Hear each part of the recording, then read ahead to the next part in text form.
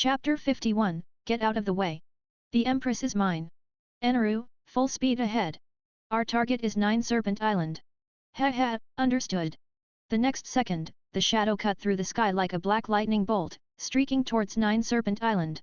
Nine Serpent Island, also known as Maiden Island, is a country inhabited only by women. Cheng Xiao had to reach Nine Serpent Island before Straw Hat, as he didn't want that reckless fellow to ruin his plans.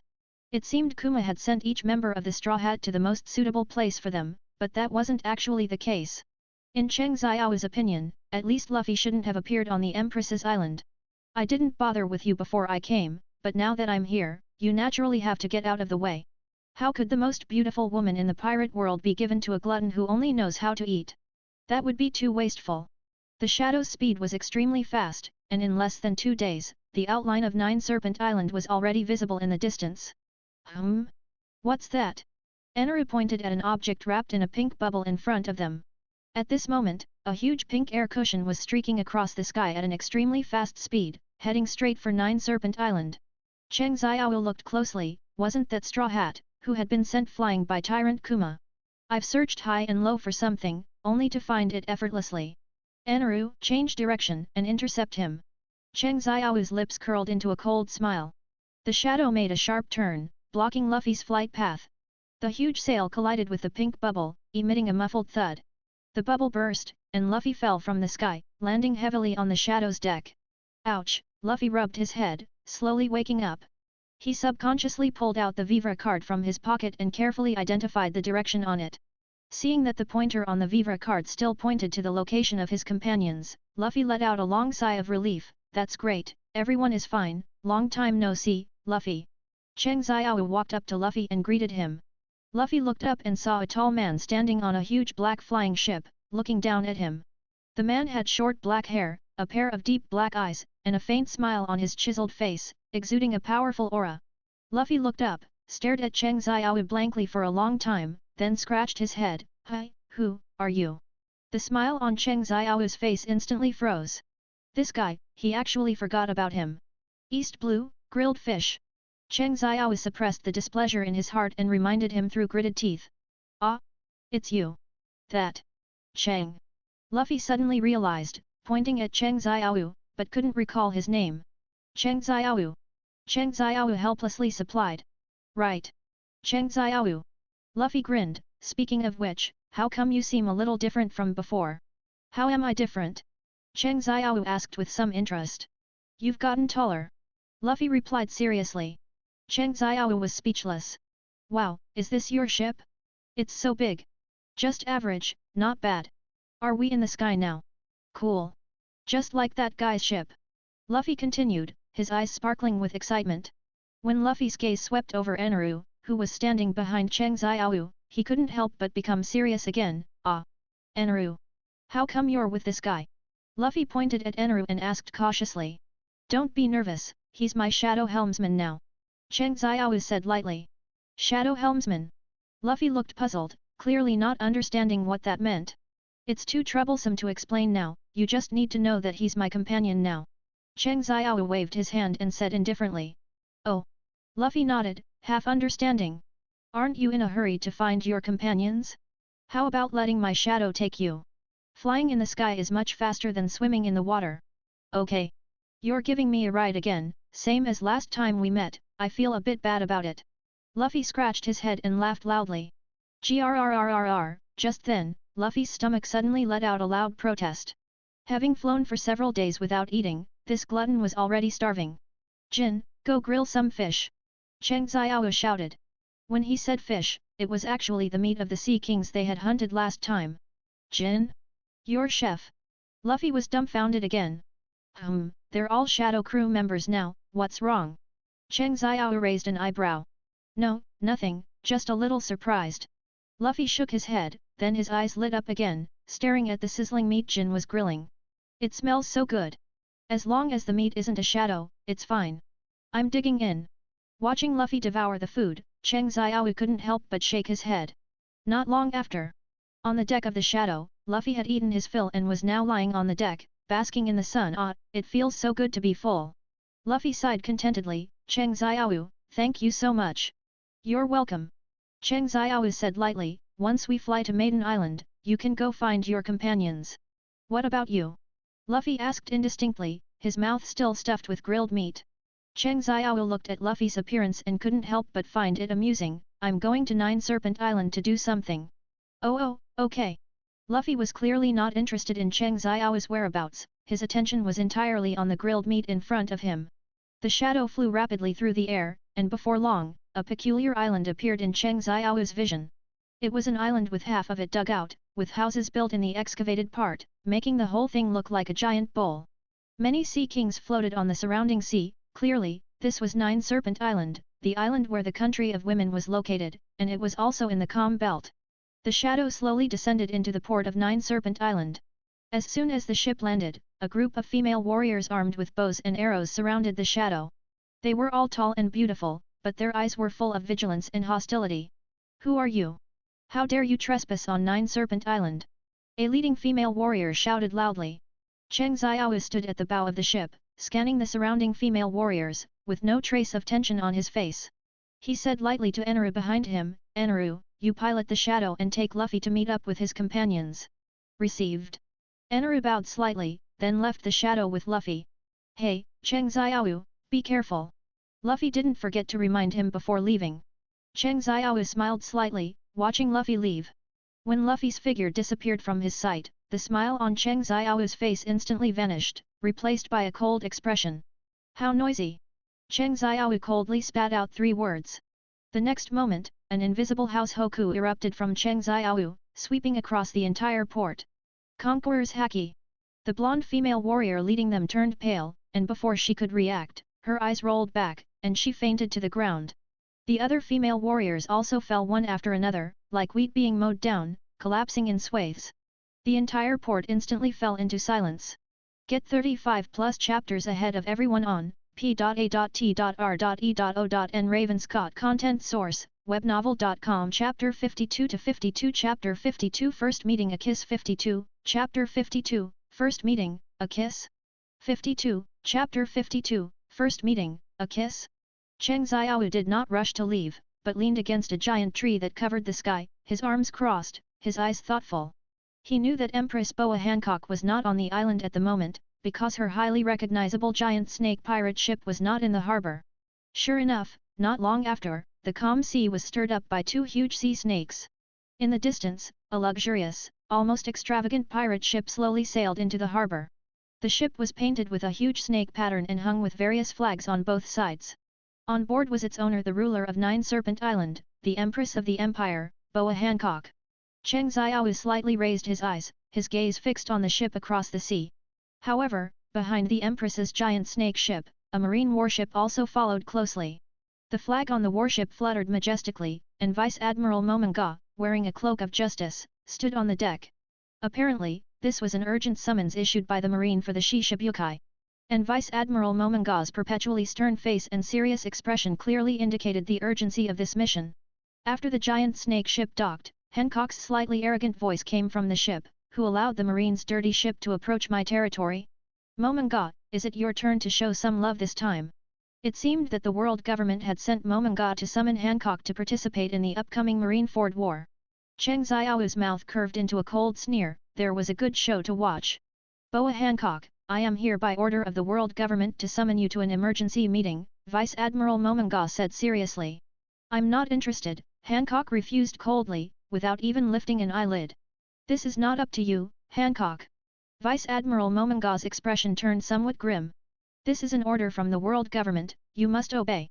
I'll say it again, I'm not interested, Hancock waved her hand impatiently. Also, leave all the supplies on your ship, and then you can scram. Vice Admiral Momanga's face turned ashen with rage. He hadn't expected Hancock to be so arrogant, daring to openly defy the world government's orders. You're playing with fire, Hancock. I enjoy it, Hancock scoffed, then activated her devil fruit ability. Marrow Marrow Mellow. A pink heart-shaped ray shot from Hancock's hand, turning Vice Admiral Momanga and several marine soldiers into stone. How annoying, Hancock frowned in disgust, looking at the petrified marines. She harbored a deep-seated hatred for the celestial dragons because she and her 2 younger sisters had once been their slaves, enduring inhuman torture. She would never help the world government, much less participate in any Marineford war. At this moment, Vice Admiral Momonga stabbed his palm with his sword, barely resisting the power of the marrow fruit through the pain. Hancock. You know this violates the Shishibukai agreement. The Empress made a gesture, and her 9 serpent female warriors who had come with the ship quickly moved, continuously moving the Marines' weapons, equipment, food, and other supplies onto the giant snake ship. Vice Admiral Momonga was shocked. This Shishibukai was actually looting his warship right in front of him. He wanted to stop her but was powerless. Under the marrow fruit's ability, he could barely move, let alone fight. Shut up! Get lost! Hancock waved her hand disdainfully.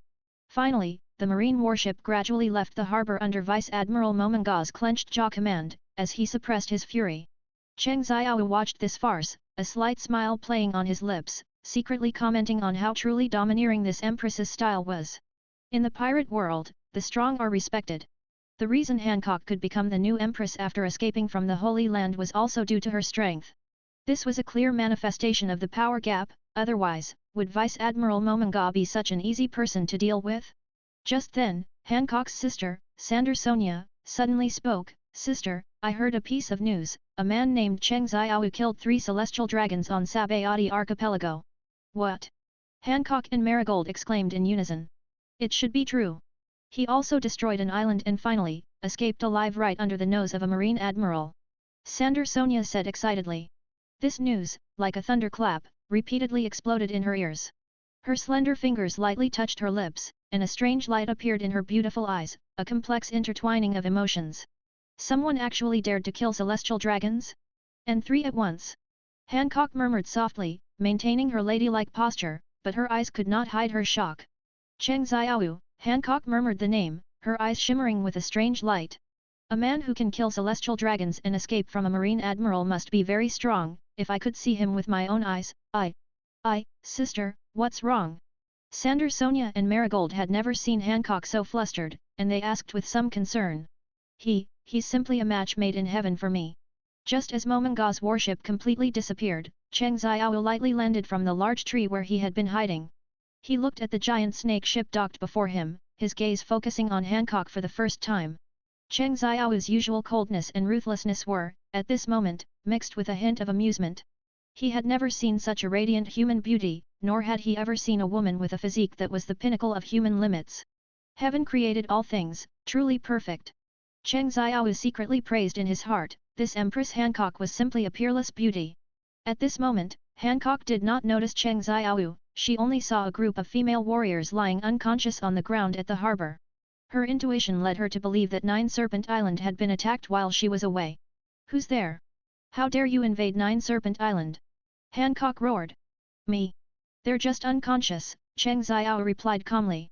Facing the intruder, Hancock, without a word, made a fluid gesture, and pink heart-shaped arrows flew towards Cheng Xiao. Cheng Xiao's lips curved slightly upward, showing no intention of dodging. He tilted his head slightly, looking at the incoming heart arrows, and couldn't help but let out a low chuckle. He had always wanted to know what it felt like to be hit by the Empress's heart arrows. The next second, his wish came true. After being hit by the Empress's arrows, a part of his body naturally turned to stone. One could say, it hardened slightly, as a sign of respect. Then, under the deterrence of his powerful will and advanced haki, all the arrows that pierced his body shattered and dissipated like glass before they could take effect. It is well known that there are only 2 ways to avoid being petrified by the marrow fruit. One is a glutton like Luffy, who only thinks about eating and is always in sage mode. The second is to possess haki far superior to the users, as powerful haki can nullify devil fruit abilities. Cheng Xiao was undoubtedly the latter.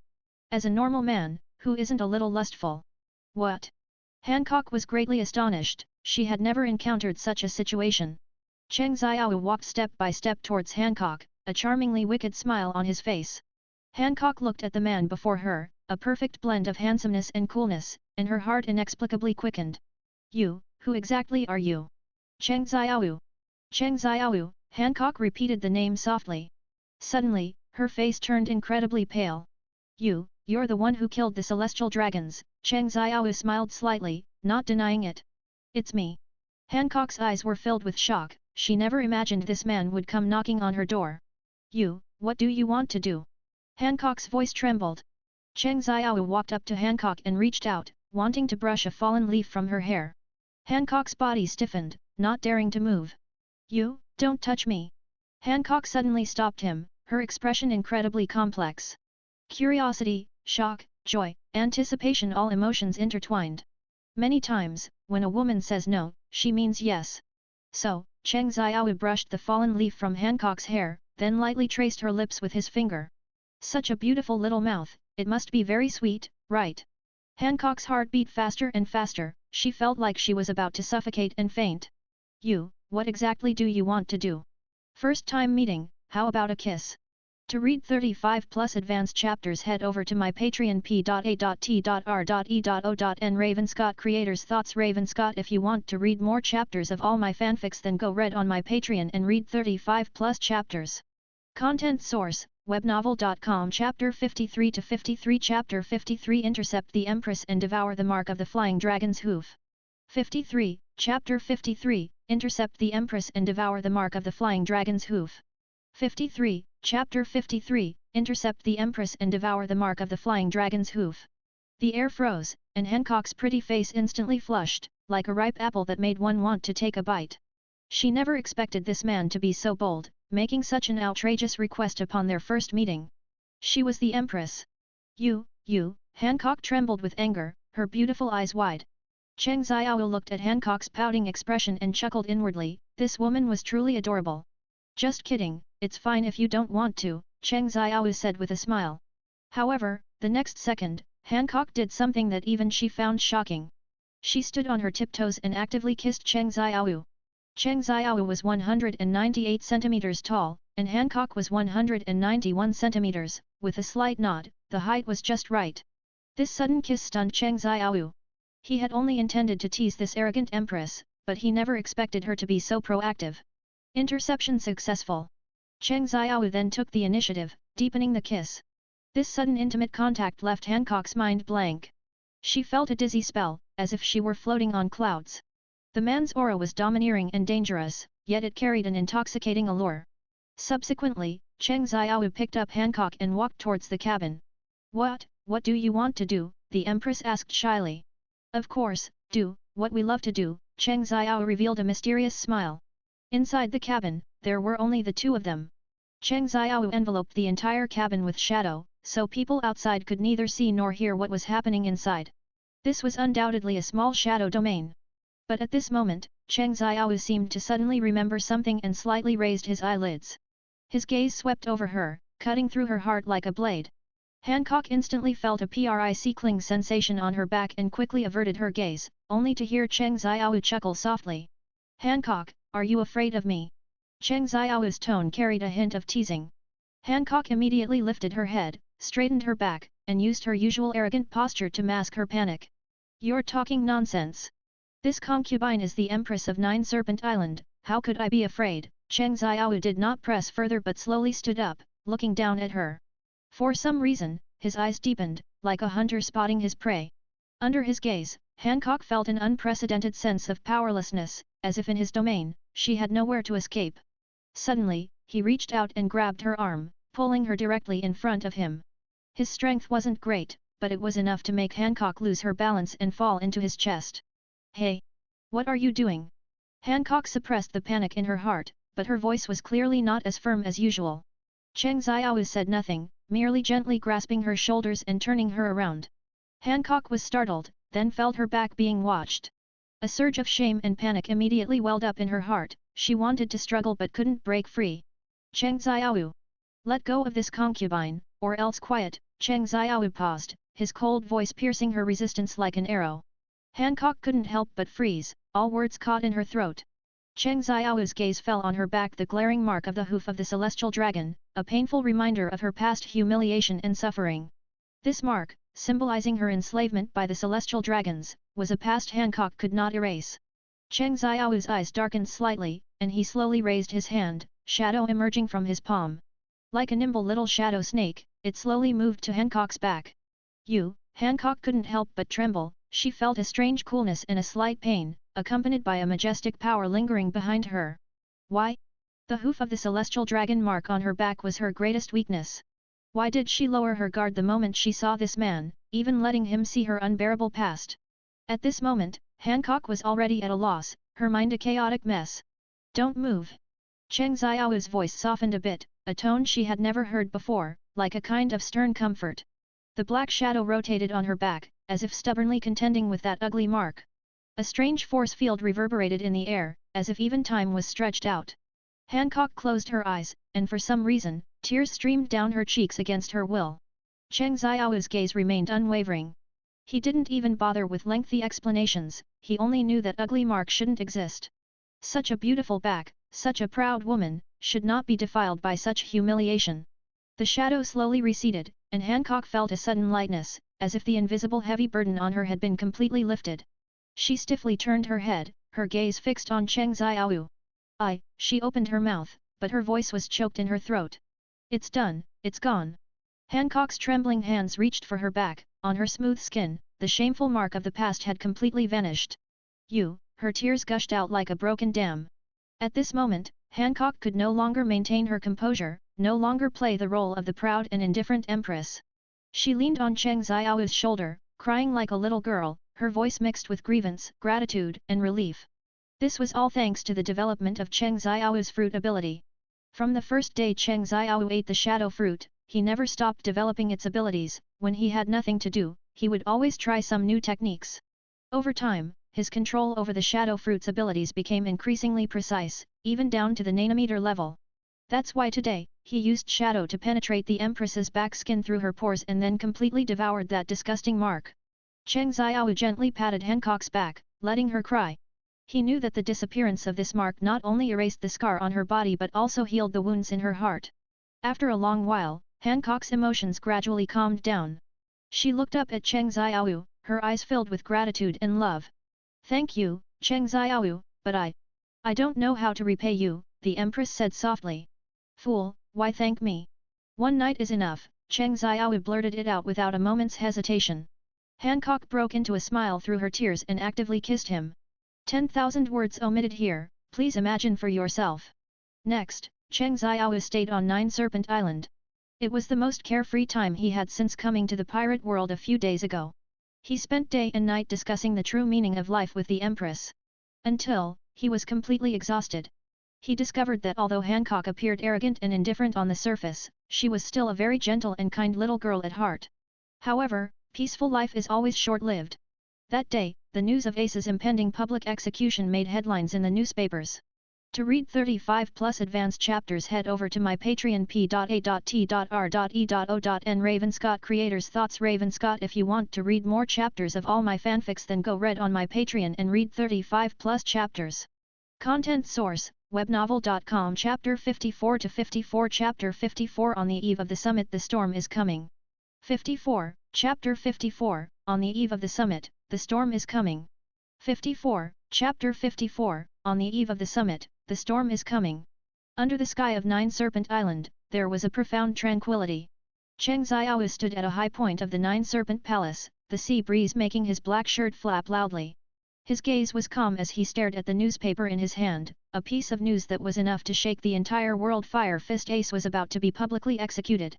Behind him, Hancock walked slowly, her snake-patterned kipao outlining her proud figure like a painting. Ace, he's the 2nd Division commander of the Whitebeard Pirates, isn't he? She asked tentatively. Cheng Xiao nodded slightly, pinching the edge of the newspaper with 2 fingers and tearing it forcefully, the headline splitting in half and floating away with the wind. He whispered, "This is destined to be a storm that will change the entire situation of the sea. You want to go?" Hancock's eyes suddenly sharpened, she had already realized she had asked a redundant question. Indeed, Cheng Xiao said indifferently, "Of course I'm going. Marineford will soon have a war. Every major war is an opportunity for the world to reshuffle. Should I go?" A few days ago, Vice Admiral Momonga came to Nine Serpent Island, presumably to inform me to participate in this so-called Shishibukai convene to assist the Marine against the Whitebeard Pirates. Don't go. This war, in the end, is just part of their political show. Anyway, the Shishibukai system will be abolished sooner or later. Such a title is not worth your attention. Hancock took a step closer, looking up at Cheng Xiao's profile. What about Nine Serpent Island? If my Shishibukai status is gone, we here will sooner or later become the next target of the Marine and the world government. Cheng Xiao turned to look at Hancock, Her eyes could not hide her worry. Given this woman's pride, she would never say such words easily. All this time, she had been worrying about Nine Serpent Island, fighting for her people. Cheng Xiao reached out and held Hancock's delicate hands, looking at her with certainty. Don't worry. In the future, I will protect Nine Serpent Island with you. Okay, I'll listen to you. Hancock's eyes trembled slightly, and she said nothing more. Meanwhile, on the other side of the world, under the cloudless sky, the shadow was breaking through the wind. This massive warship was like a black beast lurking in the clouds, exuding suffocating majesty and pressure. The deck suddenly became agitated. The newspaper sold by the Newsbird clearly stated, word for word, Fire Fist Ace will be publicly executed at Marineford in 3 days. In his hand, a small Vivre card continuously burned and shrank, like a countdown, indicating that Ace's life was rapidly fading. Luffy at this moment had no mind to look for his companions. No, there's no time. I have to rush to Impel Down to save him. Eneru, standing beside him with his arms crossed, looked down at Luffy and snorted coldly, are you crazy? Going to that place to die? What's in your head, rubber? Shut up! Luffy roared back, staring fixedly at Eneru, Ace is my brother. I'll save him even if it costs me my life. Eneru frowned impatiently, a look of disdain on his face. The captain made it clear, I'm just escorting you to find your companions, not your free chauffeur. Luffy's fists clenched, and he suddenly roared, I don't have time. During the standoff, Eneru sighed, took out a Den Den Mushi, and dialed Cheng Xiao. His expression was as arrogant as ever, but he said somewhat awkwardly, hey, Captain. This kid Luffy insists on going to Impel Down to save Ace. What do you say? On the other end of the Den Den Mushi, Cheng Xiao chuckled, send him. First, help him clear the guards at the entrance of Impel Down, then come pick me up. Understood. Marineford, Marineford. Inside the conference room, the atmosphere was as oppressive as the deep sea, so much so that one could hear the wood of the chair backs creaking faintly under tension. Phew phew phew phew phew. What a rare sight. 3 Shishibukai seats are empty. Doflamingo laughed exaggeratedly, his long fingers gently tapping the table, making a crisp sound that broke the suffocating silence. The empty seats seemed to silently mock the authority of the world government. Empress Hancock's unexplained absence, Mariah's death, and Jinbe's refusal to fight and subsequent capture, all made the Shishibukai system precarious. Of the original 7, 3 were already gone, leaving only a scattered few sitting at both ends of the conference table, each with their own thoughts. Doflamingo lay back in his chair, his legs propped high, looking completely nonchalant, but every word of his sinister laughter seemed to hide a blade. Hey, Teach, you really lit a powerful powder keg. I can imagine, in 3 days, this place will become an absolute hell. Zay ha ha ha ha ha, Blackbeard Teach sat across from him, baring his gapped teeth in his characteristic loud laugh. You're right, Doflamingo. But this is a once-in-a-lifetime opportunity. What if it's hell? Only in chaos can a true king be born. At the other end of the conference room, Tyrant Kuma sat silently, the light in his eyes cold and hollow, as if he was truly indifferent to the contents of the meeting. He only occasionally moved his gaze, looking at Teach and Doflamingo with a coldness that held an elusive meaning. And at this moment, Dracula Mihawk sat in his seat, expressionless, with his arms crossed. The commotion in the conference room seemed to have nothing to do with him, and even Doflamingo's triumphant glance and provocation didn't make him frown. Hawkeye, why don't you say something? Doflamingo said with a grin, his voice laced with sharp mockery. Whitebeard is coming. You won't just stand by, will you? What will you do then? Mihawk merely lifted an eyelid, sweeping him with a cold, sharp gaze, like a knife cutting through flesh.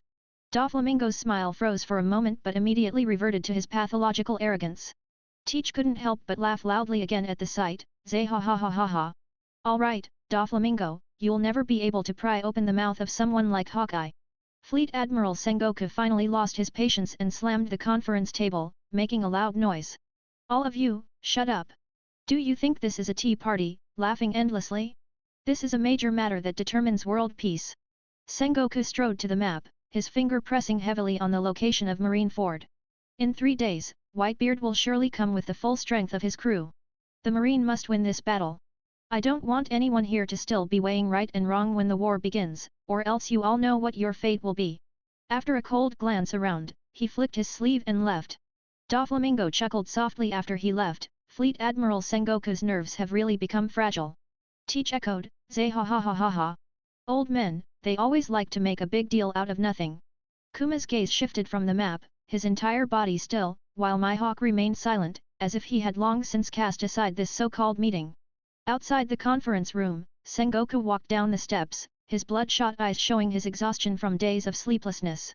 To ensure nothing went wrong, he hadn't closed his eyes for days and nights. He had roughly checked the troop deployment and repeatedly replayed the worst-case scenarios in his mind. An unprecedented war, its success or failure, he could not predict at this moment. To read 35+ advanced chapters, head over to my Patreon p.a.t.r.e.o.n. Ravenscott Creators Thoughts. Ravenscott. If you want to read more chapters of all my fanfics, then go read on my Patreon and read 35+ chapters. Content source: webnovel.com. Chapter 55 to 55. Chapter 55. Point a gun at me, who gives you the courage? 55. Chapter 55. Point a gun at me, who gives you the courage? 55. Chapter 55. Point a gun at me, who gives you the courage? At the same time, the shadow had arrived above Impel Down. Anaru stood at the bow, and with a wave of his hand, a thick bolt of lightning descended from the sky, instantly incinerating the guards at Impel Down's entrance. Luffy, go in. Your good brother is waiting for you, Anaru said with disdain. Luffy looked at Anaru gratefully, said nothing more, and jumped directly into Impel Down's gate. What a troublesome guy. Anaru shook his head, took out his Den Den Mushi, and called Cheng Xiao. Captain, I've sent Luffy into Impel Down. What should I do next? Come pick me up. It's time for this world to experience the power of the shadow. 2 days later, outside Impel Down. The storm came unexpectedly, with black clouds pressing extremely low, as if they could fall into the sea at any moment. Lightning tore through the sky, illuminating the massive prison. Cheng Xiao stood in the heavy rain, his black trench coat billowing without wind, surrounded by an eerie black mist. He coldly observed the building, known as Impel Down, a sneer playing on his lips. Just then, a wild laugh came from not far away. Zay ha ha ha ha ha. Blackbeard Teach swaggered over with his subordinates, paused slightly when he saw Cheng Xiao, then showed his characteristic sinister smile. Zay ha ha ha. Impel Down, I'm here. His deafening laughter echoed through the sky as Blackbeard Teach spread his arms, as if to embrace the entire Impel Down. The Blackbeard Pirates members behind him, one by one, looked fierce and eager to act. Cheng Xiao didn't even glance at him, his gaze remaining fixed on Impel Down's gate. At this moment, several guards were nervously pointing their weapons at them. Stop!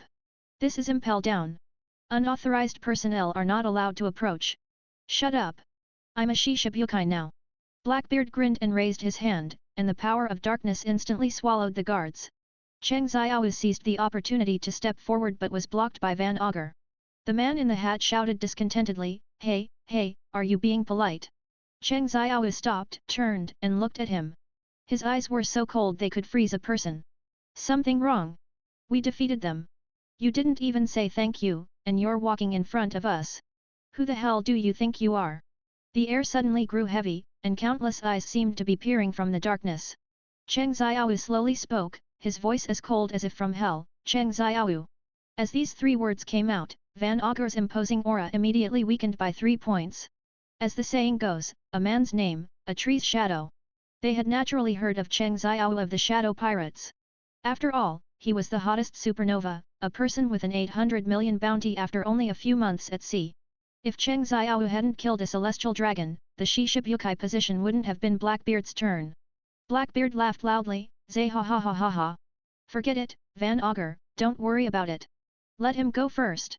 Did you hear that, you scum? Blackbeard Teach laughed wildly, Zay ha ha ha, his rotten teeth particularly conspicuous in the lightning's glare. Cheng Xiao, why don't we team up? Let's turn this Impel Down upside down together. Cheng Xiao didn't even lift an eyelid, walking straight towards Impel Down's gate, black mist swirling at his feet like a group of venomous snakes poised to strike. Hey! Are you deaf? Our captain is talking to you. Van Augur jumped out again, his sniper rifle held steady in his right hand, the muzzle pointed directly at the back of Cheng Xiao's head. Cheng Xiao remained with his back to him, unmoving and silent. The heavy rain slid down Cheng Xiao's shoulders, washing over the black mist at his feet, but the mist did not dissipate, instead, it grew denser. You dare to ignore me? I'm a man who never jokes, Van Augur's finger slowly tightened on the trigger. Pointing a gun at me. Cheng Xiao's voice rang out in the rain, who gave you the guts? The next moment, he waved his right hand, and black mist spread out like ripples, a jet black sniper rifle already in his hand. It was understated and chilling, yet it sent shivers down one's spine. Bang! A crisp gunshot pierced the rain. Van Augur still maintained his posture of holding the gun, but a bloody hole had appeared on his forehead, and his body stiffly fell backward. Dead silence. The entire scene instantly became terrifyingly quiet, with only the sound of rain hitting the ground echoing. This happened so quickly that the rest of the Blackbeard pirates were stunned, their mouths agape. Blackbeard Teach was completely numb. He never expected Cheng Xiao to be so decisive, opening fire and killing someone without a word. Moreover, the speed and accuracy were simply horrifying. Van Augur was a sniper he had found with great difficulty, and he was shot in the head before he even had a chance to act. This is impossible. Lafitte instinctively took a step back, cold sweat dripping from his chin. Van Augur, dead. Blackbeard Teach's smile froze on his face. He stared intently at the sniper rifle in Cheng Xiao's hand. The gun seemed alive, and amidst the swirling black mist, one could almost hear the wails of countless souls. You! Blackbeard was about to erupt but saw Cheng Xiao slowly aim the gun at him. Within the cold barrel, endless darkness seemed to be contained. At this point, Lafitte and Burgess, among others, could no longer hold back and revealed their weapons, ready to act. Wait! Everyone, stop! Blackbeard Teach suddenly came to his senses and forcefully restrained his restless crew members. He knew in his heart that if they acted now, his pirate crew would likely suffer heavy losses. This Cheng Xiao was far more dangerous than he had imagined. Zay ha ha, ha ha, Blackbeard let out two dry laughs, trying to hide his inner shock and anger, but his trembling hands betrayed his true emotions. He quickly restrained the eager Lafitte and Burgess, forcing out a smile that was uglier than a cry. Cheng Xiao! Don't! Since you don't want to team up, then let's go our separate ways and not hinder each other, alright? After all, Blackbeard was a man who knew when to adapt. At critical moments, he knew how to show weakness. Cheng Xiao had no interest in Blackbeard's crew for the time being. He put away his shadow raid sniper and turned to walk into Impel Down. Watching Cheng Xiao's departing back, Blackbeard Teach's face was terrifyingly grim. He clenched his fists, his nails digging deep into his flesh, but he dared not make a sound. Inside Impel Down, it was gloomy and damp, the air filled with a nauseating smell of blood and decay. Cheng Xiao descended, moving as if through an uninhabited land. The weak guards were like paper in front of him, completely unable to withstand a single blow. However, this time, his goal was clear: the 6th level, Infinite Hell. There were two shadows he had coveted for a long time. To read 35 plus advanced chapters, head over to my Patreon p.a.t.r.e.o.n. Ravenscott Creators Thoughts. Ravenscott. If you want to read more chapters of all my fanfics, then go read on my Patreon and read 35 plus chapters. Content source: webnovel.com. Chapter 56 to 56. Chapter 56 Level 100. 56, Chapter 56 Level 100. Shared Shadow Library. 56, Chapter 56 Level 100.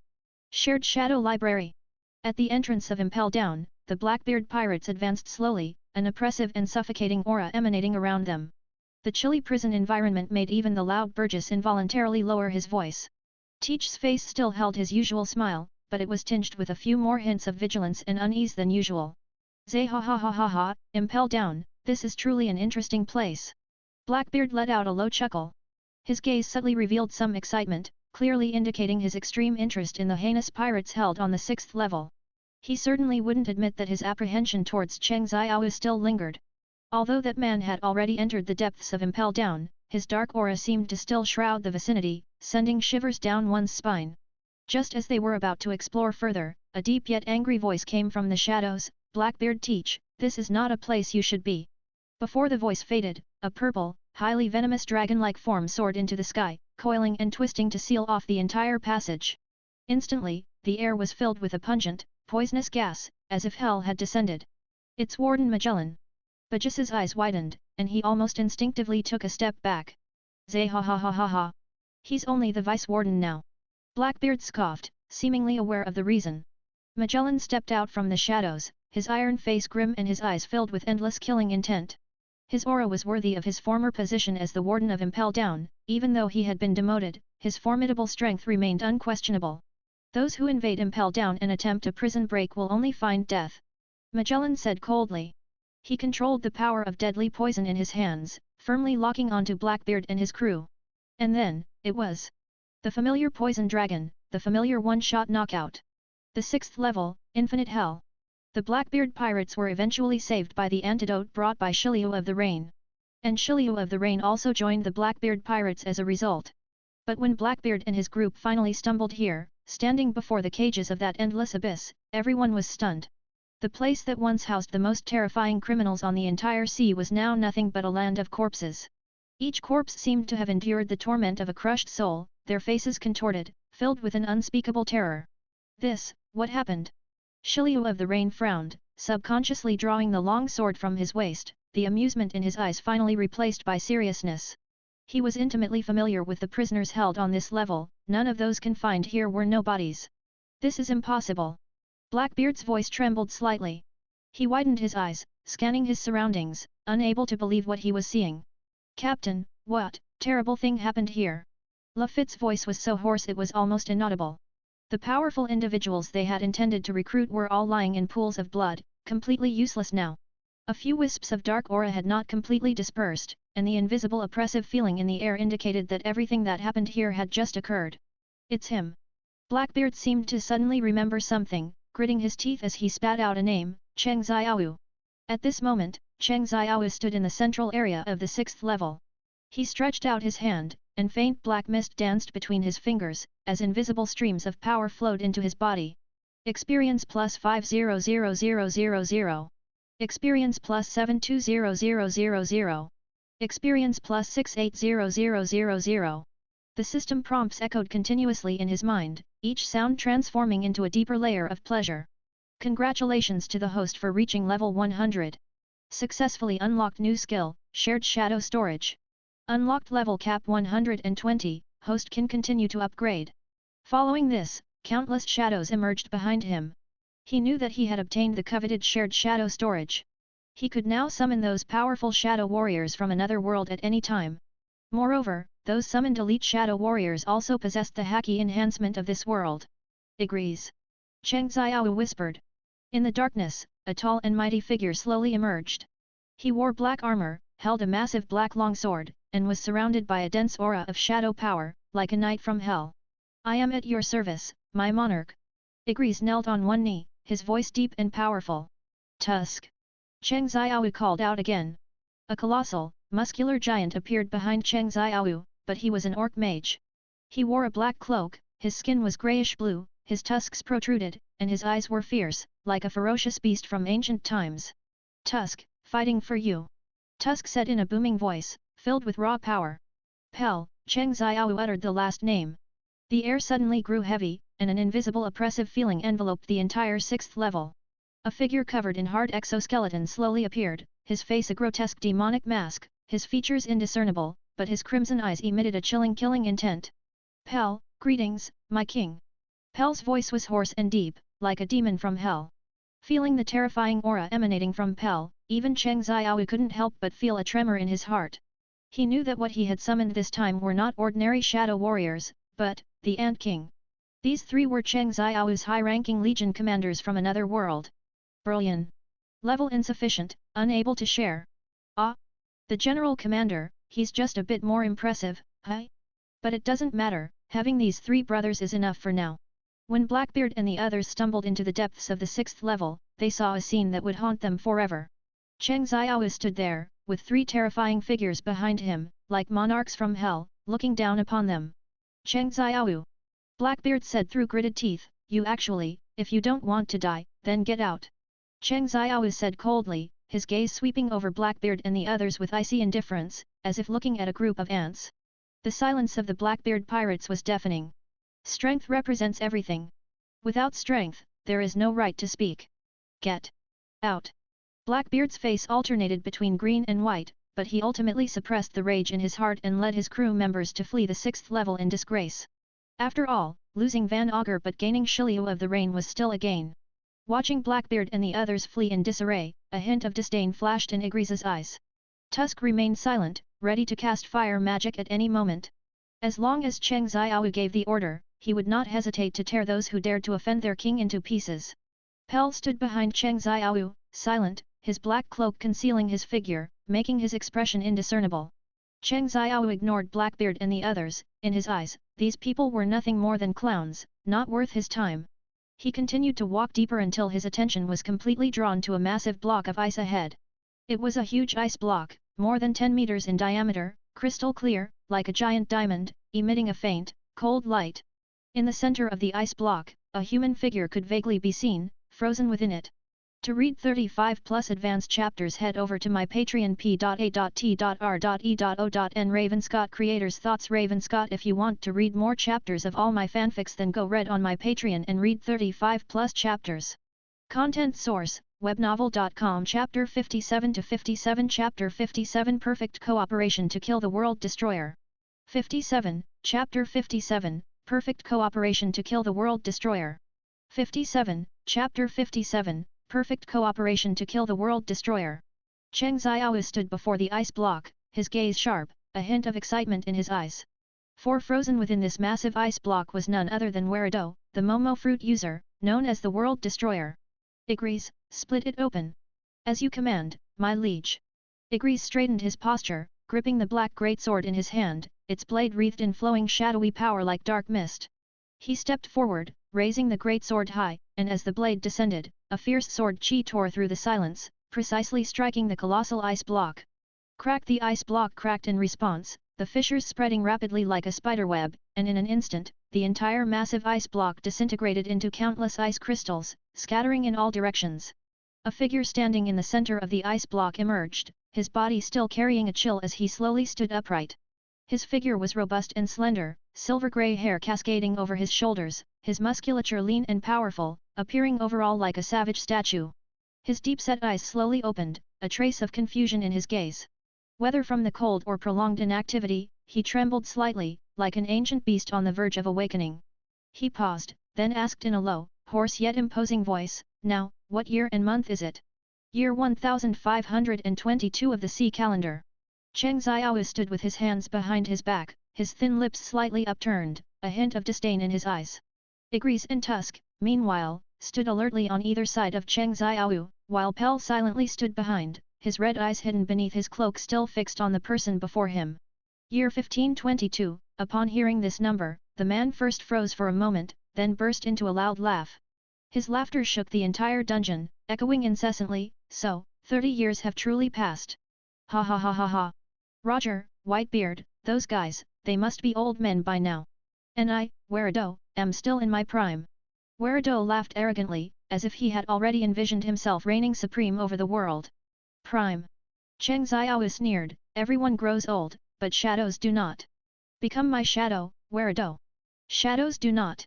Weirdo instantly stopped laughing, his gaze as sharp as an eagle's. "What do you mean?" "Exactly what it sounds like." Cheng Xiao snapped his fingers. The next second, Igris, Tusk, and Pell simultaneously attacked, launching a fierce assault on Weirdo.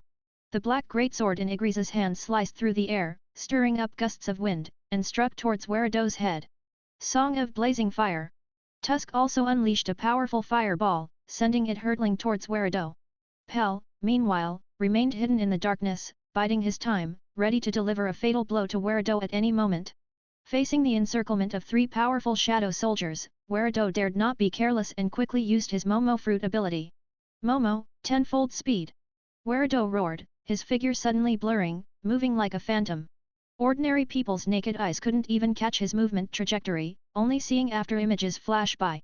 He was like a whirlwind, raging through the dungeon, dodging Igris's fierce sword chi and Tusk's scorching fireball. At the same time, his entire body was covered in a layer of formidable armament haki. The strength of his haki was so immense that he could directly withstand Igris's slashes. Cheng Xiao stood still, watching the battle before him with a cold expression. He had no intention of acting personally from the start, choosing instead to observe how his 3 legion commanders would deal with this once renowned legendary figure. Momo, tenfold shotgun. Weirdo laughed wildly, slamming his hands together in the air. Countless fragments of air, accelerated to terrifying speeds by his ability, transformed into a storm-like barrage of bullets, heading straight for Cheng Xiao. At that moment, the entire dungeon seemed to be engulfed in a tempest. Every shot carried an aura of destruction, tearing apart everything in its path. Tusk strode forward, standing in front of Cheng Xiao, his hands raised high. Song of Protection. A magical shield appeared out of thin air, enveloping Cheng Xiao. The bullet rain struck the shield, emitting a sharp tearing sound. Boom boom boom. A series of deafening explosions echoed through the dungeon. Song of Gravity. The next moment, Warado's figure suddenly froze, a powerful gravitational field instantly engulfing him. His lightning-fast speed suddenly went out of control, as if a great mountain had suddenly pressed down on his back. He actually stopped mid-air and crashed heavily onto the ground. This the power to change gravity. Warado was immediately shocked, prostrating on the ground, his eyes glaring furiously at Tusk. However, the surprises Cheng Xiao's shadow army had for him did not stop there. Now, Pell, hidden in the darkness, sneered, his previously concealed figure flashing out like a phantom. His 10-meter-long, scaly tongue, imbued with a black and red intertwined armament haki, lashed out fiercely. Puff the tongue, like a sharp blade, pierced directly through Warado's side, pinning him to the ground. Ah! A heart-wrenching scream erupted from Warado's mouth, his body trembling violently, his face instantly turning ashen. Pell's tongue was coated with a potent venom, which rapidly spread through the wound to Warado's entire body. Warado felt a sudden dizziness, his body gradually losing control, finally collapsing weakly to his knees.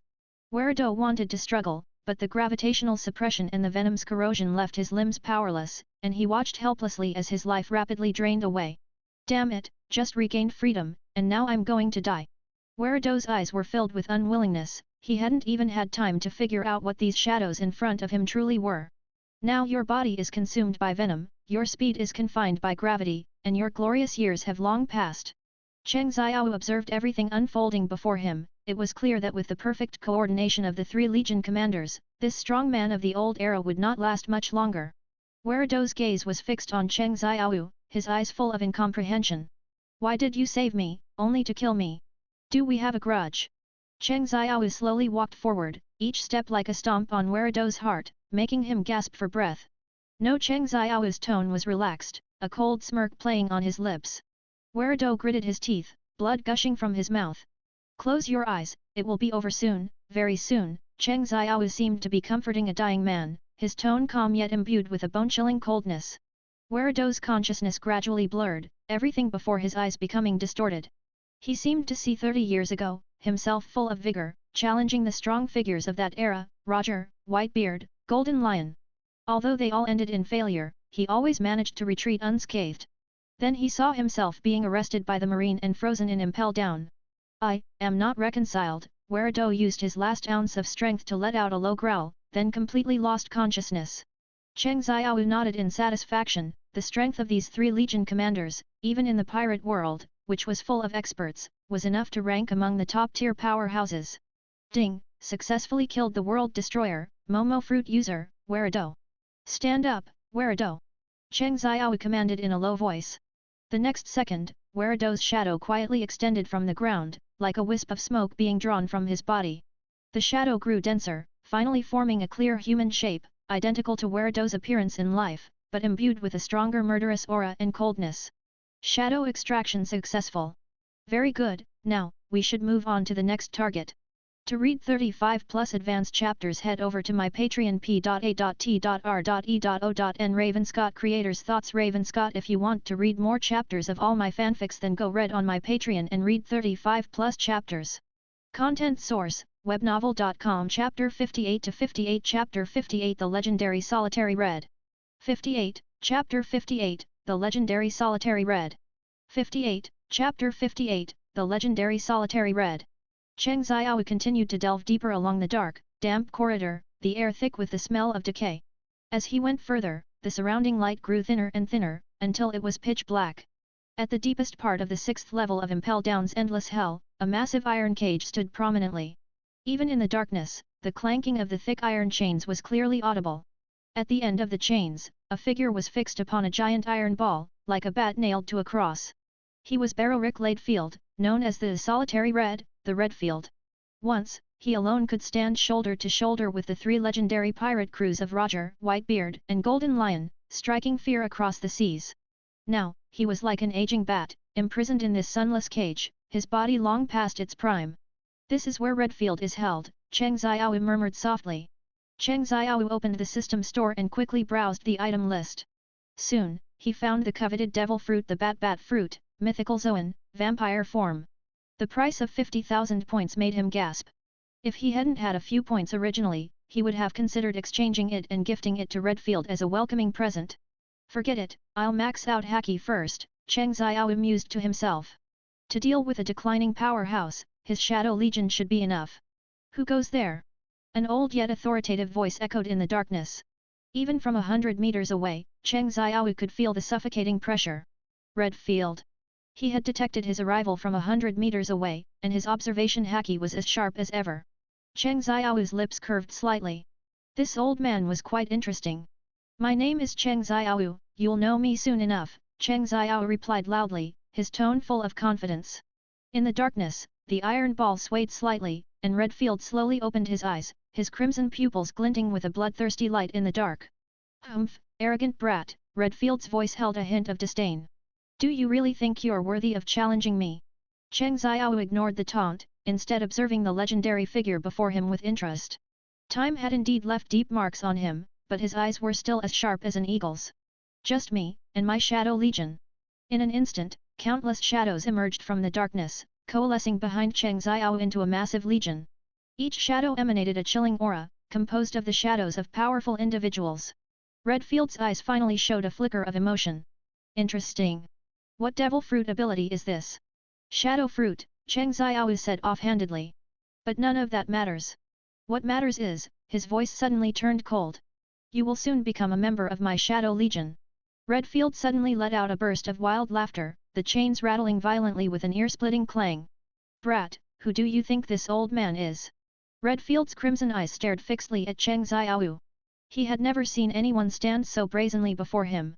Even after being imprisoned for so many years, such an attitude still filled him with rage. Cheng Xiao slowly stepped forward, his figure gradually becoming clearer in the darkness.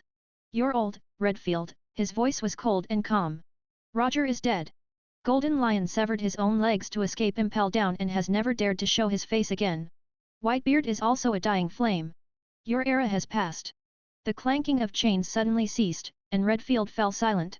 Even though his heart was filled with unwillingness, these words were indeed the truth. He looked down at his withered hands, the marks of time clearly visible. Ha, Redfield sneered, what are you trying to say? Cheng Xiao's lips curved slightly. I can help you find that devil fruit and return you to your peak. These words made a strange light flash in Redfield's eyes, but it was quickly concealed. He threw his head back and laughed, ha ha ha ha. Do you know what devil fruit I want? Only I can see through others' minds, no one has ever seen through mine.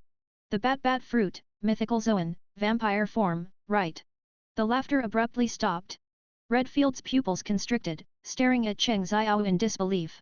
He had never revealed this thought to anyone, and having been imprisoned here for so many years, it was impossible for the outside world to know about it. But Cheng Xiao knew that Redfield's ambition had never faded. He craved power, freedom, and to return to the embrace of the sea. And this devil fruit was exactly what he had always dreamed of. You, how did you know? Redfield's voice trembled slightly. Who exactly are you? It doesn't matter, Cheng Xiao shook his head gently. What matters is, will you help me? Redfield pondered for a moment, then suddenly revealed a cunning smile, it seems you are indeed no nobody. Fine, unbind these chains for me, and I can help you. There's no need to unbind the chains, Cheng Xiao smiled coldly. It's not that much trouble. Before his words finished, countless dark shadows surged towards Redfield like a tide. Each shadow emanated a chilling aura, twisting and deforming in the air, transforming into countless sharp blades. You! Redfield finally realized something was wrong, but it was too late. Pfft! The sharp shadow blades instantly pierced his body, blood blossoming in the darkness. Redfield's eyes widened, unable to believe he would die in such a manner. How interesting, these were his last words. Crimson blood splattered in the darkness, like blooming flowers of death. Redfield's proud head slowly drooped, silently. Arise, solitary red! As his words fell, a mass of pitch-black shadow surged out from beneath Redfield's corpse. It rapidly expanded, finally coalescing into a figure identical to Redfield. The shadow's eyes glowed with a crimson light, and its entire body exuded a dangerous aura. Unlike the previous Redfield, this shadow warrior showed no hesitation or doubt, only absolute obedience and a desire for slaughter. A dark glint flashed in Cheng Xiao's eyes. He slowly raised his right foot and stomped it heavily on the ground. Boom! An invisible dark energy, with him at its center, instantly spread outwards. The pitch-black shadows surged like a tide, quickly engulfing the entire 6th level of Impel Down's endless hell. In the darkness, only his glowing eyes were exceptionally striking. All of you, rise! His voice carried an undeniable authority. No sooner had he spoken than countless dark figures suddenly emerged from the ground. They were all the prisoners he had killed earlier on the 6th level of Impel Down. These once arrogant great pirates had now all transformed into his shadow warriors. Dense rows of shadow warriors stood in formation, their eyes glowing with the same crimson light as Redfield, their bodies emanating a chilling aura. A system prompt sounded in Cheng Xiao's ear, shadow count, 1024/10,000. Looking at the massive shadow legion before him, Cheng Xiao's lips curled into a cold smile. Let's go, to witness the end of an era. To read 35 plus advanced chapters head over to my Patreon p.a.t.r.e.o.n. Ravenscott Creators Thoughts. Ravenscott. If you want to read more chapters of all my fanfics, then go read on my Patreon and read 35 plus chapters. Content source, webnovel.com. Chapter 59 to 59. Chapter 59. The curtain rises and the show begins. 59, Chapter 59, The curtain rises and the show begins. 59, Chapter 59, The curtain rises and the show begins. At this moment, the Shadow Pirate's apparent strength was enough to make the entire world tremble. This second visit to Impel Down maximized the overall strength of the entire Shadow Pirates. Although his own 3 types of Haki had not yet reached the top level, at this moment, he already had the confidence to appear in the Marineford War. After all, when you're out there, without any background, you might very well become a casualty of the Marineford War. Cheng Xiao understood that this would be a unique opportunity to reap everything in the upcoming Marineford War. Agrees, report on the preparation status of each legion. Cheng Xiao's voice was low and unquestionable, echoing in the endless darkness. All legions are ready, everyone has completed the linkage of the shared shadow library, except for the General Commander Brilliant Tusk, Pell, Kamish, Wu Yan, King An, Kathier, and Zhaima are all in position and awaiting orders. His tone was filled with absolute loyalty to Cheng Xiao. Cheng Xiao sighed softly, looking with satisfaction at the powerful combat strength of the shared shadow library before him. The shadows extracted from the pirate world included Devil Offspring Bullet, Red Count Ladefield, World Destroyer Werado, and Sky Island God Eneru.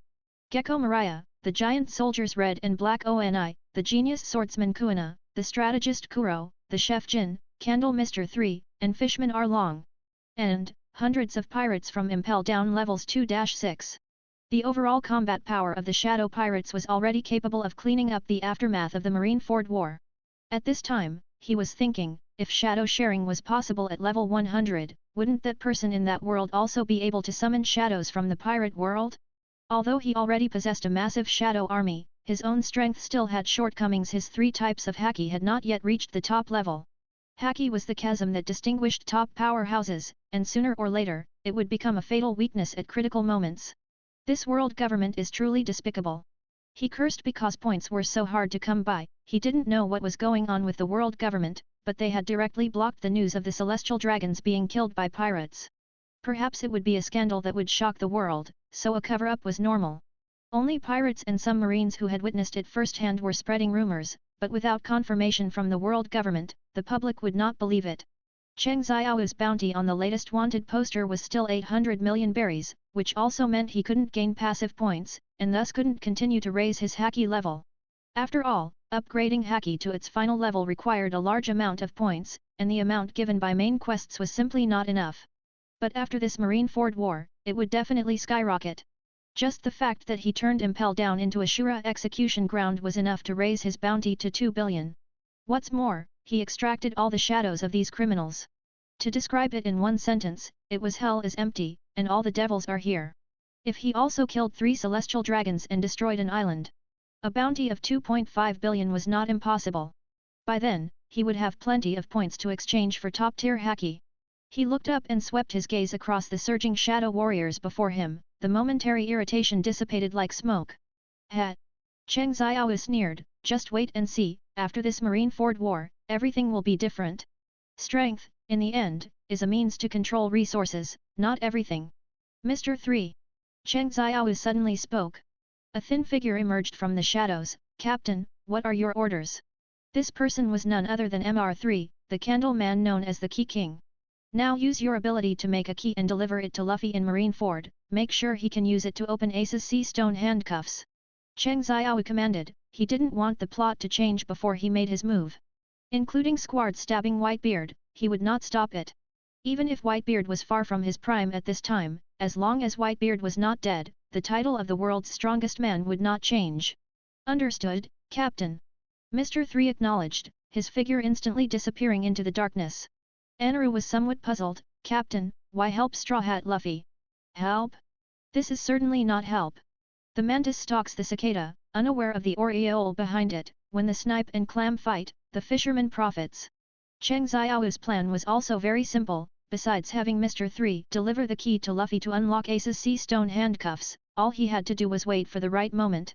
The Shadow Pirates did not need to appear at the beginning of the war, nor did they need to help either the Marine or the Whitebeard pirates. The more casualties on both sides, the greater his ultimate harvest. On the Marine side, all the elites of the Marine were gathered. On the Whitebeard pirates' side, those who came to attack were also powerful pirates. Even if they were extracted to serve as ordinary shadow soldiers later, it would be a good choice. However, his appearance time could not be too late. If the red hair pirates arrived and he didn't give him face, it would also be very troublesome. Time passed by minute by minute. One day later, Marineford, this island symbolizing the absolute justice of the Marine, was now shrouded in the clouds of war.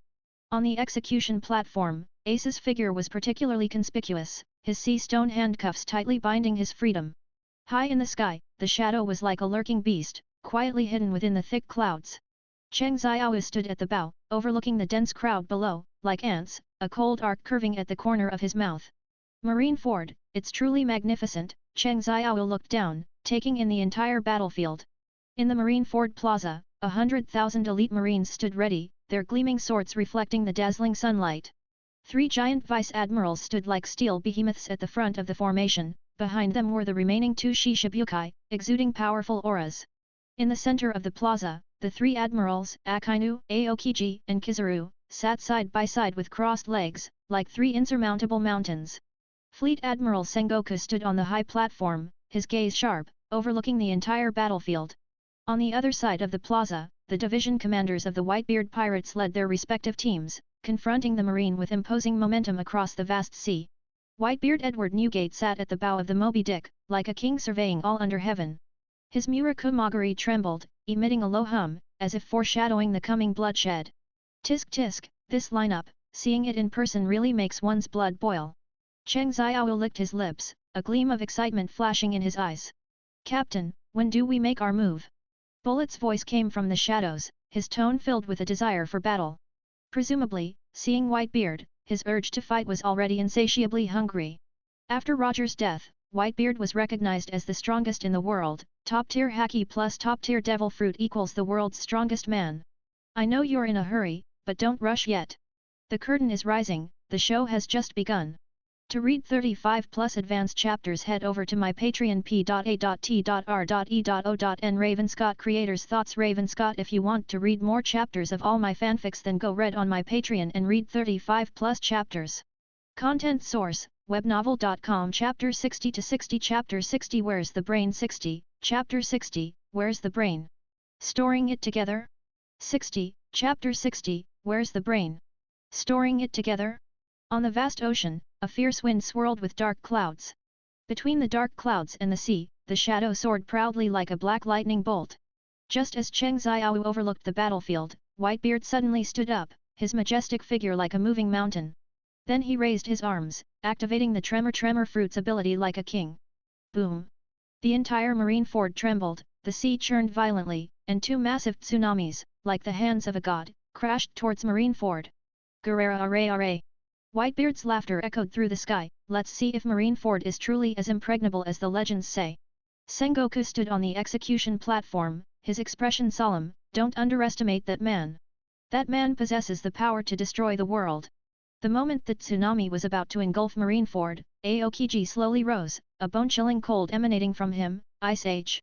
In an instant, the towering waves transformed into ice sculptures, and a magnificent ice wall stood before Marineford. Immediately after, the world's greatest swordsman Hawkeye swung his sword. A massive sword energy tore through the ground and charged towards Whitebeard, but it was unfortunately blocked by Diamond Yozu at the ship's bow. Cheng Xiao watched this scene, a cold sneer playing on his lips. Well done. Next, the situation on the battlefield unfolded like a script. As Ors Jr. fell, becoming a bridge for the Whitebeard pirates' assault. A large number of pirates also used his body to break into the bay. Squard, too, chose to betray under Akaina's incitement, directly delivering a fatal blow to the aging Whitebeard. Truly nauseating. Where's his brain? Did he check it in somewhere? Cheng Xiao commented coldly. On the battlefield, Kizaru and the Shishibukai took turns attacking, and the pirates and marines engaged in direct combat. The number of casualties on both sides increased sharply, which was exactly what Cheng Xiao wanted to see. At this moment, Whitebeard, although severely wounded, still displayed astonishing strength, repeatedly swinging his Murakumagari to repel the invading enemies. Rumble! Whitebeard gripped Murakumagari with both hands, and a terrifying tremor erupted from his body. The ground of the entire marine fort began to tremble violently, and massive cracks spread out like a spiderweb. Rumble! The marine fort buildings instantly collapsed under this terrifying power, and countless gravel and steel bars rained down. Countless marine soldiers were hit by this sudden, widespread attack, screaming as they fell to the ground. He truly lives up to his reputation as the man who can destroy the world. Cheng Xiao stood in the shadows, coldly observing everything. However, this level of destruction is far from enough. Just then, Sengoku's voice rang out from the execution platform, "Activate the surrounding wall. Don't let a single pirate escape." Accompanied by heavy mechanical sounds, a massive steel wall slowly rose from the ground, completely encircling the pirates who had already rushed into the plaza. What a cunning old fox! Cheng Xiao sneered, "Now there's a good show to watch." Akainu stood up, his arms transforming into scorching magma, his eyes glinting with cold killing intent. Justice demands the complete eradication of these pirate scum. Meteor volcano. Countless massive lava fists shot into the sky, tracing fiery arcs in the air, smashing down like a doomsday catastrophe onto the pirates trapped within the surrounding wall. Boom! Boom! Boom! The sounds of the lava impacts were mixed with the screams of the pirates, and the air was filled with the smell of blood and burning. The cannons on the city walls fired incessantly, and the mechanized pacifista in the rear mercilessly swept the area. "Captain," Bullet's voice held a hint of urgency, "the Whitebeard pirates are about to collapse." Cheng Xiao remained calm, "Wait a little longer." His gaze fell on Whitebeard. Although the great pirate was severely wounded, the fighting spirit in his eyes had not diminished in the slightest. It was just that his subordinates were suffering heavy losses in this encirclement, and more pirates were falling. Just as the battlefield descended into chaos, an unusual commotion suddenly came from the sky. Amidst rumbling sounds, a massive warship descended from the sky, crashing onto the marine fort plaza. The dust stirred up by the impact spread out, obscuring everyone's vision. "What's going on?" a marine soldier shouted in panic. As the dust gradually settled, everyone finally saw a group of people standing on the wreckage of the fallen warship. The young man leading them wore his iconic straw hat. It was the famous Straw Hat Luffy. Behind him was a group of high-security prisoners who had escaped from Impel Down former Shishibukai Crocodile, Shishibukai Jinbe, and Ivankov the Okama King. And his little sisters, each exuding an aura that could not be underestimated. Cheng Xiao noticed the large string of candle keys in Luffy's hand, and a cold sneer appeared on his lips. "It seems Mr. 3 did well. Ace!" Luffy's roar echoed across the entire battlefield, "I've come to save you." This cry seemed to inject new strength into all the pirates who had been despairing because of the surrounding wall rekindled their hope. Sengoku stood on the execution platform, his brows furrowed as he watched this sudden turn of events. He looked at Garp beside him with a headache. "Why is it your family again?" Garp said nothing, only silently lowered his head. As a marine hero, his inner struggle at this moment was imaginable. Garp had educated them since childhood to become excellent marines, yet the three of them were reunited on such a stage. How ironic! Interesting. Cheng Xiao stood in the shadows, a meaningful smile playing on his lips. The protagonist has finally appeared. "Captain, should we make a move?" Bullet asked for the third time. Cheng Xiao shook his head, refusing Bullet's request to enter the battle for the third time. Now is not the time, this Luffy, he's too weak.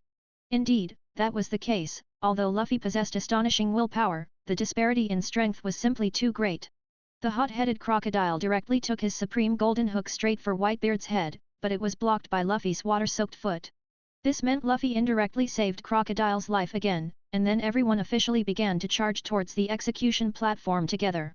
Even with the help of Crocodile and others, the pirate side seemed to be struggling against the 100,000 elite marines. On the battlefield, Luffy was repelled again and again, yet he climbed up again and again to continue his charge. His tenacity was indeed admirable, but in the face of absolute strength, such persistence seemed so powerless. Even some nameless marine soldiers were able to leave shocking scars on him. It seems Whitebeard was right not to place hope in him, he can't make any substantial difference to the final outcome. Cheng Xiao said softly. Even with the will of D, without enough strength, he could only be a troublemaker. In contrast, the inheritor of the will of fire next door, when pain destroyed Konoha, was absolutely a savior. Tisk. The gap is too big. To read 35 plus advanced chapters, head over to my Patreon p.a.t.r.e.o.n. Ravenscott Creators Thoughts. Ravenscott. If you want to read more chapters of all my fanfics, then go read on my Patreon and read 35 plus chapters. Content source, webnovel.com. Chapter 61 to 61. Chapter 61 is full of actors except Akainu. 61, Chapter 61, is full of actors, except Akainu. 61, Chapter 61, is full of actors, except Akainu. The battlefield situation was constantly changing. Just as everyone's attention was focused on the sudden appearance of Luffy and his group, Fleet Admiral Sengoku's voice suddenly thundered across the entire plaza like a clap of thunder. Execute the execution. Immediately. Fleet Admiral Sengoku's command was decisive, allowing no room for doubt. A resolute glint flashed in his eyes. To avoid further complications, he planned to end Ace's life prematurely amidst the chaos. Two burly executioners immediately raised their long blades, their edges gleaming with a cold light in the sunlight. How foolish! Crocodile sneered, and the sand in his hand transformed into a sharp blade, instantly killing the executioners on the execution platform. Doflamingo descended from the sky, landing in front of Crocodile, a characteristic sinister grin on his face. Phew phew phew. Crocodile, how about we team up? Get lost, Doflamingo, I don't cooperate with anyone. Crocodile dismissed him with disdain, turning to face Dracula Mihawk, who was brutally beating Luffy. His supreme-grade golden hook clashed with Dracula Mihawk's supreme-grade black blade, sending sparks flying. Crocodile actually took a direct hit from the world's greatest swordsman. Hawkeye, great acting. The legendary 5-5 split at Marineford is true to its name. Fast forward X10. Subsequently, Jinbe and Vista, among others, helped Luffy escape from Hawkeye's slash and continue forward. On the other side, Ivankov stood in front of Tyrant Kuma. Kuma. You bastard, you even hit me, your former comrade, so hard. Kuma didn't respond, only mechanically launching attacks. Ivankov nimbly dodged, engaging Kuma with his unique Okama Kenpo. Seeing the execution fail, Fleet Admiral Sengoku immediately ordered two other marine soldiers to step forward and continue the execution. Ace! Stop! Luffy's roar was filled with despair and rage. Just as the long blade was about to fall, an unprecedented sense of pressure erupted from Luffy, spreading outwards like tangible ripples. On the execution platform, the two executioners' eyes rolled back, their long blades clanging to the ground, and their bodies fell like broken puppets. The surrounding marine soldiers also fainted one after another, collapsing to the ground, unable to move. This kid actually awakened Conqueror's Haki. Seeing this, Whitebeard's eyes flashed with a hint of appreciation, then he let out a thunderous roar, "My sons! Give Straw Hat your full cover to break through!"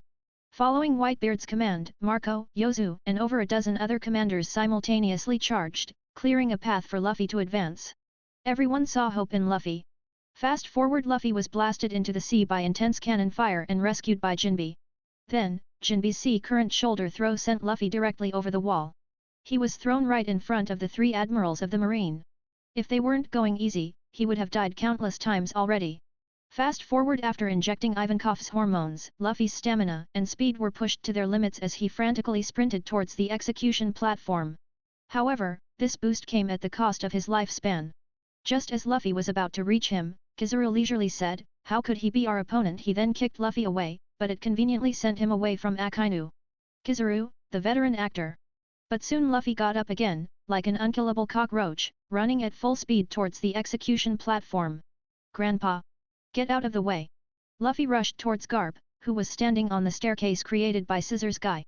Damn, he could have just punched and shattered this staircase. Garp stood there, his expression complex, his heart struggling. He was a marine hero, but also Ace and Luffy's grandfather. Ultimately, he chose to go easy. "Luffy, this old man won't hold back!" Garp shouted loudly.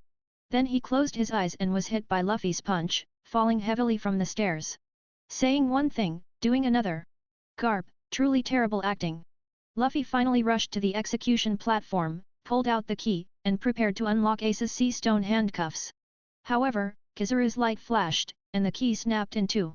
Oh dear, how regrettable, Kizaru said leisurely, his laser preferring to hit the key rather than Luffy. When it comes to acting, Kizaru is the best.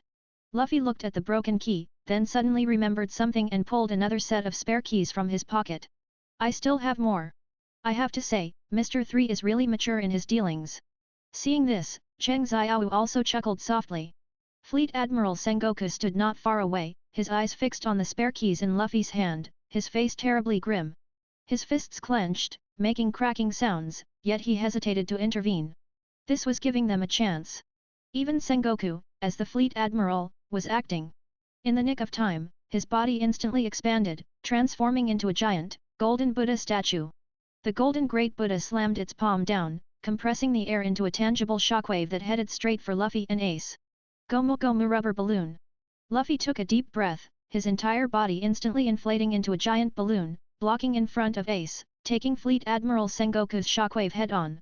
The massive shockwave directly caused the execution platform to collapse. In mid-air, with a click, Ace's sea stone handcuffs finally fell off his wrists. Flame Commandment, Great Flame Pillar. At this moment, Ace had fully recovered his abilities, and scorching flames enveloped him, repelling all approaching marine soldiers. He and Luffy stood back-to-back beneath the execution platform, facing enemies surging from all directions. Luffy, thank you for coming to save me. Ace said softly. Ha ha ha. Luffy grinned, adopting a fighting stance. Fast forward all forces, retreat. Whitebeard's furious roar echoed across the battlefield. Cheng Xiao stood in the distance, narrowing his eyes as he observed the battlefield situation. He could feel Whitebeard's powerful haki gradually weakening. Clearly, this battle had consumed too much of the world's strongest man's stamina. He had numerous shocking wounds on his body, an ordinary person would have collapsed long ago. It seems this drama is about to reach its climax. Cheng Xiao murmured to himself. On the battlefield, Ace and Luffy were retreating according to Whitebeard's command. However, just then, Akainu's voice suddenly rang out, running away? Just as expected of the Whitebeard pirates, a collection of cowards. Ace's steps abruptly halted. What did you say? Ace turned around, glaring at Akainu. Akainu's lips curled into a cold sneer, that old man Whitebeard, in the end, he's just a useless old man who can't even protect his own son. Shut up! Ace clenched his fists, his entire body engulfed in raging flames, don't you dare insult Pops! Ace had already charged forward, his scorching flames transforming into a giant fiery fist, blasting towards Akainu. Foolish! Akainu snorted coldly, his right arm turning into scorching magma, great eruption. The collision of flames and magma produced a violent explosion, but the result was Ace being sent flying. His flames simply couldn't contend with Akainu's magma. Ace! Luffy wanted to rush forward, but his stamina was depleted, making it difficult even to stand. Akainu's gaze shifted to the weakened Luffy. Son of Dragon, you too should die. A searing magma fist shot straight towards Luffy. In a flash, Ace blocked in front of Luffy. Akainu's fist directly pierced through Ace's chest, the scorching magma instantly burning his internal organs. Ace! Luffy's eyes widened, unable to believe what was happening before him. Cheng Xiao watched this scene, a complex expression flashing in his eyes. He knew all of this was fated, but witnessing it firsthand still brought a hint of sorrow. Ace's body began to grow cold. He leaned on Luffy's shoulder, using his last bit of strength to say a few words. As his Vivre card completely burned to ash, he closed his eyes with a smile. Actually, Cheng Xiao felt that Ace didn't need to say those words so early. What's there to be sad about? Once Ace becomes a shadow, the two brothers can chat all night if they want. To read 35+ advanced chapters, head over to my Patreon p.a.t.r.e.o.n. Ravenscott Creators Thoughts. Ravenscott. If you want to read more chapters of all my fanfics, then go read on my Patreon and read 35+ chapters. Content source, webnovel.com. Chapter 62 to 62. Chapter 62 Stand Up. 62, Chapter 62, Stand Up. 62, Chapter 62, Stand Up. Just as the pirates were immersed in the grief of Ace's death, the transponder snail in Fleet Admiral Sengoku's hand suddenly rang, emitting a buru-buru sound. Hello, what is it? Fleet Admiral Sengoku answered the transponder snail, a hint of impatience in his tone. The transponder snail's expression changed to Vice Warden's serious face. Fleet Admiral Sengoku, I have bad news to tell you. If you're going to talk about Straw Hat breaking out of Impel Down, forget it. They've already arrived at Marineford. You idiot! No, it's not that. Vice Warden's voice became more urgent. It's something more serious. All the prisoners on the 6th level of Impel Down have been killed. Surveillance footage only captured Cheng Xiao and Blackbeard. Fleet Admiral Sengoku's expression instantly froze. What did you say? All of them, dead? Yes, not a single one left. Fleet Admiral Sengoku clenched his fist. It's Cheng Xiao, it must be that bastard who did it. However, his rich experience kept him from being blinded by anger. He looked up at the sky, his brows tightly furrowed. Logically, today should have been a clear day, but at this moment, the sky above Marineford was covered in dark clouds, which was extremely abnormal. Soldiers! Immediately fire flares! With a choo-choo-choo sound, several flares shot into the sky. Bang! The dazzling light illuminated the dark clouds, and a giant black shadow appeared. As expected of Fleet Admiral Sengoku, you discovered it so quickly. Cheng Xiao stood on the shadow, a cold sneer playing on his lips. He turned to look at Eneru beside him, give them a welcoming gift. Understood, Captain. Eneru smiled and raised his hands. In an instant, the pitch-black dark clouds churned and roared like a giant dragon in the sky, and deafening thunder continuously exploded. Lightning crisscrossed through the clouds, dyeing the entire sky of Marineford purplish-black. Eneru raised both hands, and streams of electricity erupted from his fingertips, interweaving into a net high in the sky. As he moved, a giant lightning ball with a diameter of over 1,000 meters gradually formed, its blinding electric light illuminating the entire battlefield. A terrifying pressure descended from the sky, making even the experienced vice admirals feel it difficult to breathe. The energy fluctuations emanating from the lightning ball were terrifying, as if it would flatten the entire Marineford in the next second. The marine soldiers in the plaza retreated one after another, some even collapsing directly onto the ground. Fear spread through their hearts like a tide, and everyone looked up at the lightning ball that seemed capable of devouring everything. What is this thing? The deserter Kobe fell to the ground, his face filled with terror. When Golden Lion attacked Marineford back then, I didn't see such a natural disaster. Is the sky falling? Kizaru narrowed his eyes, his expression uncharacteristically serious. He was too familiar with this move. It was this very attack that turned the entire island number 1 into ashes on Sabayati archipelago. We must stop him. Kizaru leaped up. 8-span jeweled Megatama. Several brilliant light bullets streaked across the sky, but they were swallowed by the powerful electric current the moment they touched the lightning ball. Akainu's fists turned into magma, meteor volcano. Countless scorching magma fists blasted towards the sky, but it was useless. Aokiji's ice couldn't freeze the intangible lightning. Whitebeard laughed heartily. Gururururura. Is the new era coming early? He raised Muraku Magari, and the power of the tremor fruit condensed on the blade. With a furious roar, the wounded Whitebeard unleashed a world-shattering blow. The air was torn apart, and the lightning ball shattered into pieces in the air, the resulting shockwave sweeping across the entire Marineford. Just then, several dark figures silently appeared behind Whitebeard. It was Blackbeard's crew. Pops, look out! Marco shouted, but it was too late. Zay ha ha ha ha ha. Pops, it's time to say goodbye.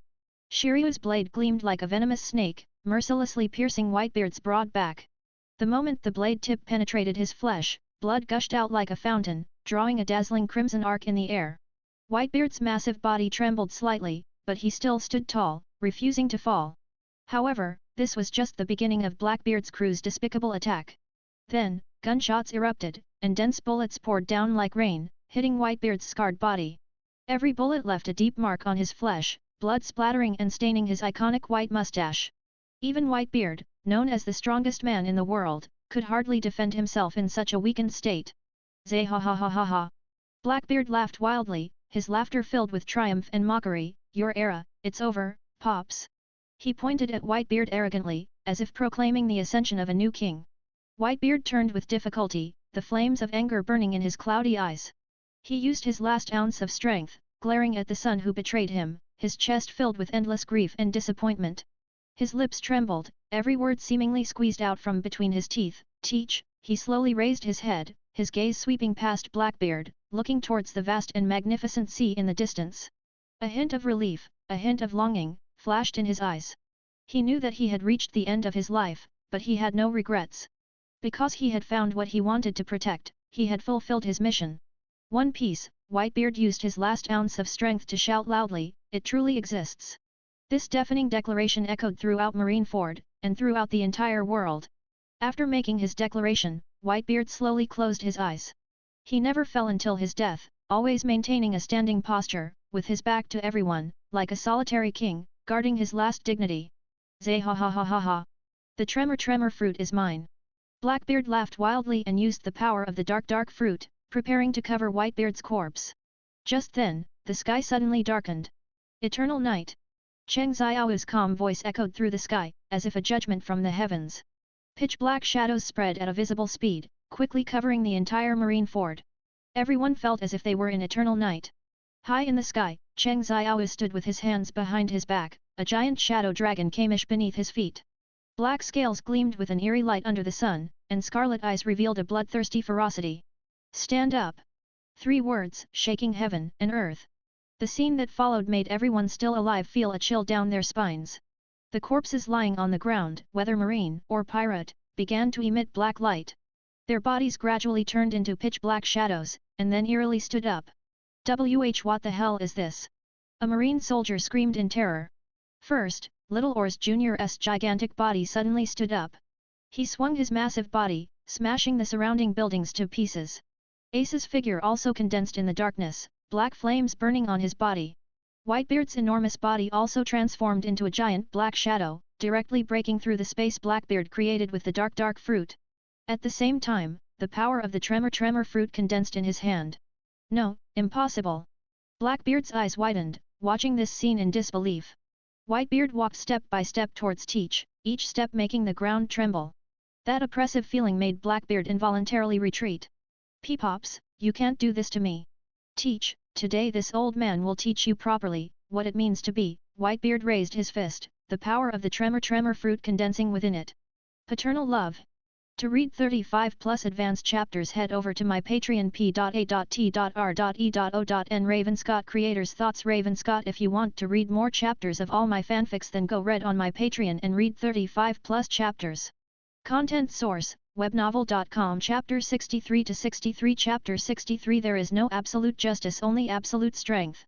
63. Chapter 63. There is no absolute justice, only absolute strength. 63. Chapter 63. There is no absolute justice, only absolute strength. Hey, Cheng Xiao! Don't you have any rules when you're out here mixing it up? Blackbeard roared towards the sky, his voice trembling slightly. Cheng Xiao coldly looked down at Blackbeard, a mocking smile playing on his lips. Rules. My rules are the rules. These words were like a heavy hammer, striking Blackbeard's heart. Blackbeard's gaze darted back and forth between Whitebeard and Cheng Xiao, sweat trickling down his forehead. He suddenly realized how dangerous his current situation was. Father. Blackbeard suddenly turned to Whitebeard, his voice pleading. I'm also your son. I'm so sorry, please let me go. I don't want the tremor fruit anymore. However, apologizing now was useless. Boom. Amidst a deafening roar, Shadow Whitebeard's punch, filled with endless fury, landed squarely on Blackbeard's front teeth. The air was torn into spiderweb-like black cracks, and the violent power of the tremor fruit pressed Blackbeard down, grinding him against the ground. This made Blackbeard's already sparse teeth even worse. Impossible. Blackbeard's eyes widened, looking at the scene before him in disbelief. The ground beneath them split open with a roar under the tremor fruit's power, forming a massive, bottomless chasm. Blackbeard's eyes gradually turned white, and his body uncontrollably plummeted into the abyss, his shrill screams slowly fading into the darkness. Blackbeard's crew stood rooted to the spot, unmoving, their faces filled with disbelief. Shiryu, who had just joined the Blackbeard pirates, was stunned, his mouth agape, his cigar dropping to the ground, his eyes wide as saucers. Your turn. Before they could react, Whitebeard's figure had already appeared before them. His speed was so fast, it was as if he had returned to his prime. Blackbeard's crew didn't even have time to make any defensive moves. Air ripped, earth trembled. After a loud bang, all of Blackbeard's crew were sent flying like broken kites, plummeting into the deep abyss beneath the ground. Just like that, Blackbeard's crew was instantly annihilated. At this moment, Marineford fell into a deathly silence, with only the sound of waves lapping against the shore echoing. Father! Marco called out, his voice trembling, tears uncontrollably streaming from the corners of his eyes. Shadow Whitebeard turned around, a fatherly smile appearing on his face, which was made of shadows. Marco, the heavy burden of the Whitebeard pirates will be on your shoulders from now on. No. Marco knelt on the ground, tears flowing, "Father, don't leave us." Whitebeard's shadow slowly raised his head, looking towards the distant sea. "The new era has no ship that can carry me." His voice held a sense of relief. "Farewell, my beloved sons." "Father! Father!" Countless members of the Whitebeard pirates screamed themselves hoarse, but that towering figure gradually dissipated amidst their cries, turning into specks of black light that vanished into the air. High in the sky, Cheng Xiaoyu quietly watched this scene, a complex expression flashing in his eyes. "What a pity, I didn't expect this to be Whitebeard's last dance." Ultimately, Whitebeard had no regrets in his life. His era had also completely ended. People around the world watching the battle through live screens were too shocked to speak by the strange abilities Cheng Xiaoyu displayed. The dead could actually be manipulated by him into shadow warriors, such an ability was simply unheard of. "Cheng Xiaoyu!" Sengoku's roar echoed through the sky, "Do you know what you're doing?" Cheng Xiaoyu coldly stared at the enraged Sengoku below. "What, do you have an opinion?" He scanned the battlefield, calculating the time in his mind. Soon, red-haired Shanks and his commanders would defeat Kaido and King and arrive at Marineford. Before that guy came to save face, he had to harvest another wave quickly to maximize his profits. Sengoku's face was terribly grim, veins throbbing on his forehead. He stared intently at Cheng Xiaoyu, gritting his teeth as he said, "Do you still have any respect for the law in your eyes? Any laws? Your reckless behavior is simply trampling on justice." "Ha ha ha!" Cheng Xiaoyu laughed uproariously, his laughter filled with mockery. "What damn law? It's nothing but a means for the ruling class to enslave the lower class. Tell me, what kind of despicable things haven't the celestial dragons done?" Sengoku's face grew even gloomier, but he was speechless. Cheng Xiaoyu's words struck directly at the weak points of the marine and the world government. Then, Cheng Xiaoyu's voice suddenly turned cold, like an ice blade. "When innocent civilians were slaughtered by the celestial dragons, where were you? When their beloved wives and daughters were forcibly taken by the celestial dragons? Where were you then? Do you still dare to shout about justice? You didn't even dare to fart. How are you any different from accomplices? There is no absolute justice, only absolute power." These words were like a heavy hammer, striking Sengoku's heart. He opened his mouth, but found himself speechless. Because every word Cheng Xiaoyu said was a bloody truth. Cheng Xiaoyu's words exploded like thunder, spreading across the world through the live broadcast. Countless viewers were dumbfounded, some gasped. Some clenched their fists, and even more trembled with excitement. Doflamingo pushed up his sunglasses. "Phew phew phew. Interesting. Publicly provoking the celestial dragons in such a setting, is this guy tired of living?" Eustace Kid roared with laughter, "Ha ha ha. What a lunatic. Explosive." On Nine Serpent Island, Hancock was watching all of this through the live broadcast. The beautiful Empress clasped her hands to her heart, her pretty face flushed. "Such a man, such charisma, truly worthy of my affection. I'm in love. I'm in love." At the Revolutionary Army headquarters, Dragon stood by the window, a meaningful smile playing on his lips. "Well said." He spoke what so many people wanted to say but didn't dare to. Sengoku's face had turned extremely grim, and his entire body began to change. Amidst golden flashes, a giant golden Buddha appeared on the battlefield, exuding a terrifying aura. "Since you want to be an enemy of the marine, then don't blame me for being impolite." Sengoku was a strategist. Before the war began, he had considered countless possibilities. He had calculated that other four emperors might come to cause trouble, but he hadn't calculated that Cheng Xiaoyu, this newcomer, would dare to join the fun. Then fight. The golden flashing giant Buddha and the pitch-black shadows confronted each other in the air. The atmosphere of the entire Marineford became heavy. At Cheng Xiaoyu's command, the shadow dragon and shadows suddenly descended from the sky, finally crashing onto the plaza. Just then, Aokiji slowly walked forward, forming an ice stick in his hand, and casually said, "Hey, hey, do you, a mere newcomer, dare to challenge us? Don't underestimate the power of the marine." Cheng Xiaoyu's lips curled into a cold smile. "Is that so?" He slowly raised his right hand, and shadows as black as ink condensed in his palm. "It's time for a proper introduction, my Shadow Legion." To read 35+ advanced chapters, head over to my Patreon p.a.t.r.e.o.n. Ravenscott Creators Thoughts. Ravenscott. If you want to read more chapters of all my fanfics, then go read on my Patreon and read 35+ chapters. Content source, webnovel.com. Chapter 64 to 64. Chapter 64. So let's get started. 64, Chapter 64, so, let's get started. 64, Chapter 64, so, let's get started. As Cheng Xiao's words fell, the entire battlefield suddenly plunged into an eerie silence. Immediately after, darkness surged like a tide, seemingly swallowing all light.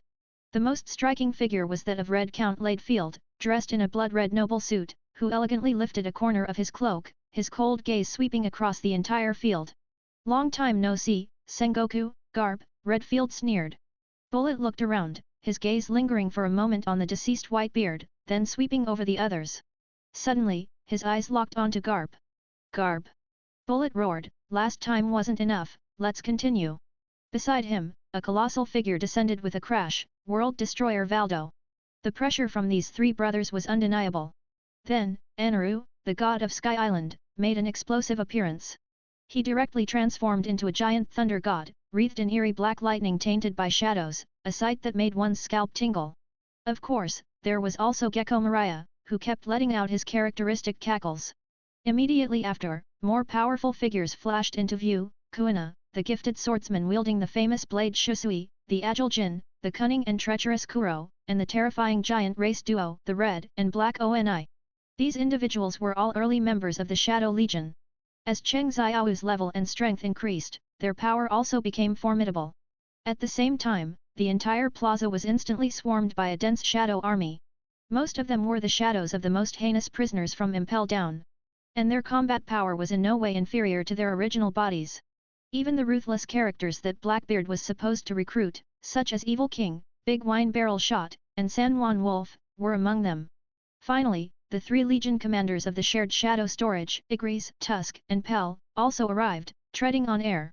Adding the shadows of the marine elites and Whitebeard pirates who had fallen in previous battles, the number of shadow soldiers was conservatively estimated to have reached 6,000. Standing at the very front was their captain, the shadow monarch of this world Cheng Xiao. Now, am I still alone, Admiral Aokiji? Cheng Xiao's voice was low and full of menace. Aokiji seemed oblivious to the gravity of the situation, slowly licking the ice pop in his hand. So that's it, is this your ability? Controlling the shadows of the dead.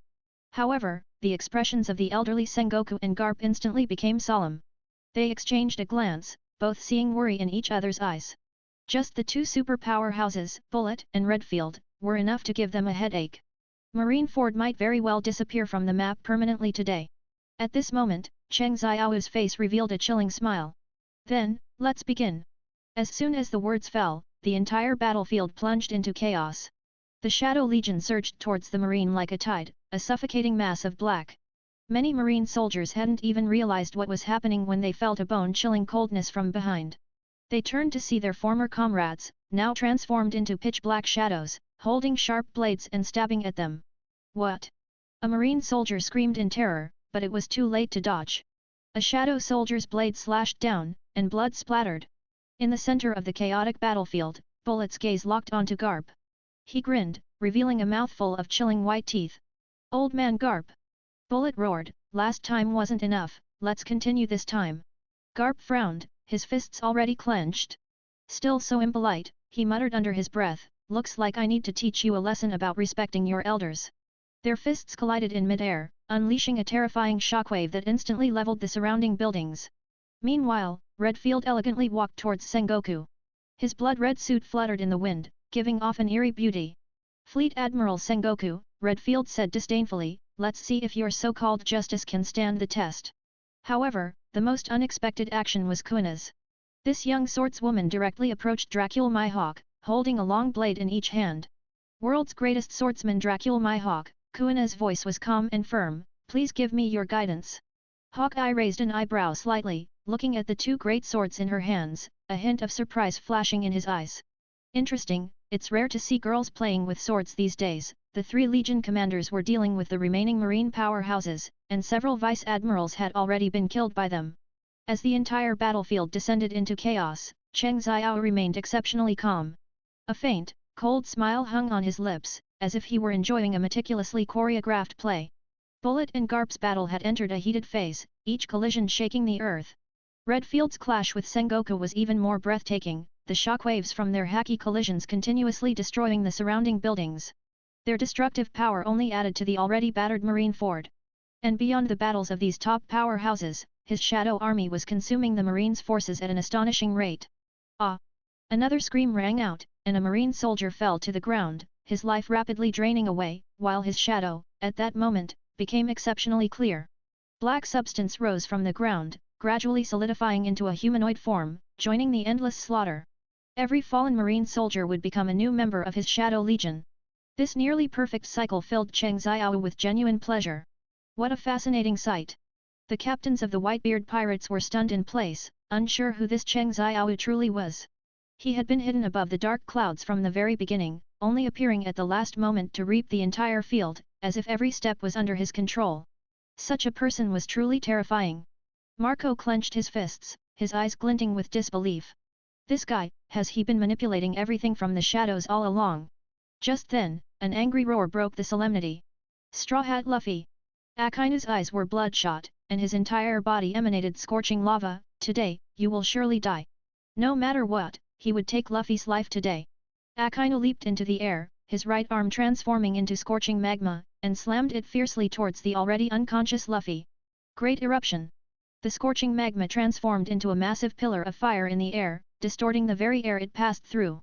This fatal blow was about to land on Luffy. Fire Fist! A black flame suddenly came head-on, colliding with Akainu's magma.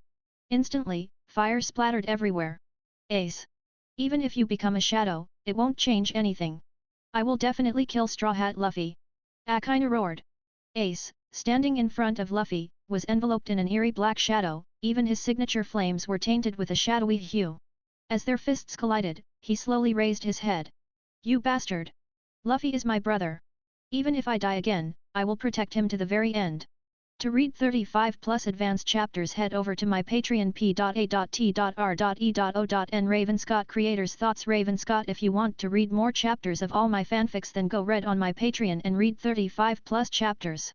Content source, webnovel.com. Chapter 65-65 Chapter 65 Black Flame Standing Up, Red Hair Wanting to Save Face. 65, Chapter 65, Black Flame Standing Up, Red Hair Wanting to Save Face. 65, Chapter 65, Black Flame Standing Up, Red Hair Wanting to Save Face. Sakazuki's magma and Ace's black flame collided violently in the air, producing a deafening explosion. As the smoke cleared, to everyone's surprise, Ace was not only not defeated this time, but Sakazuki's magma was covered with a layer of black flame. How is that possible?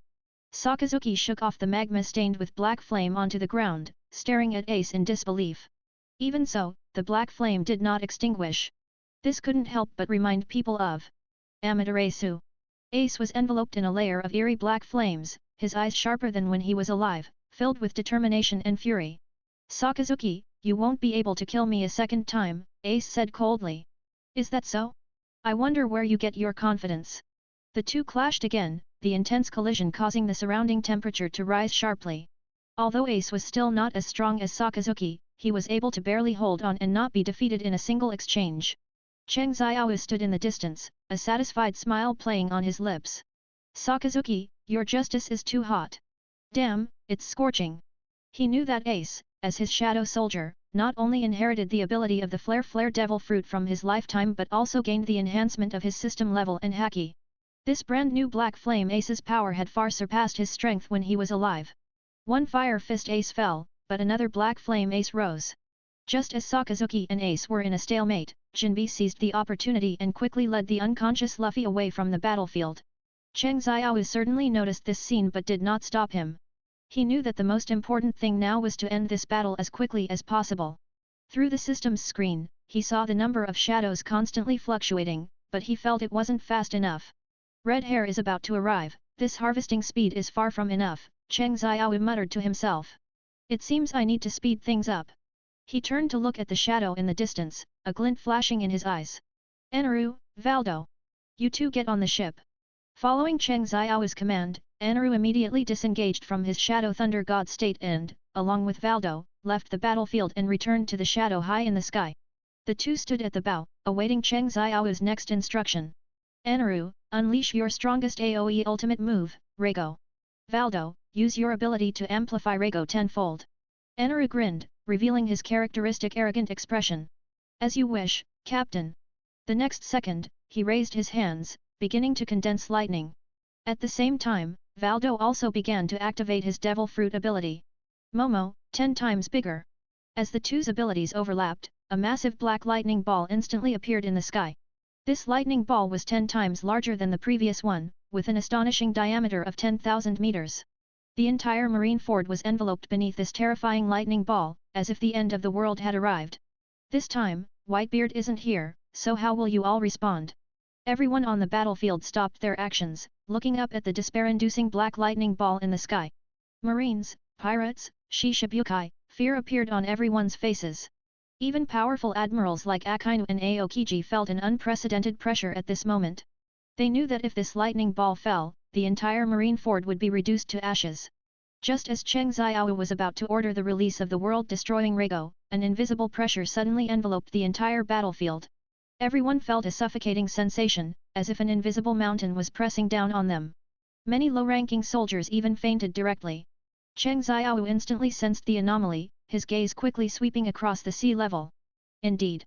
In the distance, a huge pirate ship had already docked at the port. Red Hair, arrived just in time. Teacher Kaido isn't strong enough. Cheng Xiao murmured softly, a trace of apprehension flashing in his eyes. Before he could react, the man who cared about his reputation had already appeared beside him. Shanks's speed was astonishingly fast, even Cheng Xiao couldn't capture his movement trajectory. Yo, Shanks! Why are you here?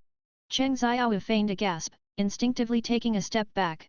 Red-haired Shanks glanced at Cheng Xiao indifferently, the killing intent emanating from his eyes making Cheng Xiao's heart palpitate. He finally understood why Kaido would say that Haki was the power that transcended everything. Although the Red Hair Pirates had no Devil Fruit users, the entire crew's Haki training level was extremely high. And Shanks, standing before him, had cultivated all 3 types of Haki to a top-tier level, and his God Avoidance move was a direct transmission from Roger. The reason Cheng Xiao's observation Haki didn't detect Shanks's arrival was also because Red Hair's observation Haki had been cultivated to the realm of observation kill. Despite possessing the Shadow Fruit ability, he felt an unprecedented sense of powerlessness in front of Red Hair. His 3 types of Haki were all a notch lower, and there was no doubt he had no chance of winning if he continued. Shanks looked up at the sky, his gaze falling on the massive lightning ball. It seems you intend to end this war in this way. Cheng Xiao's heart jolted, but he maintained his composure on the surface. War is about determining victory, I'm just using my method. Your method? I'm afraid it's to destroy the entire Marineford, Red Hair asked.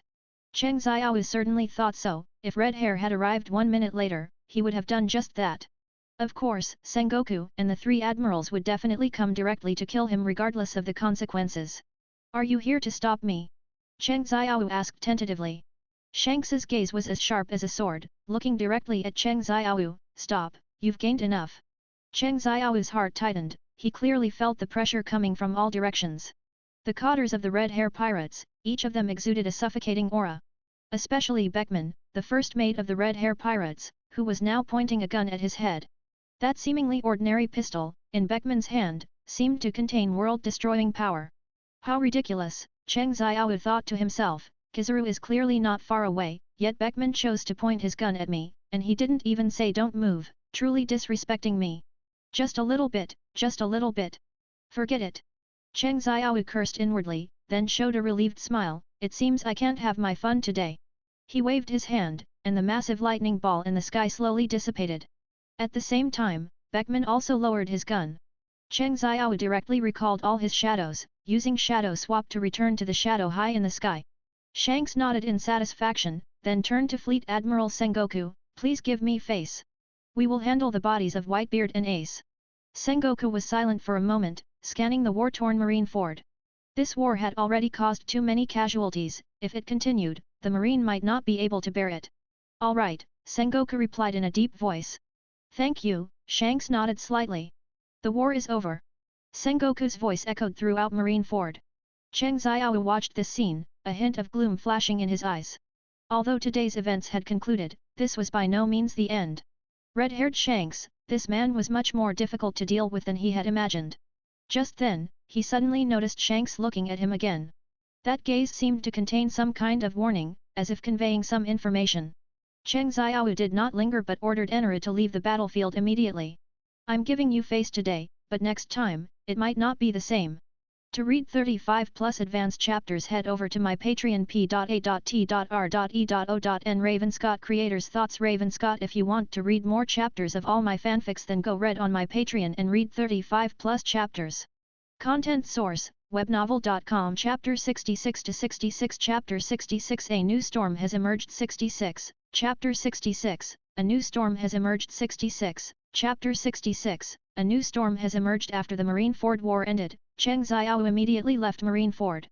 The gains from this Marineford War fully met his expectations. Not only did his level increase to 100, but he also gained the powerful ability of Shared Shadow Library. What satisfied him most were the shadows he obtained, both their quantity and quality reached an unprecedented high. Eneru, where are we going? Cheng Xiao turned and asked. Eneru shrugged, you're the boss, you call the shots. But I suggest we find a safe place to hide first until the storm passes. Cheng Xiao pondered for a moment, then his eyes suddenly lit up. I know where to go. As soon as he finished speaking, Cheng Xiao's figure vanished from where he stood. The next second, he appeared in a hidden corner of Nine Serpent Island. That's right, he had long ago left several ordinary shadow soldiers on all the islands he had visited, just in case.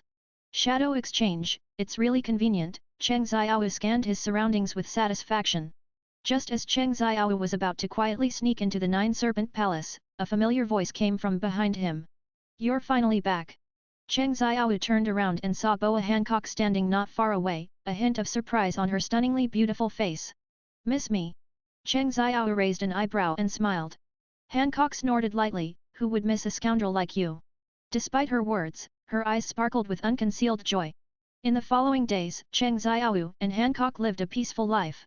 Every morning, they would take a walk on the beach together. During the day, Cheng Xiao would instruct the warriors of Nine Serpent Island in their training, while Hancock handled the island's affairs.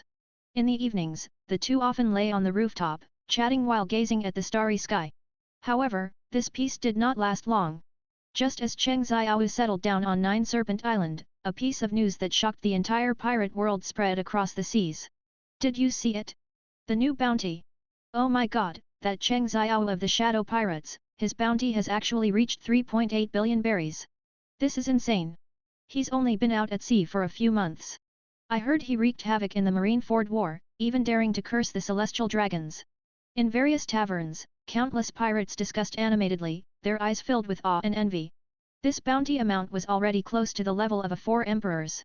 The news swept across the entire sea like a tsunami, shocking all the supernovas. In a tavern on Sabayati Archipelago, Eustace Kid was chugging rum fiercely, his expression fluctuating. Damn it, 3.8 billion berries? How did that scoundrel do it? Kid slammed his mug onto the table, glass shards flying everywhere. His partner Killer shrugged helplessly, it seems we need to work harder, Captain. Kid gritted his teeth and said, I must surpass that shadow scoundrel. Prepare the ship for me, we are leaving immediately.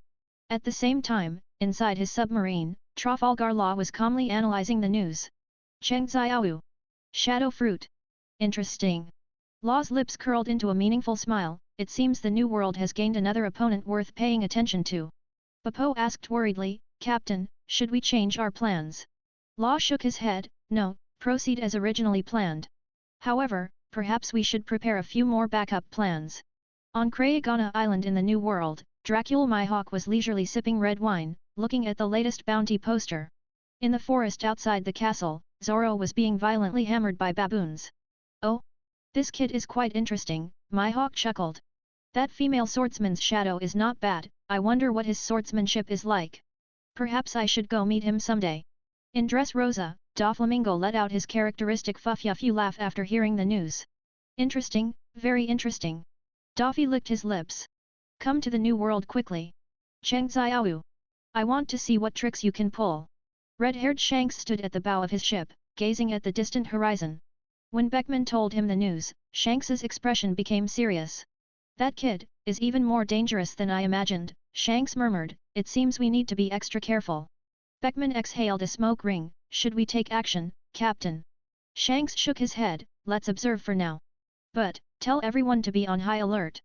That kid is not as friendly as he seems. On Onigashima in Wano country, Kaido was drinking heavily, and upon hearing the news, he burst into arrogant laughter. Wahahaha! Another brat who doesn't know his place. Kaido drained a large barrel of sake in one gulp, let him come. I want to see how strong this so-called shadow can be. Finally, on Cake Island, Big Mom Charlotte Linlin was enjoying her afternoon tea. When Katakuri told her the news, a dangerous glint flashed in her eyes. Ma ma ma. Big Mom laughed, her body rippling with flesh. Interesting. If I hadn't already gone through menopause, I would have had 10 or 8 children with this kid. Meanwhile, at Marine headquarters. Sengoku, are you really going to step down as Fleet Admiral? Garp looked at his old friend, puzzled. Sengoku sighed, taking off his glasses to wipe them. This is the world government's will. Although Whitebeard and Ace are dead, they are clearly not satisfied with the outcome. Is it because of that kid named Cheng Xiaowu? Garp asked with a frown. Sengoku nodded, that kid's ability is too bizarre. If he extracts more powerful shadows, the consequences will be unimaginable. Just then, Kizaru leisurely walked in. Oh, that kid sure is bold, killing and cursing celestial dragons. Akainu clenched his fist, a hint of killing intent flashing in his eyes. He must be eliminated as soon as possible. Otherwise, he will sooner or later become a major hidden danger for the Marine. Just as the atmosphere in Marine headquarters grew increasingly tense, a lazy voice broke the stalemate. Well, Sakazuki, do you think something like that can be done so easily? Instead of fixating on him, you should first focus on what can be done. Garp glanced at him, half teasing, half approving. Kuzan, you're still so open-minded. Akainu, clearly displeased with Aokiji's attitude, snorted coldly, your inaction will one day make us all pay a more painful price. Aokiji seemed completely unfazed by this, simply turning to leave. One day. His tone was light and casual. Sakazuki, perhaps you should learn to enjoy the present, otherwise you'll find that the future you grasp is nothing more than a shadow of the past. However, just as the Marine and the world government were getting headaches over Cheng Xiaowu, this man who shook the entire world seemed to have vanished into thin air. No one knew where he was, nor what he was doing. One thing was certain, although red-haired Shanks tried his best to maintain the delicate balance of power among the world's factions, the situation in the New World had already been broken. A new storm has appeared, how can one stand still? In this turbulent sea, no one wanted to be the swallowed shadow. To read 35+ advanced chapters, head over to my Patreon p.a.t.r.e.o.n. Ravenscott Creators Thoughts. Ravenscott. If you want to read more chapters of all my fanfics, then go read on my Patreon and read 35+ chapters. Content source, webnovel.com. Chapter 67 to 67. Chapter 67. Unlock the domineering entanglement and give birth to a baby. 67, Chapter 67, Unlock the domineering entanglement, and give birth to a baby. 67, Chapter 67, Unlock the domineering entanglement, and give birth to a baby. The sunlight on Nine Serpent Island was still scorching, and Cheng Xiaowu lay on the beach, enjoying a rare moment of leisure. Suddenly, a commotion broke the tranquility. Look! A new bounty poster is out. Cheng Xiaowu opened his eyes and saw several female Kuja warriors excitedly waving a bounty poster. He lazily got up, walked over, and was immediately stunned. Cheng Xiaowu, bounty, 3.8 billion berries. This number shocked even him. In just a few months, from 0 to 3.8 billion, this was probably the fastest increase in pirate world history. Cheng Xiaowu sneered, those old men sitting high in Mary Gosa, whether it was the Gorosei or the mysterious Imu, probably couldn't sit still anymore. Just then, the system's notification sound suddenly rang. Ding! Due to the bounty update, 300,000 points have been credited. 300,000 points. Cheng Xiaowu raised an eyebrow, looking at the system interface which showed his total points had reached 410,000. These points were hard-earned, but they were spent quickly. Now, Armament Haki, Observation Haki, and House Hoku, he hadn't maxed out any of them. Taking a deep breath, he made a decisive choice. Advanced Armament Haki and House Hoku, these two abilities were indispensable for him. As the exchange was completed, a powerful force instantly surged into his body. The next second, Shadow Assault appeared in his hand, its dark gun barrel gleaming coldly under the sunlight. In the distance on the sea, a huge dark reef stood silently. I'll use you to test my new ability, Cheng Xiaowu murmured softly, raising his hand and aiming. In an instant, the dark armament haki wrapped around the bullet like flowing water. But that wasn't enough. A hint of ruthlessness flashed in Cheng Xiaowu's eyes, and House Hoku then entwined around it, the dark red House Hoku and the pitch-black armament haki complementing each other. This feeling, Cheng Xiaowu narrowed his eyes, feeling the perfect fusion of the two haki. Bang! The bullet streaked across the sky, leaving a visibly distorted trajectory in the air. The next moment, a huge explosion echoed across the sea. That dark reef, which was as tall as a three-story building, instantly turned into dust, even the surrounding seawater was lifted tens of meters high. This is too terrifying. The exclamations of the Kuja female warriors came from behind him. Cheng Xiaowu, oh, not bad. However, when he looked at the points bar again, he couldn't help but gasp. 400,000 points, just like that, gone. Just as he was thinking about what to do next, the system suddenly popped up a side quest that left him dumbfounded. Side quest, have a baby. For each one born, reward 200,000 points. What the hell? Cheng Xiaowu couldn't help but curse, what kind of quest is this? Is it the legendary more children, more blessings? Side quests are not mandatory, host can choose to accept or abandon, abandoning will not affect the acceptance of the next main quest. He stared at the system interface in disbelief, as if the characters would suddenly turn into something like this is a joke. It is well known that young people in reality are unwilling to have children because they can't even feed themselves. But the situation was different now. Cheng Xiaowu was a billionaire in this pirate world. He could afford it. Moreover, this was 200,000 points. That is to say, if he only had 5 children, he could max out Observation Haki and Ryu. He looked around, his gaze sweeping over the beautiful warriors coming and going on Nine Serpent Island. These female warriors were all hot-bodied and powerful, their skin gleaming with a healthy glow under the sun except. Cheng Xiaowu unhesitatingly threw the tea he had just exchanged a few days ago into the sea, letting the waves carry them away. Inside the palace, Hancock was lazily leaning on her throne, listening to her subordinates report on the daily affairs of the island. Suddenly, the door was pushed open, and a slender figure appeared. Seeing that it was Cheng Xiaowu, Hancock immediately stood up, a look of surprise appearing on her face. She elegantly walked to meet him, her long hair gently swaying with her steps. Cheng Xiaowu, you've come, Hancock said gracefully, nodding slightly.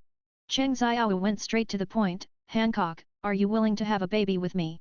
This sentence was like a thunderclap, exploding in the palace. This sudden question made Hancock freeze in place, her fair cheeks instantly tinged with a blush. Ah! What are you saying? Just kidding, if you don't want to, then forget it. Cheng Xiaowu turned to leave. Wait! Hancock hurriedly called out to him, her voice tinged with shyness. I do. I object. Snake Princess, you can't agree. Elder Nyan protested. The next second, she was thrown out by Hancock. Objection overruled. As everyone was shocked, Hancock turned and said to Cheng Xiaowu with deep affection. Then, can we get married first? Cheng Xiaowu turned around, a smile playing on his lips. Of course, let's have the wedding today.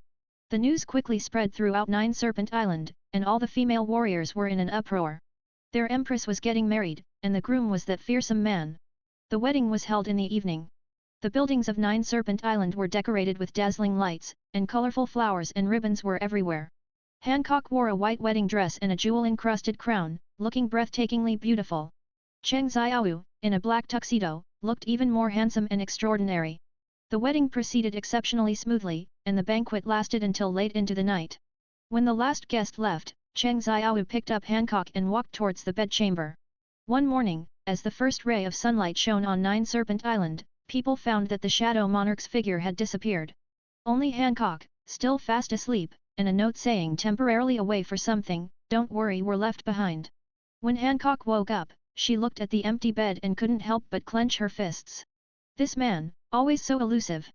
But this time, she touched her lower abdomen, a smile appearing on her lips. Spring is the season for sowing. Sowing requires even distribution. Therefore, after Cheng Xiaowu confirmed successful sowing, he headed to the next place.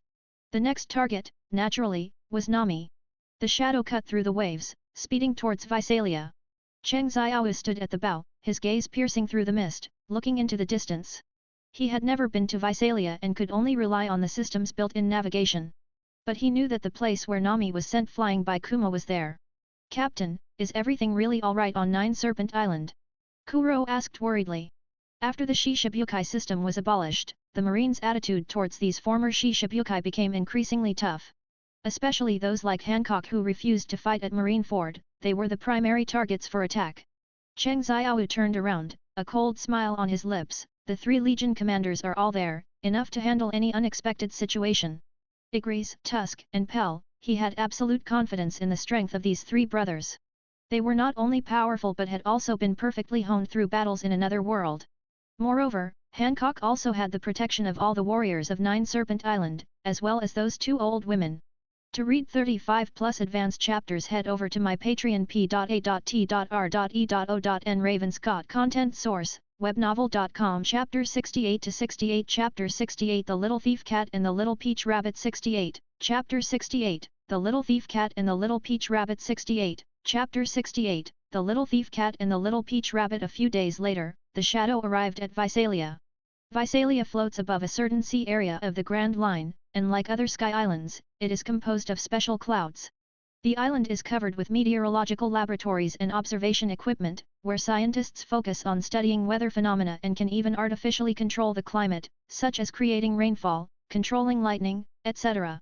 Nami was sent here by the Revolutionary Army member Kuma, where she systematically studied meteorology, greatly enhancing the power of her climatact and mastering more complex weather tactics. Cheng Xiao stepped onto the land of Visalia, the air filled with a faint smell of ozone. This floating island was full of instruments shimmering with strange lights, and researchers bustled back and forth, busy without stop. He searched through the crowd and finally locked onto a figure with long orange hair. Nami was standing in front of a complex meteorological instrument, concentrating on recording data. Cheng Xiao approached silently and suddenly spoke, "Long time no see, little thief cat." Nami jumped in surprise, and when she turned to see Cheng Xiao, a hint of surprise and panic flashed in her eyes. "You, why are you here?"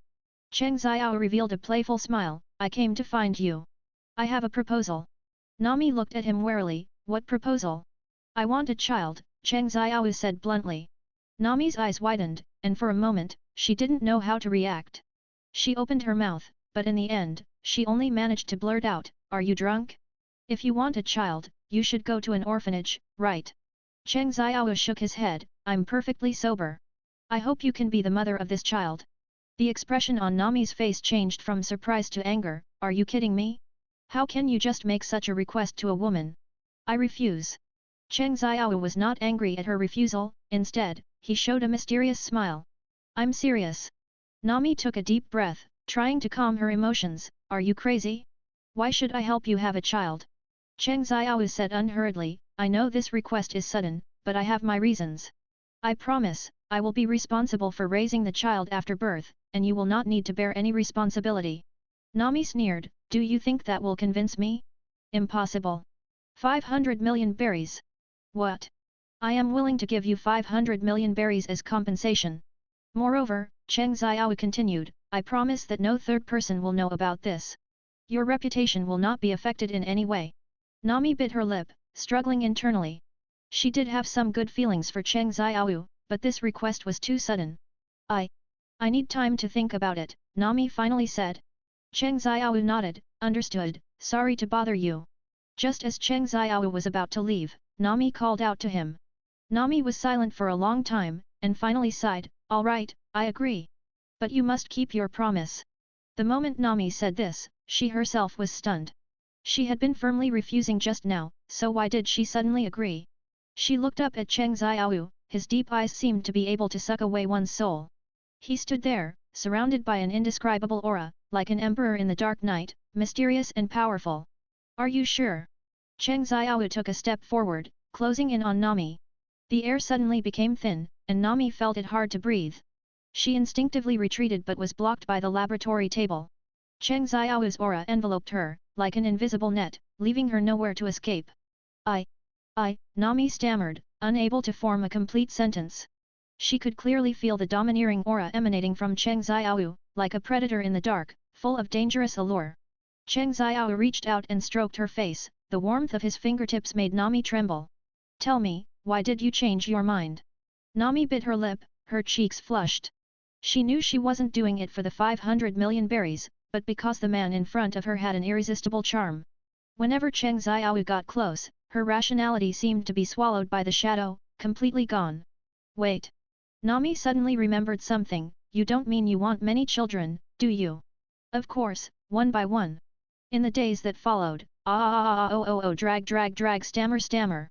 Cheng Xiao's third target, the whereabouts of former Navy Vice Admiral Momuzagi, remained a mystery. That woman, Cheng Xiao narrowed his eyes, a cold sneer curling at the corner of his mouth. Since he couldn't find her, he would make her appear voluntarily. A few days later, a mysterious wealthy man appeared in the most bustling flower district of the New World. He wore an exquisite kimono, a white fox mask on his face, and his demeanor was elegant and mysterious. This place was a vibrant hub of entertainment, a paradise for the powerful to seek pleasure. Esteemed guest, it seems this is your first time here. A richly dressed madam came forward, smiling warmly. Cheng Xiao casually threw out a stack of banknotes. I want the best geisha. The madam's eyes lit up, and she quickly said, please wait, I will arrange it right away. Soon, several exquisitely dressed geisha entered one after another, but Cheng Xiao rejected them all. He raised his wine glass, a hint of disdain flashing in his eyes. Is that all? Please don't rush, esteemed guest, the madam wiped cold sweat. We still have 100 million, Cheng Xiao suddenly spoke. The entire room instantly fell silent. As long as someone can satisfy me, this money is hers. He leaned lazily in his chair. Of course, the requirements are simple, able to sing and dance, and preferably proficient in swordsmanship. This news spread like wildfire throughout the entire circle. Many people could sing and dance, but not many were also proficient in swordsmanship. 3 days later, a woman in a light purple kimono appeared at their door. Her face was delicate, her demeanor elegant, but there was a hint of sharpness in her eyes. I heard there's a lord here looking for a geisha, she asked softly. Cheng Xiao looked up, the corners of his mouth slightly upturned. The person who came was exactly who he was waiting for, the former Navy Vice Admiral Momuzagi. You are very special, Cheng Xiao said casually, why don't you show off your talents first? Momuzagi elegantly took out a shamisen, her slender fingers gently plucking the strings. As the melodious music began, her figure danced with it, like a peach blossom blooming under the moonlight. Suddenly, her movements changed, the hem of her kimono flared, and a sharp kick went straight for Cheng Xiao's face. Just as Momuzagi's leg was about to hit Cheng Xiao's face, Cheng Xiao's figure seemed to merge into the night, his elementalization allowing him to easily avoid the blow. Then, his hand like a ghost clutched Momuzagi's ankle, and with a turn, he pulled her into his arms. We're old acquaintances, so meeting like this isn't very nice, is it? Cheng Xiao's voice carried a hint of playfulness. Momuzagi, trapped in his arms, paused slightly. This voice and the ability to elementalize. You are, she frowned, a hint of doubt flashing in her eyes. Cheng Xiao slowly removed his mask, and under the moonlight, his handsome face gradually became visible. Cheng Xiao. Momuzagi's pupils suddenly constricted, and she instinctively tried to break free, but found herself restrained by an invisible force, unable to move. Long time no see, Cheng Xiao's lips curved into a smile, you've really made me search for you since you resigned from the marine. Momuzagi stared at him coldly, did you set up this trap just to find me? Otherwise. Cheng Xiao released his restraint on her, but still maintained an ambiguous distance, do you think I would be interested in other women? Tell me, what do you want with me? Momuzagi took a step back, looking at him warily. Although she was no longer a marine, she still maintained the vigilance of a Navy Vice Admiral. Cheng Xiao looked directly into her eyes and uttered 4 words faintly, have a child. To read 35+ advanced chapters, head over to my Patreon p.a.t.r.e.o.n. Ravenscott Creators Thoughts. Ravenscott. If you want to read more chapters of all my fanfics, then go read on my Patreon and read 35+ chapters. Content source, webnovel.com. Chapter 69 to 69. Chapter 69. Do you need a reason? 69. Chapter 69. Do you need a reason? 69. Chapter 69. Do you need a reason? The night breeze gently ruffled the stray hairs on Cheng Xiao's forehead. He stood on the terrace of Moonlight Town, gazing at the shimmering sea in the distance, the moonlight casting a silvery glow on the water, like sparkling broken silver. A cold smile played on his lips, as if in self-mockery, yet also as if he had everything under control. Have a child? Give me a reason. Momuzagi's voice came from behind him, calm and devoid of any anger.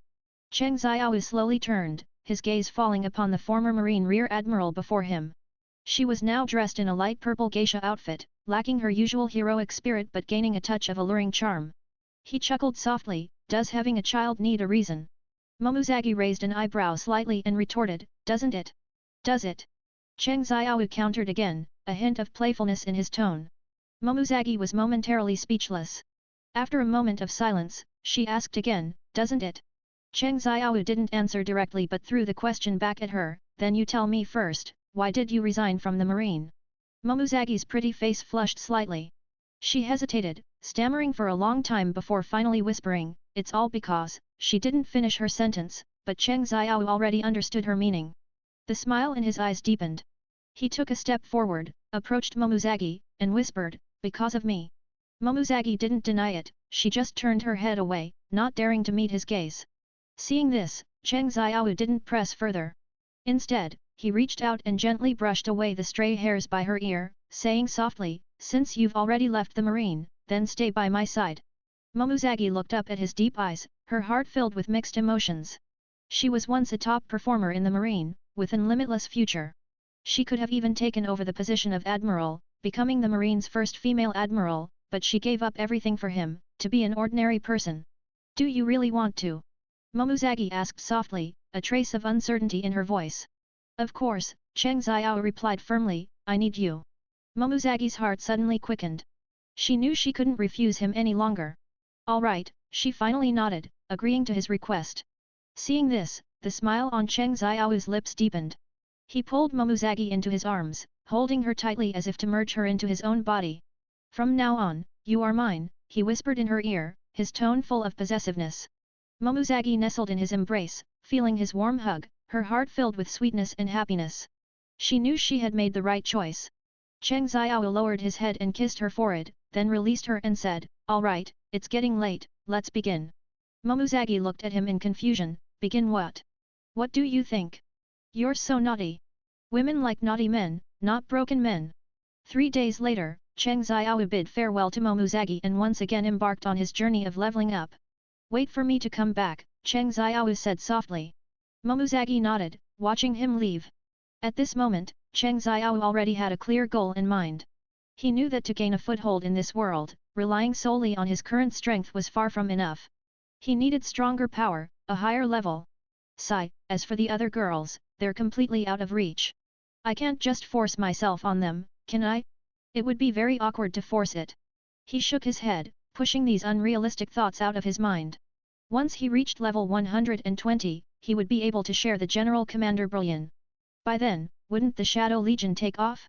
You know, the Ant King Pell, who instantly kills everything on land, in the sky, and in the air, is a terrifying existence that instantly kills even S-rank hunters. In front of this General Commander, he was just an ant, without a king. In the following days, he once again became the nightmare of the Sea Kings, wreaking havoc in the calm belt. The shadow moved quickly across the sea, and wherever it went, the Sea Kings fled in panic. Every time he killed a Sea King, a pleasant system prompt would sound. Experience points accumulated continuously, and Cheng Xiao's level steadily increased. Day after day, month after month, Cheng Xiao's strength continuously grew. In 3 months, his level finally reached 110.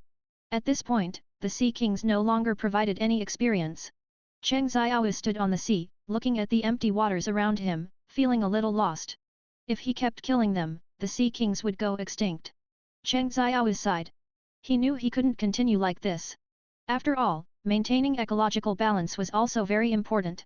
Just as Cheng Xiao was in a dilemma, the system's prompt suddenly sounded. Ding! Congratulations to the player for reaching level 110, unlocking a new dungeon tower of the Lord.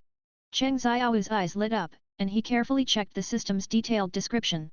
The Tower of the Lord, each floor sealed with powerful Lord-level monsters, each a formidable existence in its own right. The system's mechanical voice continued, the Tower of the Lord has a total of 100 floors. Defeating the Lord on each floor will grant massive experience points and integral rewards. Besides experience, there were even integral. This was simply a leveling sanctuary tailor-made for Cheng Xiao. However, the system immediately dropped another bombshell. Special reminder, summoning shadow soldiers to assist in combat is prohibited within the tower, and each floor has special challenge conditions. Rewards will only be granted upon successful completion of the kill under the specified conditions. Undoubtedly, inside the tower, he could only rely on his own strength to 1v1 the Lord, he couldn't use shadow soldiers for a group attack. Cheng Xiao chuckled, not at all bothered, rules are made for the weak. If I can't use shadow soldiers, then I'll fight with my own hands. With that, he unhesitatingly chose to enter. Floor 1, Three-Eyed Giant. Restriction, timed challenge, must complete the kill within 1 minute. Accompanied by a spatial distortion, Cheng Xiao appeared in a vast mountainous area. Facing him was a giant nearly 10 meters tall, its 3 glowing eyes coldly staring at him. Countdown, 3, 2, 1. The next second, it moved. The giant's figure was as fast as lightning, its massive body cutting a phantom in the air, appearing before Cheng Xiao in an instant. A sky-obscuring fist crashed down like a meteor, blasting a huge crater several meters deep into the ground. Relying on his agile movements, Cheng Xiao narrowly dodged at the last moment, but unexpectedly, the three-eyed giant's offensive was far from over. Its three glowing eyes simultaneously lit up with dazzling light, and three thick laser beams shot towards him, forcing him to dodge again. The lasers pursued him like a tracker, leaving scorched marks on the ground. Cheng Xiao was constantly on the run, with no time to retaliate. While dodging, a full 10 seconds had passed. Only 50 seconds remaining. What the F***ck, does this laser skill not have a cooldown? Just shoot for 60 seconds and directly declare me a failed challenge. Watching the time limit for the challenge continuously tick away, being passively beaten like this was not a solution. To read 35+ advanced chapters, head over to my Patreon p.a.t.r.e.o.n. Ravenscott Creators Thoughts. Ravenscott. If you want to read more chapters of all my fanfics, then go read on my Patreon and read 35+ chapters. Content source, webnovel.com. Chapter 70-70. Chapter 70 Snake Fruit Ancient Species Titan Python Form. 70, Chapter 70, Snake Fruit Ancient Species Titan Python Form. 70, Chapter 70, Snake Fruit Ancient Species Titan Python Form. Get lost, you leper! A ruthless glint flashed in Cheng Xiao's eyes, and the aura around him suddenly changed. The next second, Red Conqueror's haki burst forth from his body, wrapping around him like tangible flames, and a suffocating sense of oppression permeated the air. His eyes gleamed with a terrifying light. It's time to end this game. With muscles tensed and power surging like a flood within him, Cheng Xiao stomped his feet, cracking the ground and leaving 2 deep footprints. He transformed into a red-black lightning bolt, carrying an overwhelming momentum, and shot towards the three-eyed giant's face like a cannonball. The air shrieked under his terrifying speed, and the ground cracked inch by inch from the powerful recoil. The three-eyed giant felt an unprecedented threat. A flicker of panic crossed its three eyes, and then it roared, raising its massive, mountain-like fist. Boom! The two fists collided in mid-air, unleashing a deafening roar, and blinding white light erupted from the point of impact. Violent energy fluctuations spread outwards like ripples, and the air was instantly compressed and then exploded. The shockwave swept across the surroundings, sending all the loose rocks flying, forming a circular impact zone. The rocks, spinning at high speed, were pulverized into dust, creating a ring of grey smoke. The three-eyed giant's massive body was actually sent flying backward by that single punch. Its body, weighing several tons, arced through the air and crashed heavily onto the ground, plowing a trench several meters deep and dozens of meters long. For a moment, shattered rocks flew and dust billowed. Cheng Xiao gave it no chance to breathe. His movements were as fluid as flowing clouds and water. He simply flipped his right hand, and somehow, a completely black sniper rifle, exuding a chilling aura shadow assault appeared in his grasp. Bang! A crisp gunshot pierced the sky, and a bullet imbued with Conqueror's haki whistled out. In a flash of lightning, the bullet accurately struck the three-eyed giant's vital spot, its brow. The three-eyed giant's entire head exploded. It became a headless giant. This was the power of a Hoshoku-infused bullet. Ding! Challenge successful. Time taken, 55 seconds, meeting the restricted conditions. Gained 1 million experience points, 5,000 points.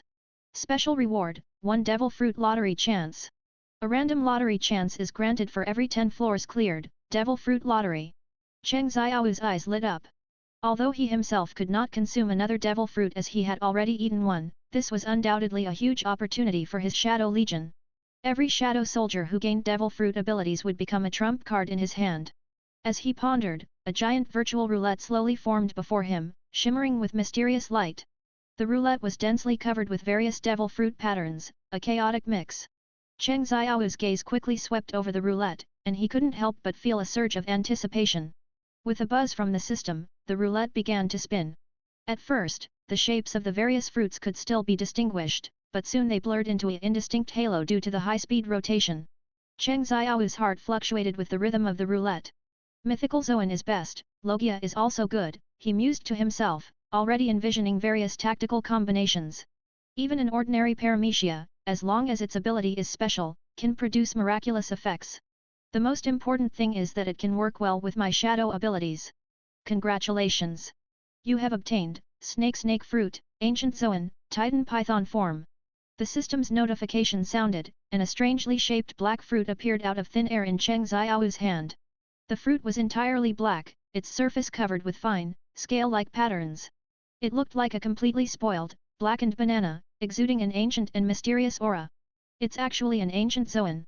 Cheng Xiao smiled with satisfaction, a glint of excitement flashing in his eyes.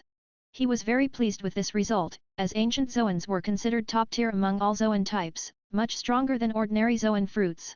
All ability users who ate ancient Zoan fruits were tough characters, capable of both offense and defense, with the prime example being Droughtjack of the Beast's Pirates. He dared to take on a ship by himself. On that ship were 2 retired old men and a blind man. Putting away the fruit, Cheng Xiao's gaze turned to the 3-eyed giant lying on the ground. This guy's strength isn't weak, he can at least contend with a moderately strong Navy Vice Admiral. If I can extract his shadow, with a try-and-see attitude, he extended his right hand, attempting to extract the shadow from the corpse. However, the system gave a negative response, this shadow cannot be extracted. Such a haul on the first floor is already quite good. It's fine if I can't extract the shadow. Cheng Xiao quickly adjusted his mindset, after all, obtaining an ancient Zoan fruit was an unexpected bonus. Since he couldn't summon shadows inside the tower, he could only leave first. After returning to the shadow, Cheng Xiao held the Titan Python fruit in his hand, toying with it. The black, scale-like patterns gleamed with an eerie light under the moonlight, as if containing the power of an ancient beast. Clearly, he was considering who should eat this powerful devil fruit. At this moment, Jin walked out of the kitchen, carrying a plate of freshly made seafood. It seemed he had fully adapted to his role as a chef. Cheng Xiao looked at Jin, suddenly revealing a meaningful smile. "Jin, come here." Jin put down the dish and walked over to Cheng Xiao. Cheng Xiao handed him the fruit. "This is an ancient Zoan devil fruit, the Titan Python fruit. This is for me." Jin looked at the fruit with some disbelief. "That's right," Cheng Xiao said calmly. "Although your strength is not weak, you still fall short in front of top-tier powerhouses. With this fruit, you can truly become a high-ranking cadre of the Shadow Pirates." Jin took the fruit, a flicker of excitement in his eyes. He bit into it without hesitation. The moment the fruit entered his mouth, an indescribable, disgusting taste almost made him vomit. Cheng Xiao chuckled, the more powerful the fruit, the worse it usually tastes. Gulp. As the fruit was swallowed, Jin felt a surge of heat throughout his body, as if something was awakening within him. His eyes turned into vertical slits, and fine scales began to appear on his skin. "Try it," Cheng Xiao said. Jin took a deep breath, and the next moment, his body began to swell rapidly. His originally human-sized body instantly transformed into a giant python, 40 to 50 meters long. The black scales gleamed coldly under the moonlight, and his thick snake body coiled on the deck, its massive size causing the entire ship to tilt slightly. Jin opened his maw, revealing sharp, venomous fangs. The sheer oppressive presence alone was enough to make ordinary people weak in the knees. What was most astonishing was that this giant python was entirely composed of shadows, yet it gave an incredibly real sensation. It retained the characteristics of a shadow while possessing the strength of a physical entity. Very good. To read 35+ advanced chapters, head over to my Patreon p.a.t.r.e.o.n. Ravenscott Creators Thoughts. Ravenscott: Man, we don't have much reviews, so can you guys leave some reviews so that we can get new readers? Content source: webnovel.com. Chapter 71 to 71. Chapter 71: Drain all the water and become a true king. 71. Chapter 71: Drain all the water and become a true king. 71. Chapter 71: Drain all the water and become a true king. Cheng Xiao nodded with satisfaction, a glint of light flashing in his eyes as he gazed at the enormous python coiled on the deck. Such power, combined with Jin's original shadow abilities, would be enough to contend with those behemoths of the Beast's Pirates. However, just as he was about to return and challenge the second floor, a blue light curtain suddenly appeared before him, and the system displayed an unexpected notification. Due to having left the tower, the system's protection mechanism is active. You may only continue challenging after 24 hours. Cheng Xiao frowned slightly and murmured to himself, "So, it means there's a 24-hour cooldown only if I leave the tower? If I stay inside, I can challenge continuously." The system's response was crisp and clear, absolutely correct. The night breeze gently swept across the deck, and Cheng Xiao leaned against the ship's railing. Cheng Xiao quickly calculated, considering the rewards. If he could clear all 100 floors, not only would his level soar to 120, but he would also gain a large number of points. By then, he would not only be able to maximize his haki but also use the remaining points to exchange for various powerful items, elevating his strength to another level. But soon, Cheng Xiao calmed down again. This lord's tower was clearly not so easy to deal with, like a tall tower shrouded in mist, full of unknowns and dangers. Take the first floor, for example. Even with his current strength, if he hadn't used his trump card, haki, at the last moment, he probably would have failed within the time limit. And the lord's abilities for each subsequent floor are unknown, as are the limiting conditions. Clearing 100 floors in a short period of time is probably unrealistic. Now I need to find a quiet place to focus on climbing the tower. Cheng Xiao gazed at the distant horizon, pondered for a moment, and quickly made a decision in his mind. A few days later, somewhere in the East Blue, on the turbulent sea, a solitary island stood quietly, as if isolated from the world. Thick darkness, like a curtain, enveloped the entire island, making it impossible to see one's hand in front of their face. A chilling aura permeated the air, sending shivers down one's spine. This island was Shadow Island, which Cheng Xiao had transformed a few months ago, and it had now become his secret base for focusing on climbing the tower. Dark mists swirled around the island like ghosts. From a distance, it looked like a mysterious and terrifying ghost island floating on the sea. Cheng Xiao looked around and thought to himself, no place is more suitable than this. He took a deep breath and called out softly, Kuro. As soon as his voice fell, a figure emerged from the darkness like a phantom, kneeling on one knee, respectfully bowing his head, Monarch. At some point, Kuro had changed his address. His title for Cheng Xiao had changed from Captain to Monarch, which just goes to show how clever he was. Originally, the name of the Shadow Monarch had already resounded throughout the Four Seas, subtly showing a trend of replacing Whitebeard's crew and becoming a new four emperors. However, Cheng Xiao did not take advantage of the situation to expand his influence. Instead, he chose to disappear and climb the tower at this time. He wanted to completely wring out the moisture from those unrealistic titles. He wanted to be the true Shadow Monarch. Cheng Xiao's tone was firm, carrying an undeniable authority. From today onwards, you are in charge of leading all shadow soldiers. You have the right to make decisions on my behalf for everything that happens during this period. Kuro looked up slightly, a hint of confusion flashing in his eyes. How long does Monarch plan to be away? Cheng Xiao turned and looked at the distant horizon, his gaze profound, uncertain, a few months at the fastest, half a year at the slowest. Before I return, do not let anyone set foot on this island, understand? Your subordinate understands. Kuro's voice was firm. He knew that the monarch's orders outweighed everything. Cheng Xiao nodded with satisfaction, then waved his hand to summon thousands of shadow soldiers. These warriors, made of pure darkness, stood silently like ghosts, awaiting their master's command. They wore black armor, held sharp weapons, and exuded a chilling killing intent. While I am away, Kuro will act on behalf of the Legion in all matters. Everyone will obey his command and guard this place. Intruders, kill without mercy. Yes. At Cheng Xiao's command, the shadow soldiers dispersed silently like a tide, merging into the island's darkness, disappearing without a trace. After arranging the shadow soldiers, Cheng Xiao summoned the other cadres.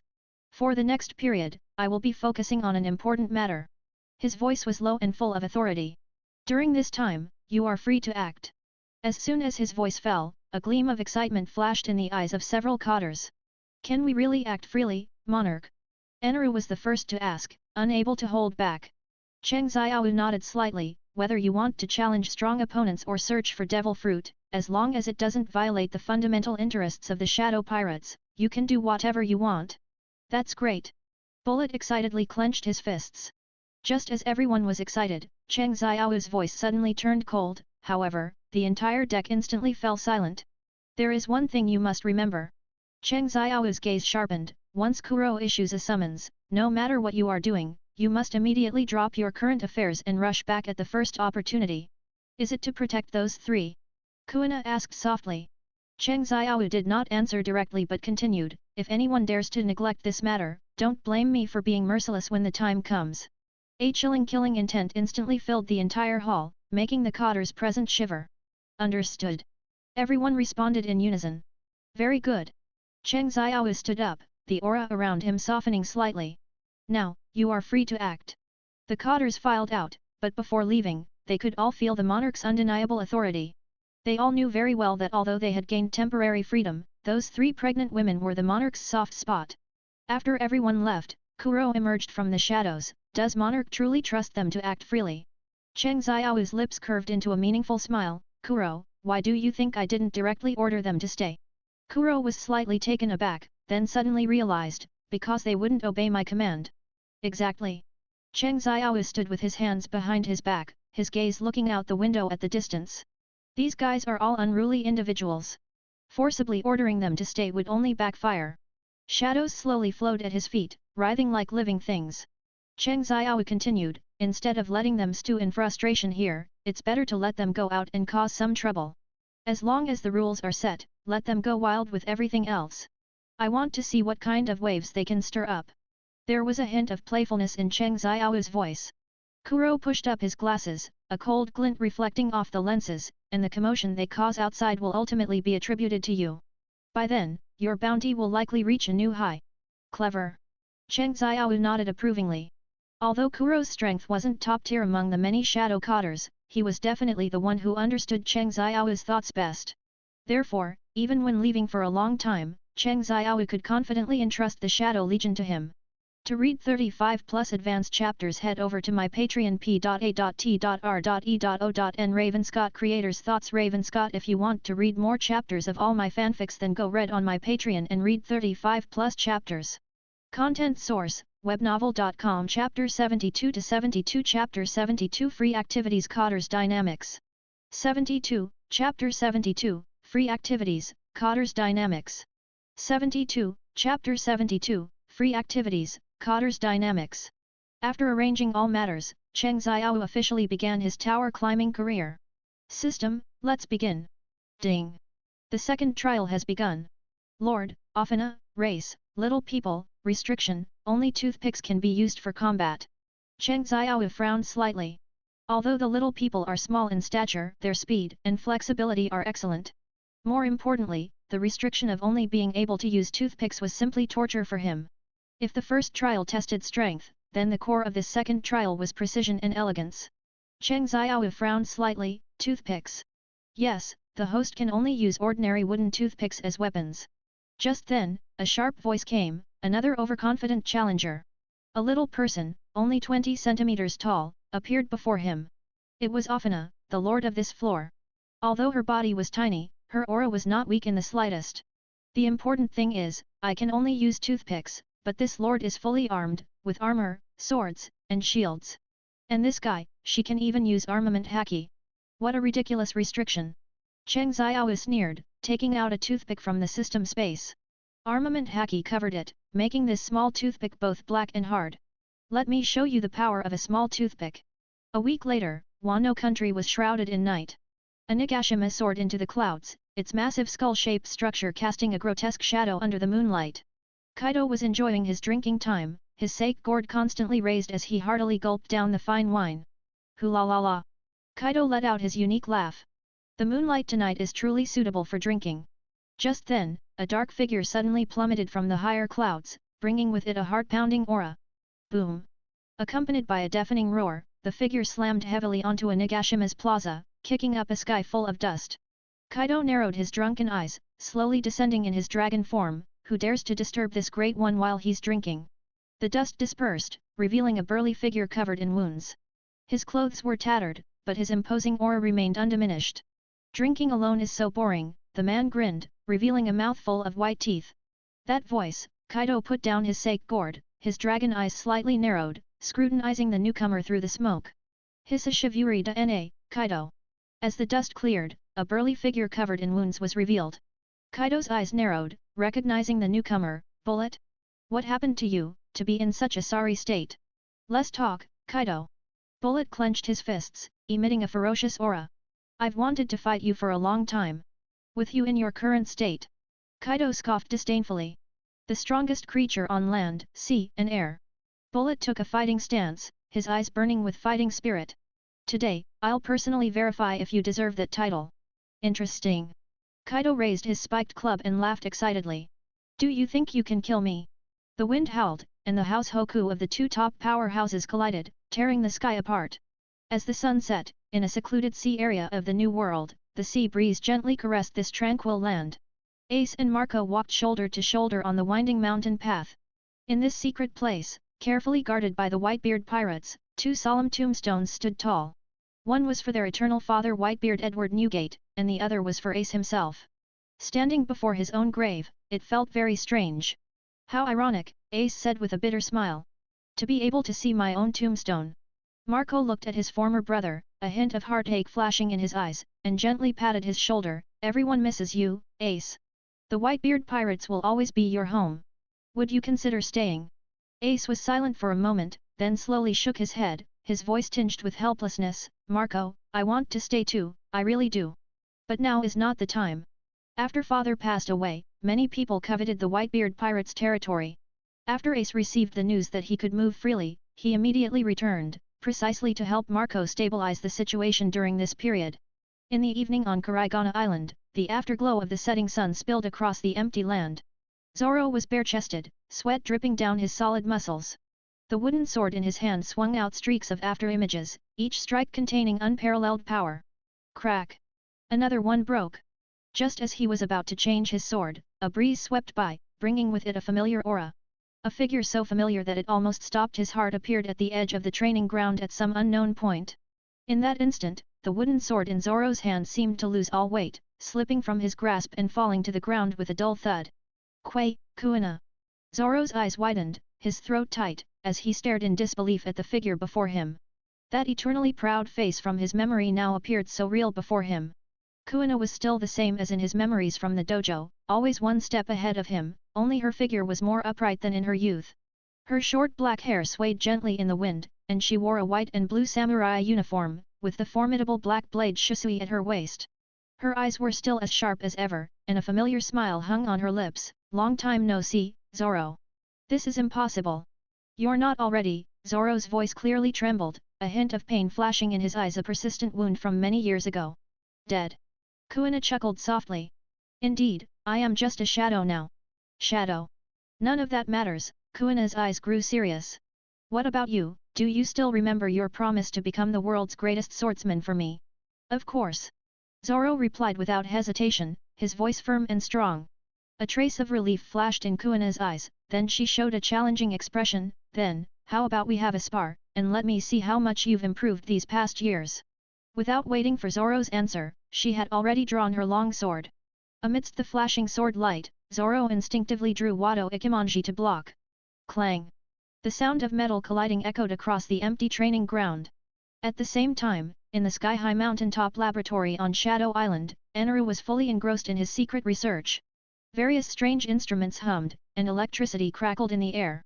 Interesting, Eneru looked at the experimental data before him, his golden earlobe swaying gently with his movements.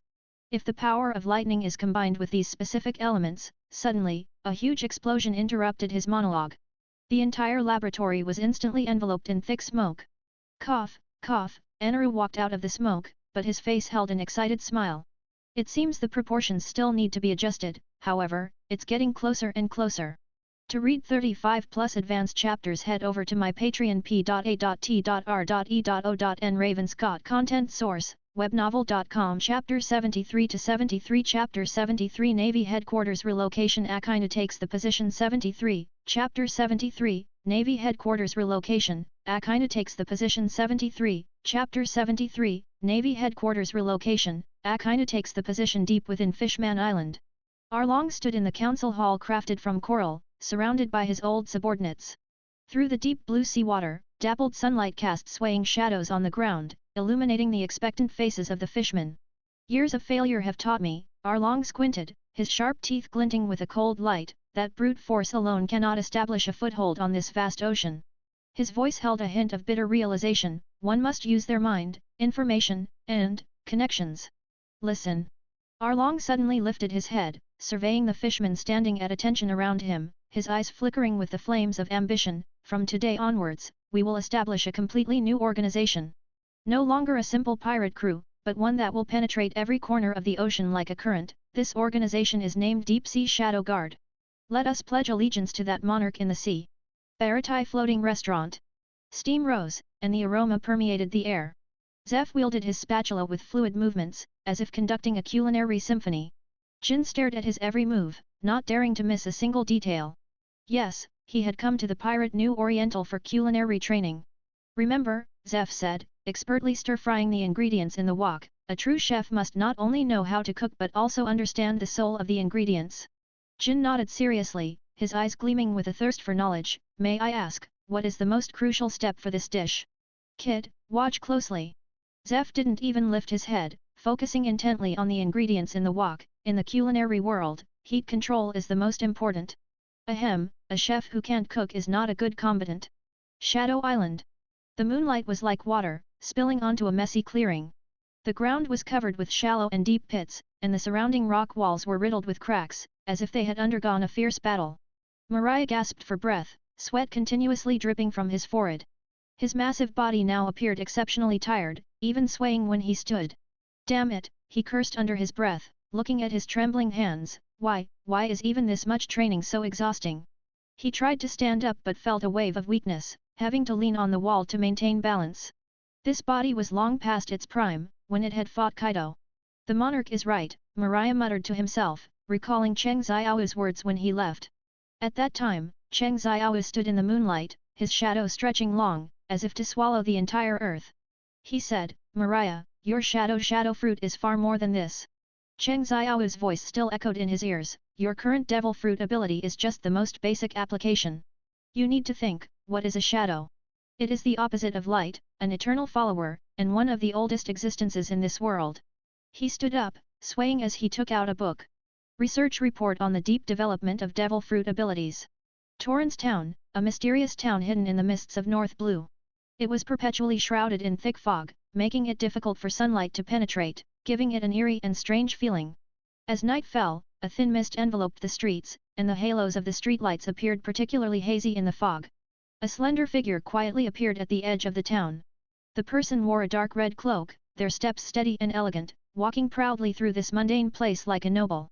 Red Count Latefield once, this name instilled fear across the ocean no less than any of the four emperors. He was the one who had directly defeated the former fleet Admiral Kong, only to be captured because Garp took advantage of the situation. Finally here, Latefield murmured softly, his gaze sweeping over the seemingly ordinary town, a meaningful smile playing on his lips. He had not come here without purpose. According to his knowledge, an incredibly precious devil fruit, the Bat fruit, mythical Zoan, vampire form, was secretly preserved somewhere in this town. He had been searching for this devil fruit for a long time. The new marine fort had relocated to the former Marine G1 branch in the New World. Sunlight streamed through the broken glass windows onto the conference room floor, casting mottled patterns. A tense atmosphere filled the air, as several marine high-ranking officials sat on either side of the long table, their expressions grave. Fleet Admiral Sengoku's request for internal retirement has been approved, Vice Admiral Tsuru sighed softly, her gaze sweeping over everyone present. The problem now is, the candidate for the new Fleet Admiral has not yet been determined. Does it even need to be said? Garp spoke coldly from the side, Sakazuki has already set his sights on the Fleet Admiral position. Based on his performance at the Marineford War, he was indeed the most meritorious among the three admirals, and his usual combat record had never seen a defeat. I support Sakazuki becoming the new Fleet Admiral. Who agrees and who opposes? Sengoku was the first to state his position. As soon as his voice fell, the conference room door was violently pushed open. Kuzan slowly walked in. His signature sleeping eye mask was uncharacteristically removed, revealing a pair of sharp eyes. I disagree, Kuzan's voice held an unprecedented firmness. Oh! A sarcastic voice came from outside the door. Akainu Sakazuki leaned against the door frame, a cold sneer on his lips. Kuzan, are you questioning my ability? Or are you saying, he paused, that you think you are more suitable for this position? The air instantly solidified. If we need to speak with strength, Kuzan slowly stood up, the temperature around him plummeting, I am ready anytime. Very well. Sakazuki's right arm had already begun to emit magma. It's a good opportunity to let everyone see who is truly qualified to inherit the position of Fleet Admiral. Stop! Vice Admiral Tsuru sharply rebuked, the Marines cannot afford internal strife now. The casualties from the Marineford War have not yet been fully replenished, and the situation is still volatile. It is precisely because the situation is volatile, Sakazuki interrupted, that the Marines need a strong leader even more. Absolute justice can only maintain order. Your absolute justice is nothing but crazy tyranny. Kuzan radiated coldness. He had personally witnessed Akainu's actions, where he would rather kill 1,000 innocents than let one person go. This battle, it seemed, was inevitable. Sure enough, the next morning, the sky over Punk Hazard was shrouded by two terrifying auras. I'll ask you one last time, Kuzan stood on the frozen coastline, do you really want to go this far? Sakazuki's arms had completely transformed into magma, I wanted to ask you that same question. The next second, the clash of ice and fire erupted with a roar. 10 days later, Punk Hazard. The entire island had been split in two, one half permanently frozen, the other forever burning. And on this transformed land, only a legless Kuzan remained, and a scarred but standing Sakazuki. Akainu ultimately won the position of Fleet Admiral. To read 35 plus advanced chapters, head over to my Patreon p.a.t.r.e.o.n. Ravenscott Creators Thoughts. Ravenscott. If you want to read more chapters, then join my Patreon and read more than 35 plus chapters. Content source, webnovel.com. Chapter 74 to 74. Chapter 74. After climbing the tower for half a year, I am invincible when I return. 74, Chapter 74, After climbing the tower for half a year, I am invincible when I return. 74, Chapter 74, After climbing the tower for half a year, I am invincible when I return. 6 months later. Shadow Island. A blinding white light flashed, and Cheng Xiao's figure emerged from the void. At this moment, he was disheveled, kneeling on one knee, gasping for breath, and covered in blood. Beneath his feet, shadows surged like a tide, dyeing the surrounding air an inky black. 6 months of non-stop challenges, he had long forgotten what he looked like. I'm finally back. He raised his head and looked around. This was the most secluded corner of Shadow Island, silent all around, with only the sound of waves crashing against the reefs in the distance. 6 months of hellish trials, 100 floors of life and death sharpening, each battle was like dancing on a knife's edge. That damned great demon King Faker at the end almost cost him his life, taking 10 days and nights of bitter fighting to defeat. Cough cough, Cheng Xiao spat out a mouthful of blood, a cold smile playing on his lips. Exchange. He let out a low growl, and his figure instantly swapped positions with a shadow soldier on 9 Serpent Island. This ability had saved him more than once on the last floor. Demon King Faker's flames had almost turned the entire space into a purgatory. If he hadn't used this move to dodge a fatal blow at the critical moment, he might not have made it to the end. Just as Cheng Xiao was about to fall into a coma, a dark figure darted out from the bushes. Oh my! Where did this vagrant come from? Oh no, it's actually our king. Pell looked at the blood-soaked man in front of him in surprise. His clothes were almost torn to shreds, revealing his scarred body. His tone was exactly like that of a beloved concubine in a palace drama meeting a fallen prince. He must have watched too much with the protagonist's sister in another world.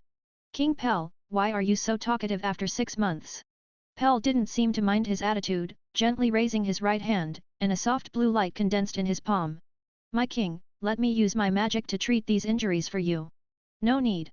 Cheng Xiao's voice was hoarse, I can do it myself. Before he could finish, a sharp pain made him grunt, kneeling on one knee, as the meridians burned by the flames in his body were tearing with pain. So stubborn. Pell chuckled softly, and without a word, he sent the blue light into Cheng Xiao's body. A cool energy swept through him like a spring breeze, and wherever it passed, the pain gradually receded. Cheng Xiao could feel his broken meridians healing at an astonishing speed. 10 minutes later, he stood up and stretched his limbs, most of his injuries had already healed. Just then, a mechanical prompt sounded in his mind, ding. Congratulations to the host for clearing all levels of the Lord's Tower. Level increased to 121. Shared Shadow Library system is fully open, the number of saved shadows is no longer limited. Reward points, 500,000. Number of reward draws, 9 times. A cold glint flashed in Cheng Xiao's eyes. 6 months of hellish trials had finally paid off. Cheng Xiao narrowed his eyes and opened the system panel. After 6 months of bitter fighting, these 500,000 points had to be used wisely. System, exchange for armament haki and observation haki. Cheng Xiao said coldly. Consumed 500,000 points, currently 10,000 points remaining. Armament haki Ryuo has been successfully exchanged. Observation haki Kanbunshoku no Ken has been successfully exchanged. Exchange. Cheng Xiao's figure disappeared from its original spot and appeared on the bustling streets of Logetown the next second. Passers-by avoided his blood-soaked appearance, making wide detours. Tisk, what a mess. Cheng Xiao glanced at his reflection in a storefront window, a cold smile playing on his lips. He strode into a high-end clothing store. The sales clerk, seeing his appearance, was about to tell him to leave, but met a pair of heart-stopping eyes and immediately fell silent. Bring me all the best clothes in your store. 10 minutes later, Cheng Xiao changed into a pure black custom-made suit, with a dark silver skull brooch pinned to his lapel. Of course, this time he did the boss a favor and bought on credit. Next is the hairstyle. He looked at the brightly lit transvestite barbershop on the street corner, his face darkening slightly. Cheng Xiao sat in front of the mirror, watching the heavily made-up transvestite gesture with scissors above his head, a hint of murderous intent flashing in his eyes. But he still held back. After all, he was a regular customer. The first time is unfamiliar, the second time is familiar. Darling, your hairstyle is truly terrible. Let me design a new one for you, hurry up. Half an hour later, Cheng Xiao looked at himself in the mirror. He had to admit, these transvestites indeed had some skill in grooming. His short hair was neatly combed back, revealing a chiseled profile, and his whole being exuded a dangerous yet elegant aura. How is it, darling? Exchange. Cheng Xiao returned to Shadow Island again, this time in his own room. Kuro had sensed him the first time he teleported back to Shadow Island, and a steaming hot bath was already prepared for him. Cheng Xiao took off his suit and slowly walked into the bathtub. The warm water enveloped his entire body, finally allowing his taut nerves to relax. The hot water washed over his scarred body, cleaning away 6 months of blood and dust. The scars seemed to tell the story of everything he had experienced over the past 6 months. Drawing prizes, of course, needs a bit of ritual. Before that, open the panel. Name, Cheng Xiao. Level, 121 Strength, 19,980 Intelligence, 11,000 Agility, 7,100 Stamina, 15,600 Spirit, 21,200 Height, 2.18 Weight, 300 Length, 10 Dash. Devil Fruit, Shadow Fruit, Awakened, Human Fruit, Mythical Zoan, Shadow Monarch Form, Fruit Abilities, 1 Shadow Extraction, extracts shadows from living beings that have lost their lives, turning them into shadow soldiers who are absolutely obedient to him. 2 Save Shadow, shadow soldiers are stored in the caster's shadow and can be summoned at any time. 3 Shadow Exchange, the user and a designated shadow soldier swap positions, CD 2 seconds. Upgrade shortened by 3 seconds, 4. Shadow Spikes, controls shadows to form conical spikes that pierce enemies. 5 Shadow Bind, controls shadows to entangle enemies from their feet, restricting movement. 6 Shadow Weaponization, controls shadows to form general sword-like weapons, the strength of the created weapons is average. 7 Shadow Armor, controls shadows to attach to the surface of his body to enhance defense. 8 Shadow Revival, consumes stamina to revive a target shadow soldier. 9 8 Gates of Shadow, summons 8 overlapping giant shadow gates to block long-range attacks. 10 Eternal Night, can form a large-scale shadow-covered area. Shadows within this area will receive all-round enhancement, with all attributes increased by 60%. Furthermore, when his own and Shadow's HP are below 30%, this skill can also immediately remove all negative statuses and instantly restore to full HP. Armament Haki, Ryuo Observation Haki, Kanbunshoku no Ken Conqueror's Haki, House Hoku Haki. In fusion with his current strength, he truly deserved the title of Shadow Monarch. To read 35 plus advanced chapters, head over to my Patreon p.a.t.r.e.o.n. Ravenscott Creators Thoughts. Ravenscott. Hey, if you are loving the story, then support me on Patreon. Content source, webnovel.com. Chapter 75 to 75. Chapter 75. Beat him. 75. Chapter 75. Beat him. Beat him. Start beating. 75. Chapter 75. Beat him. Beat him. Start beating. So comfortable. Cheng Xiao let out a long sigh. Now I can start the lottery. Cheng Xiao took a deep breath and began operating on the system panel. His finger traced through the void, and a blue light illuminated, forming a translucent screen. Current remaining lottery chances, 9 Devil Fruit Lottery, 3 times Weapon Lottery, 3 times Item Lottery, 3 times Devil Fruit. His finger gently tapped on Devil Fruit Lottery. Beginning first Devil Fruit draw. A spinning wheel appeared on the system interface, with various colored light points flashing on it. Cheng Xiao's eyes were fixed on the wheel, but his heart was unusually calm. As an ability user who already possessed the Shadow Fruit, he could not consume another Devil Fruit like Blackbeard, but he could give it to others. The wheel gradually slowed down and finally stopped on an icon flashing with blue light. Congratulations, host, you have obtained Human Fruit, Mythical Zoan, Fallen Angel Form. Black light condensed in front of Cheng Xiao, gradually forming a transparent fruit outline, its surface covered with strange patterns, emitting a faint black glow. Human Fruit, Mythical Zoan, Fallen Angel Form.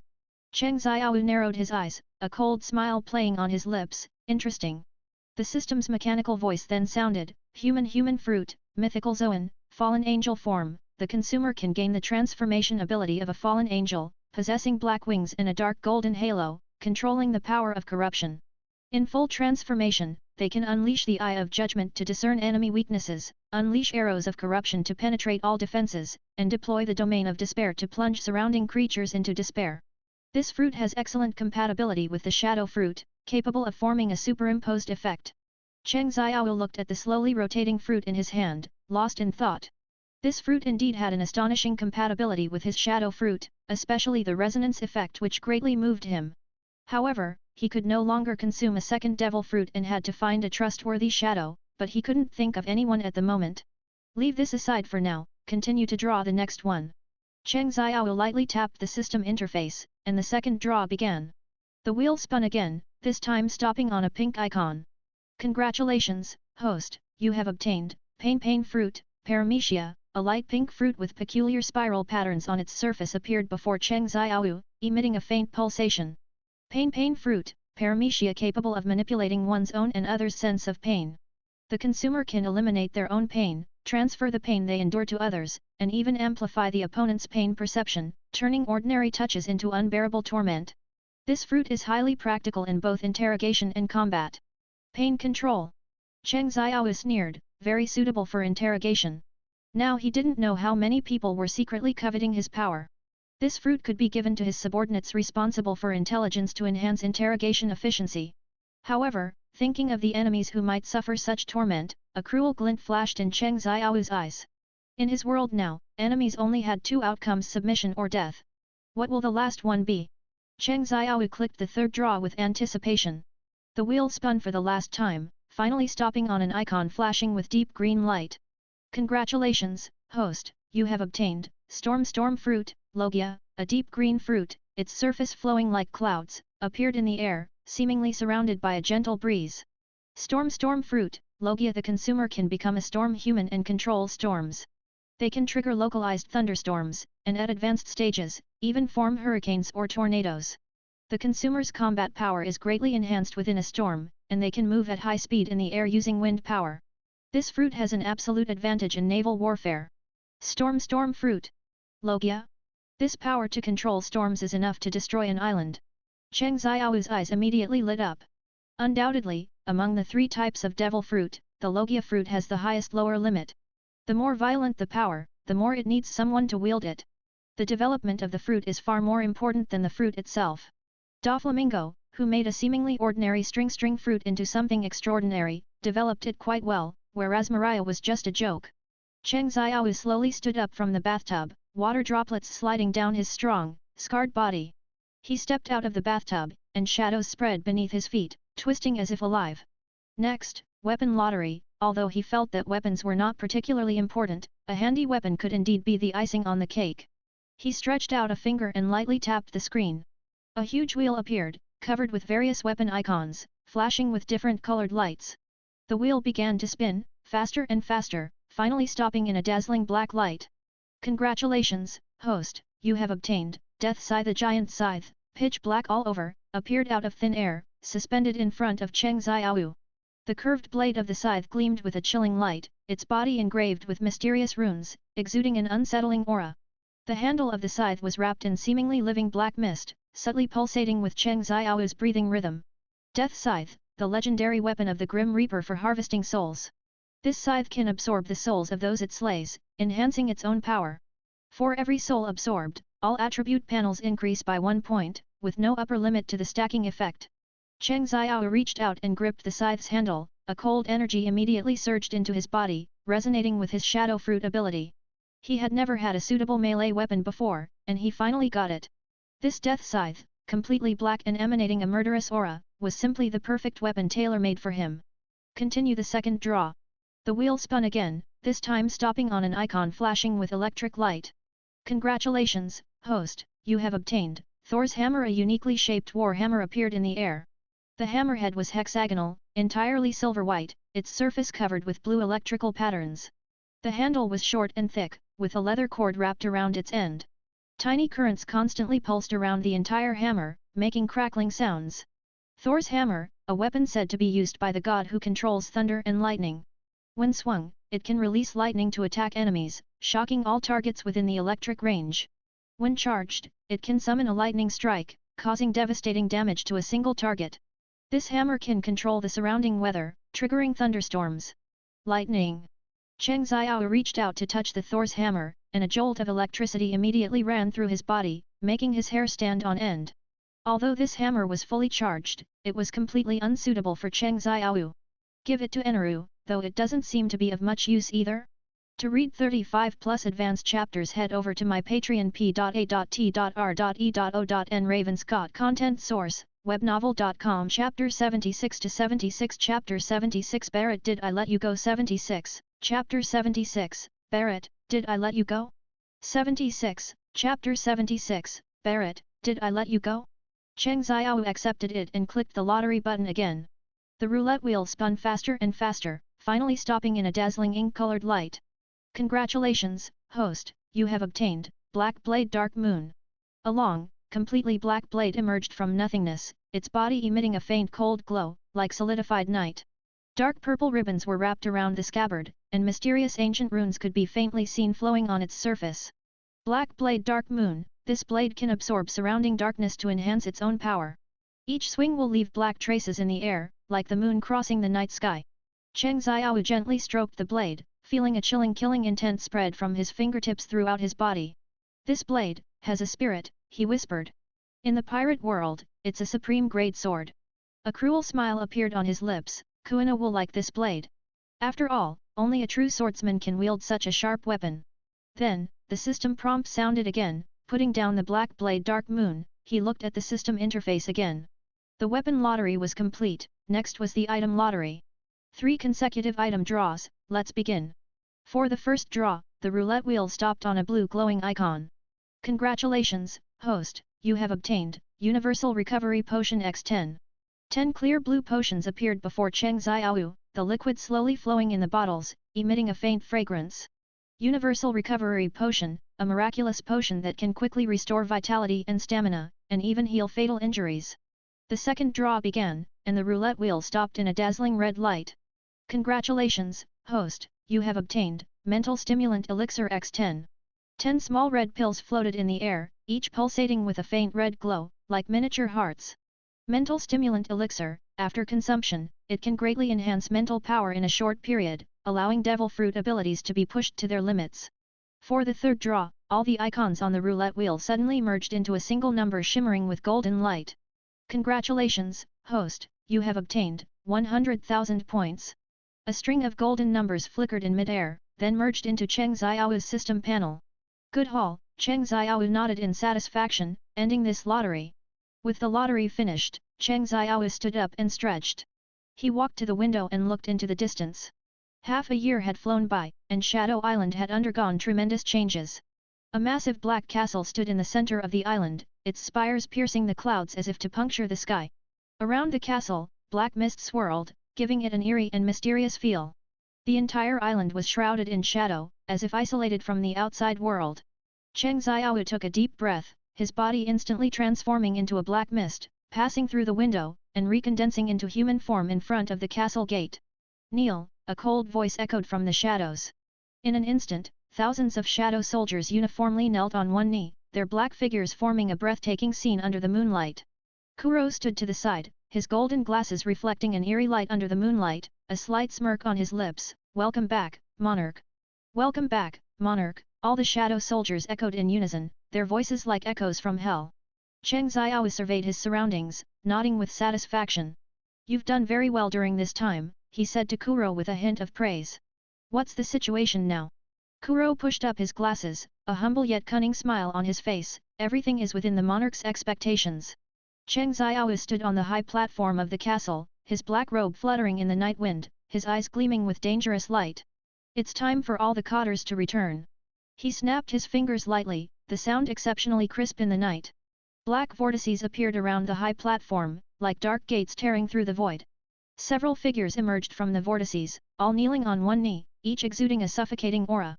These were the Shadow Pirates Cotters personally selected by Cheng Xiaowu, each a terrifying existence that struck fear into hearts. "Welcome, monarch," the Cotters shouted in unison. Cheng Xiaowu's gaze swept over the Cotters before him, his brows slightly furrowed. "One is missing, where is Bullet?" he said coldly. The Cotters exchanged glances, no one daring to answer. Kuro pushed up his glasses and replied in a low voice, "According to the last intelligence, he appeared in Wano country a few months ago. Your subordinate speculates he went to challenge Kaido, one of the 4 emperors." "Challenge Kaido?" Cheng Xiao's lips curled into a cold sneer. "It seems he's most likely dead." The Cotters looked at each other, no one daring to speak. Bullet was one of their strongest, a terrifying existence known as the Devil Offspring. But for him to single-handedly invade the territory of a 4 emperor, did he really think the strongest creature was a pushover? Cheng Xiao gently shook his head, "What an overconfident fellow. But it doesn't matter." He extended his right hand, and black energy condensed in his palm. "If he's dead, I'll bring him back to life." His voice was cold and calm, as if he were saying something utterly ordinary. He crooked his finger at an ordinary shadow soldier, and the soldier was suddenly dragged by an invisible force to Cheng Xiao's front. Cheng Xiao extended his hand, slowly injecting shadow power. Shadow revival. In an instant, the soldier's body began to twist and swell, emitting the terrifying sound of bones breaking and reassembling. Amidst the swirling black mist, his figure continuously stretched and expanded until it transformed into a familiar burly form. The black mist dispersed, revealing a ferocious face. Bullet. Bullet's eyes widened as he looked at his hands, seemingly unable to believe he had been resurrected. Then, he roared, "Damn Kaido! Has that guy really become that strong? I'm going to go fight him again." With that, he turned to leave, completely ignoring everyone around him, including Cheng Xiao who had just revived him. Cheng Xiao's eyes instantly turned cold, and a dark aura erupted from him, instantly enveloping the entire high platform. "Where are you going?" Cheng Xiao's voice was unhurried, yet more terrifying than any roar. The violent aura made all the Cotters present involuntarily lower their heads. "The monarch just granted you life, and you don't even say thank you." Kuro pushed up his glasses, the lenses reflecting a cold light. Bullet finally stopped and turned his head. He still wore an arrogant smile, completely unaware of the dangerous aura pervading the air. "I don't have time to waste here, that damn dragon is waiting for me to slaughter him." Bullet grinned, revealing sharp teeth. "What, do I really need to say thank you?" "Ha ha ha." Cheng Xiao did not reply, simply looking at him expressionlessly. Just as he was about to take his first step, a black shadow descended from the sky. Its speed was so fast that almost no one could discern its trajectory. Boom! Before Bullet could react, a hand pressed against his face, and he was slammed violently into the ground. The floor shattered, and dust flew, forming a huge deep pit. It was Cheng Xiao. He had one hand pressed on Bullet's face, and the latter was completely unable to move, his eyes filled with shock and disbelief. "Bullet, did I tell you to leave?"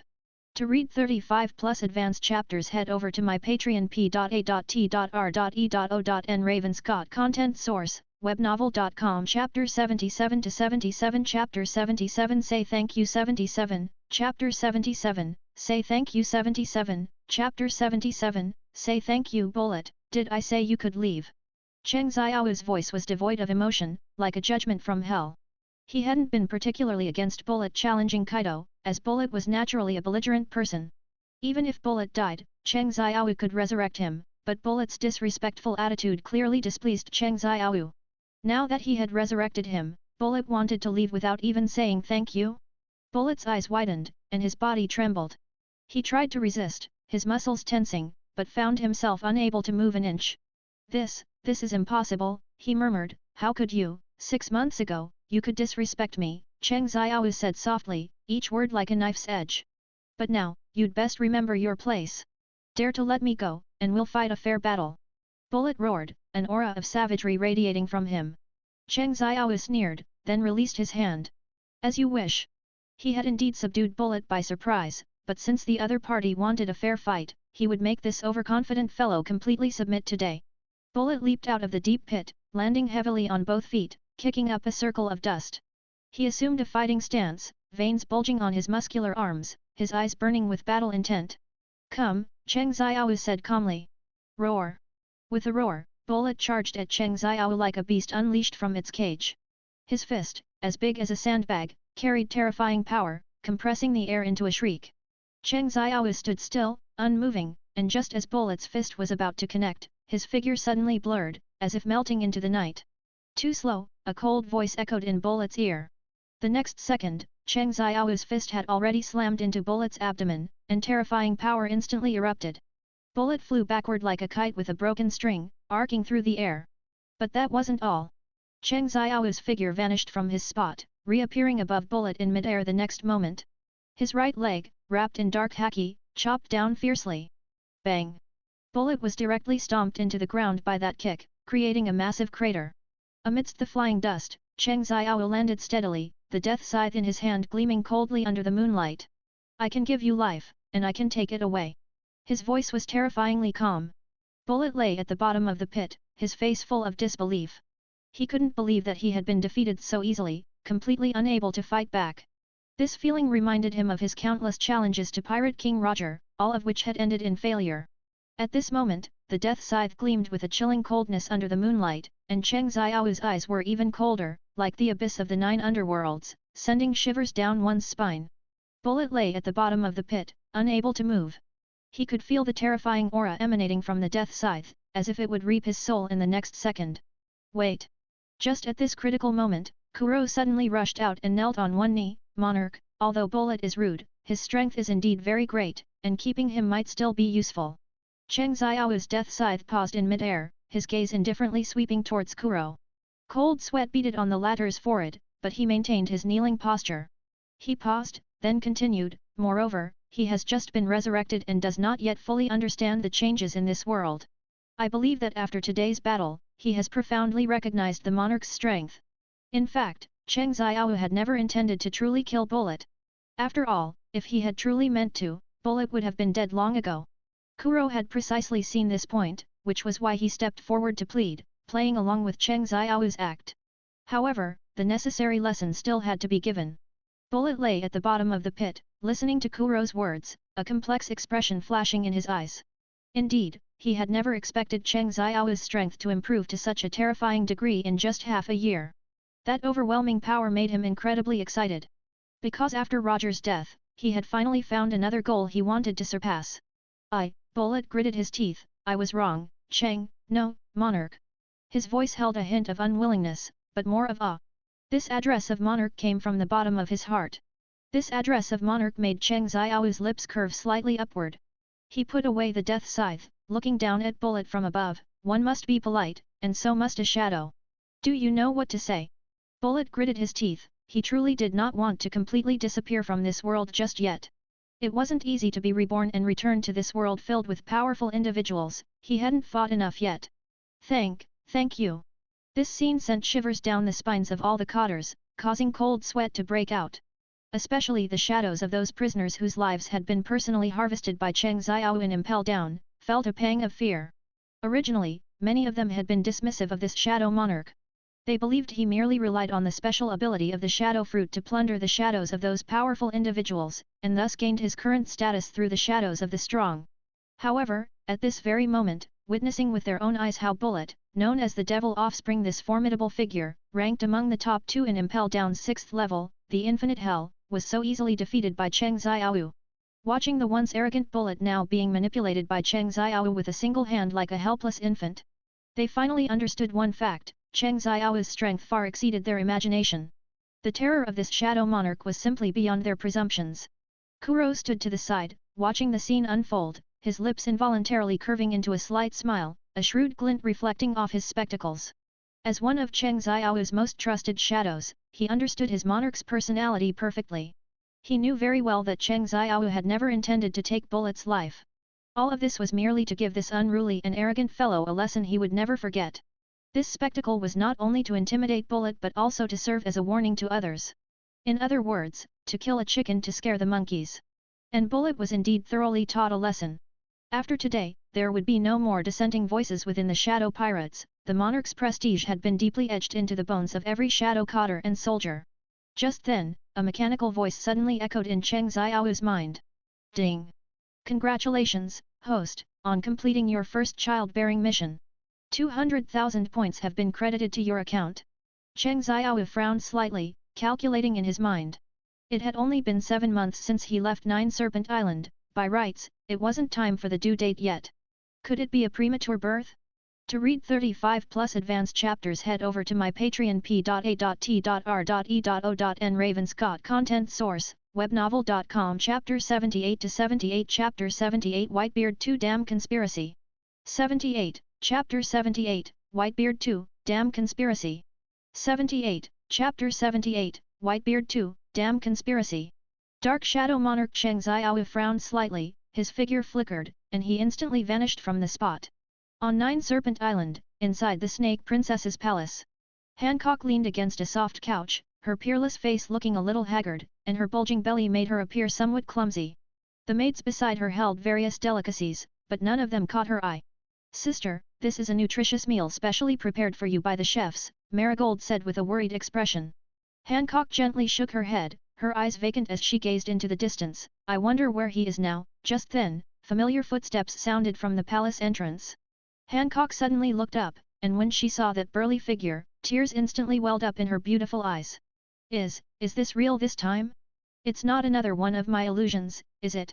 She spoke with a trembling voice, her slender fingers tightly gripping the edge of the soft couch. Cheng Xiao's heart ached as he looked at her like this. Over the past 6 months, had she missed him so much that she was experiencing hallucinations? "I'm back, Hancock," he said softly. Before he had even finished speaking, Hancock had already struggled to her feet and stumbled towards him. Cheng Xiao quickly stepped forward a few paces and steadily caught her. "Where have you been for the past 6 months? There hasn't been any news." Hancock buried her face in his chest, her tears soaking his clothes. "Your concubine has missed you so much." Cheng Xiao gently stroked her hair. "There were some things that absolutely had to be dealt with, and now they are all resolved. This time, you won't leave your concubine again, will you?" Hancock looked up, her beautiful eyes filled with anticipation and longing. "I can't promise not to leave forever, but at least for this period, I will stay by your side," Cheng Xiao said softly.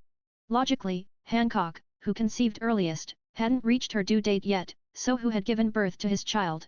He immediately mobilized the shadow soldiers distributed everywhere, checking the status of the other two through shared vision. First, he looked towards Nami's location, only to see the orange-haired beauty lying on a rocking chair. One hand was caressing her heavily pregnant belly, while the other held a nautical map, which she was studying. Clearly, it wasn't her. That left only Momuzagi. Cheng Xiao shifted his consciousness to the shadow soldier stationed near Momuzagi. Through those dark eyes, he saw an unexpected scene.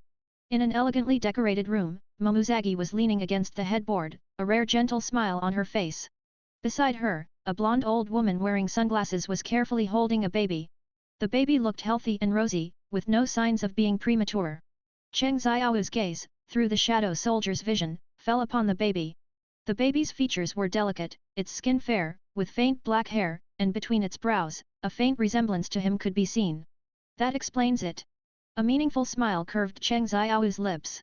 He recalled the news he had received a few months ago, stating that Marine Rear Admiral Momuzagi had suddenly submitted her resignation.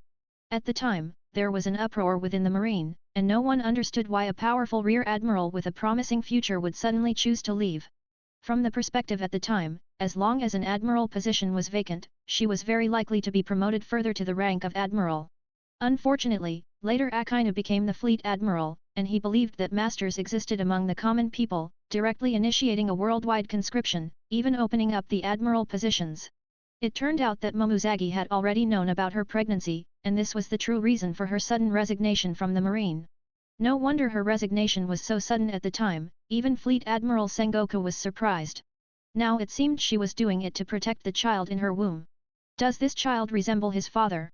the old woman said softly, with a hint of doting in her tone. Momuzagi smiled slightly, a gentle light flashing in her eyes. "Yes, especially these eyes, they are exactly like his." Just as Cheng Xiao was pondering, the scene in the room suddenly changed. A massive figure blocked the window, casting a shadow over the sunlight entering the room. It was a man with an extremely bizarre physique. His bloated, obese upper body was like a small mountain, yet he had 2 unusually slender legs, making his whole body resemble a ridiculous inverted triangle. Sunlight cast shadows from the edges of his enormous body, enveloping the entire room in gloom. On his round face, he sported an exaggerated white mustache, its shape identical to that of Whitebeard Edward Newgate. He wore a pair of baggy overalls, loosely hanging from his shoulders, and in his hand, he tightly gripped a massive long blade twice the height of an ordinary person, its blade gleaming with a cold light under the sun. This bizarre appearance belonged to no other than the man who called himself Whitebeard Jr. Edward Weevil. And the blonde old woman who had been taking care of Momuzagi was none other than his mother, the infamous Miss Bakken. It turned out that all of this was her meticulously planned scheme. It was she who helped Momuzagi go through the difficult childbirth and delivered this baby boy. "Mama, whose child is this?" Weevil asked in his rough but somewhat naive voice, tilting his head curiously as he looked at the baby in the room. "Why is he with you?" This simple question revealed his simple, almost foolish, character. Momuzagi's face instantly turned ashen, her usually sharp eyes now filled with panic. She instinctively snatched the baby from the old woman's hands and tightly clutched him to her chest. Upon seeing her son Weevil suddenly arrive, Miss Bakken's benevolent expression instantly vanished. It was replaced by a cunning smile, as if she had planned everything long ago. "Weevil, my dear son," she said in a sickly sweet voice. "Look, I've found you a virtuous wife. This child will be your son from now on. What a perfect arrangement. Really? That's great." Weevil grinned, revealing a mouthful of gleaming white teeth, an innocent smile blooming on his face. "So that means I have a wife and child now? Oh yeah. I can also have my own family like old man Whitebeard.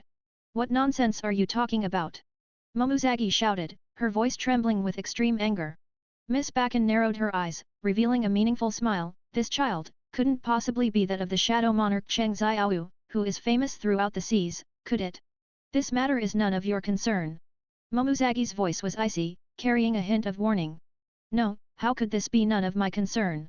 Weevil suddenly became enraged like a cat whose tail had been stepped on, his round face turning crimson. "How can my wife be involved with such a despicable pirate? I will clean house." Why is there still something dirty here?" Before he finished speaking, the long blade in his hand had already struck the shadow soldier like lightning. With a flash of the blade, the shadow soldier hidden in the corner was instantly cut in half, turning into a black mist and dissipating. Cheng Xiaowu's visual connection was suddenly cut off, and his brows furrowed tightly. Cheng Xiaowu's eyes turned cold, and a suffocating killing intent emanated from him. "Momuzagi," he murmured softly, a chilling glint flashing in his eyes. Just then, Hancock suddenly grabbed his arm. "Husband, what's wrong? Your expression is so scary." He turned to look at Hancock, who was still in his arms. "I'm sorry, I must leave immediately." "Are you leaving again?" A hint of loss flashed in Hancock's eyes. "Don't worry, I'll be back very soon this time." After Cheng Xiaowu finished speaking, he had already merged into the shadows. To read 35+ advanced chapters head over to my Patreon p.a.t.r.e.o.n Ravenscott content source, webnovel.com Chapter 79-79 Chapter 79 The King's Reverse Scale Whoever touches it will die. 79, Chapter 79, The King's Reverse Scale, Whoever touches it will die. 79, Chapter 79, The King's Reverse Scale, Whoever touches it will die. Momuzagi's heart jolted as she felt the terrifying killing intent emanating from Weevil. Although she was a vice-admiral at Marineford, she had just given birth and was weak and powerless, no match for this monster. "What do you want?" Momuzagi stared intently at Miss Bakken, carefully backing away while holding the infant in her arms even tighter.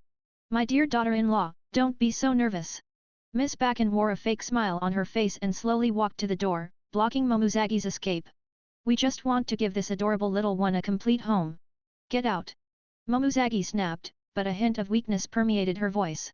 "Don't think I don't know what you're planning. Weevil, look how strong she is, how stubborn. Only a woman like this is worthy of you." Miss Bakken ignored Momuzagi's warning and instead turned to her son. Weevil grinned, the expression on his round face terrifyingly innocent. "Yes, Mama, I think so too. She'll definitely be a good wife." Weevil also raised his massive long sword, its tip pointing directly at Momuzagi. "Mama is right, you are my wife, you should stay." "You," a cold glint flashed in Momuzagi's eyes. She quickly secured the child to her chest with her clothes, her right hand already on the hilt of her katana at her waist. Even though she had just given birth, her gaze remained as sharp as a blade. "Move." "Oh? You still want to resist?" Miss Bakken narrowed her eyes. "Do you think you, in your current state, can defeat my Weevil?" Weevil raised his massive long sword, its blade glinting coldly in the sunlight. "Mama is right, in your current state, it's better to just obey." The air instantly solidified, the tense atmosphere suffocating. Momuzagi knew that she was indeed in an extremely disadvantageous position at this moment. Not only was her body weak, but she also had to protect the infant, which was like being burdened with a full stack of debuffs. More importantly, her opponent was the newly appointed Shi Shibukai, Edward Weevil. This man was no pushover. It was rumored that he was the one who cut off Black Arm Zephyr's left arm. Black Arm Zephyr, not only a former admiral, but also the teacher of the current admirals and vice-admirals. That incident caused a huge stir within the marine, yet the marine actually allowed such a person to become a Shi Shibukai. This directly led to Zephyr's angry departure, establishing the Neo Navy. Even so, Marineford still acknowledged Weevil's strength. Even Sengoku had praised him as having the demeanor of Whitebeard in his youth. Despite all this, Momozagi still drew her katana without hesitation. With her personality, she certainly wouldn't just give in like this. Weevil was simply too ugly, having to see that face every day, how could she even eat? You want my child? She sneered, even if it costs me my life, I won't let you succeed. How stubborn, Miss Bakken shook her head. Weevil, make your move, but be careful not to hurt the child. Yes, Mama. Weevil raised his longsword and slashed towards Momozagi. The blade cut through the air, emitting a piercing whistle. Momozagi could only barely dodge, while simultaneously shielding the child with her body. Momozagi held the infant in her arms tightly, retreating step by step. Fine beads of sweat had already seeped onto her forehead, her body, having just given birth, was far from recovered, and every movement caused her tearing pain. Weevil swung his massive longsword, each strike carrying astonishing force. Bang! With another heavy blow, Momozagi's back slammed hard against the wall. She had nowhere left to retreat, the cold wall was like an iron curtain, trapping her and the child in this dead end. Weevil grinned, revealing an innocent yet ferocious smile, surrender obediently, be my wife, I will cherish you well. Pa! Momozagi spat, her eyes flashing with defiance. I'd rather die than agree to you two disgusting mother and son. Tisk tisk, what an ungrateful woman! Miss Bakken shrieked. Weevil, since she's so obstinate, then send her on her way. Okay, Mama. Weevil grinned, the expression on his round face chillingly innocent. He gripped the sword with both hands and suddenly swept it horizontally. The blade cut through the air, emitting a piercing whistle. Momozagi barely managed to raise her sword to meet it, but how could her strength at this moment be a match for Weevil's? Clang! With a crisp sound, her katana was directly sent flying, embedding deeply into the opposite wall. Weevil didn't pause for a moment, his massive longsword chopping straight down. Momozagi tightly closed her eyes, shielding the child against her chest, preparing to embrace death. At this critical juncture, a figure as black as ink suddenly appeared before her. Clang! The expected pain did not arrive. Momozagi opened her eyes to see Weevil's greatsword suspended in midair. Blocking the sword was actually a tiny black toothpick. The one holding the toothpick was none other than Cheng Xiaowu. This! How is this possible? Miss Bakken exclaimed in shock. Cheng Xiaowu said nothing, merely raising his right foot slightly and kicking out seemingly casually. Boom! Weevil's massive body flew backward like a cannonball, directly smashing through the door. Amidst flying wood splinters, he crashed heavily into the courtyard. Weevil! Miss Bakken hurried out to help her son. Cheng Xiaowu, meanwhile, gently picked up Momozagi. Her body was still trembling slightly, but the infant in her arms was remarkably quiet. He carefully laid her on the bed and covered her with a blanket. You're injured. Cheng Xiaowu noticed the wound on Momozagi's arm, his brow slightly furrowed. It's just a superficial wound.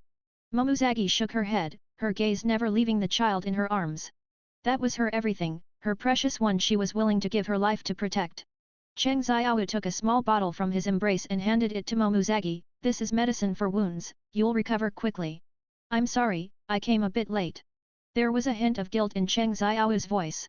If he had been a moment later, the consequences would have been unimaginable. It's okay. Momozagi said softly, it's already good that you came. Lie down and rest first, leave the rest to me. Cheng Xiaowu's voice was unexpectedly gentle, completely different from his usual cold demeanor. He reached out to help Momozagi slowly lie down, then helped her pull up the blanket. Cheng Xiaowu said no more, simply standing up silently. The moment he turned, his entire demeanor suddenly changed. His previously gentle eyes instantly turned cold, and a chilling light flickered in his pupils, which were as dark as an abyss, causing a heart-pounding sensation. The King's Reverse Scale. Touch it and die. To read 35+ advanced chapters head over to my Patreon p.a.t.r.e.o.n Ravenscott Content Source, webnovel.com Chapter 80 to 80 Chapter 80 You will be called idiot. 80, Chapter 80, you will be called idiot. 80, Chapter 80, you will be called idiot. Miss Bakken stood in the yard, looking at Cheng Xiao's sharply defined face, a strange light flashing in her eyes. She suddenly cackled, her laughter sharp and piercing, revealing a mouthful of yellow teeth. I understand now, I finally understand. Miss Bakken's voice carried a hint of madness. You are that child's biological father. Dark Shadow Monarch Cheng Xiao, aren't you? No wonder you're here. Cheng Xiao gently twirled the toothpick in his hand and said coldly, dead men talk too much. Before his words fully landed, Cheng Xiao flicked his finger. That seemingly ordinary toothpick instantly transformed into a black light, imbued with suffocating dark red conqueror's haki, shooting straight towards Miss Bakken. The air ripped with a sharp, piercing sound, and even the moonlight seemed to tremble. Although Weevil's mind wasn't sharp, his instinct to protect his mama was exceptionally keen. Mama! Weevil roared, his massive body moving with astonishing speed to block in front of Miss Bakken. He gripped his great sword with both hands, and the blade instantly became covered in a layer of pitch-black armament haki. Clang! The toothpick collided with the great sword, emitting a crisp sound. Weevil grinned, seemingly confident in the strength of his armament haki. After all, it was armament haki capable of severing the arm of Zephyr, also known as Black Arm. However, in the next second, his smile froze. The tiny toothpick, like cutting through tofu, effortlessly pierced through his proudly armored great sword, which was covered in armament haki. In Weevil's horrified gaze, the toothpick, with unstoppable momentum, passed through the small hole it left in the sword. Puff! Miss Bakken's eyes widened. She didn't even have time to let out a scream before the toothpick had already pierced her glabella. As the blood splattered, Miss Bakken's eyes still held a look of disbelief. She opened her mouth, seemingly wanting to say something, but no sound came out. Blood slowly trickled down her cheek, her body stiffened for a moment, and then she heavily collapsed to the ground. Weevil stared blankly at the scene, his not-so-bright brain seemingly not yet comprehending what had happened. He extended a trembling hand and gently touched Miss Bakken's already cold cheek. Mama! He squatted down, gently poking Miss Bakken's cheek with his large fingers. Mama, why aren't you talking? There was no response, the air was terrifyingly silent. Mama, what's wrong? Wake up! What should I do? Mama, tell me what to do next. Still, no one answered him. Only Weevil's sobs and the howling of the cold wind remained in the yard. Weevil's eyes gradually widened, he finally realized something. Mama is dead? What should I do? What should I do? His voice held a childish panic, but soon, this panic was replaced by towering rage. His round face flushed crimson, his eyes bloodshot, as he glared fixedly at Cheng Xiao. He gripped the great sword in his hand, exuding suffocating killing intent. You killed my mama! Weevil roared, his voice filled with a beast-like fury. I'll kill you! Cheng Xiao watched all of this with cold eyes, a faint smile playing on his lips. This man, touted as Whitebeard Jr., had always been nothing more than a puppet controlled by his mama. Because his brain had been deposited since birth. Now that the puppet's strings were cut, it was time for him to exit the stage. Weevil's eyes were bloodshot, his muscles bulging, like a rampaging beast. His massive body cast a huge shadow under the moonlight, and a low growl rumbled in his throat. Kill you, kill you, kill you! His voice grew louder and louder, finally erupting into an earth-shattering roar. The ground cracked beneath his feet, and amidst the rising dust, Weevil's massive body shot towards Cheng Xiao like an arrow from a bowstring. It was hard to imagine such a body possessing such speed. Whitebeard Jr.'s physique and haki were undoubtedly top-tier existences in this pirate world, otherwise, he wouldn't have been able to sever Zephyr's arm. But for Cheng Xiao, it was far from enough. Cheng Xiao's expression was indifferent, a hint of disdain flashing in his eyes. Is this your full power? Since you don't have Conqueror's haki, then I'll fight you with armament haki.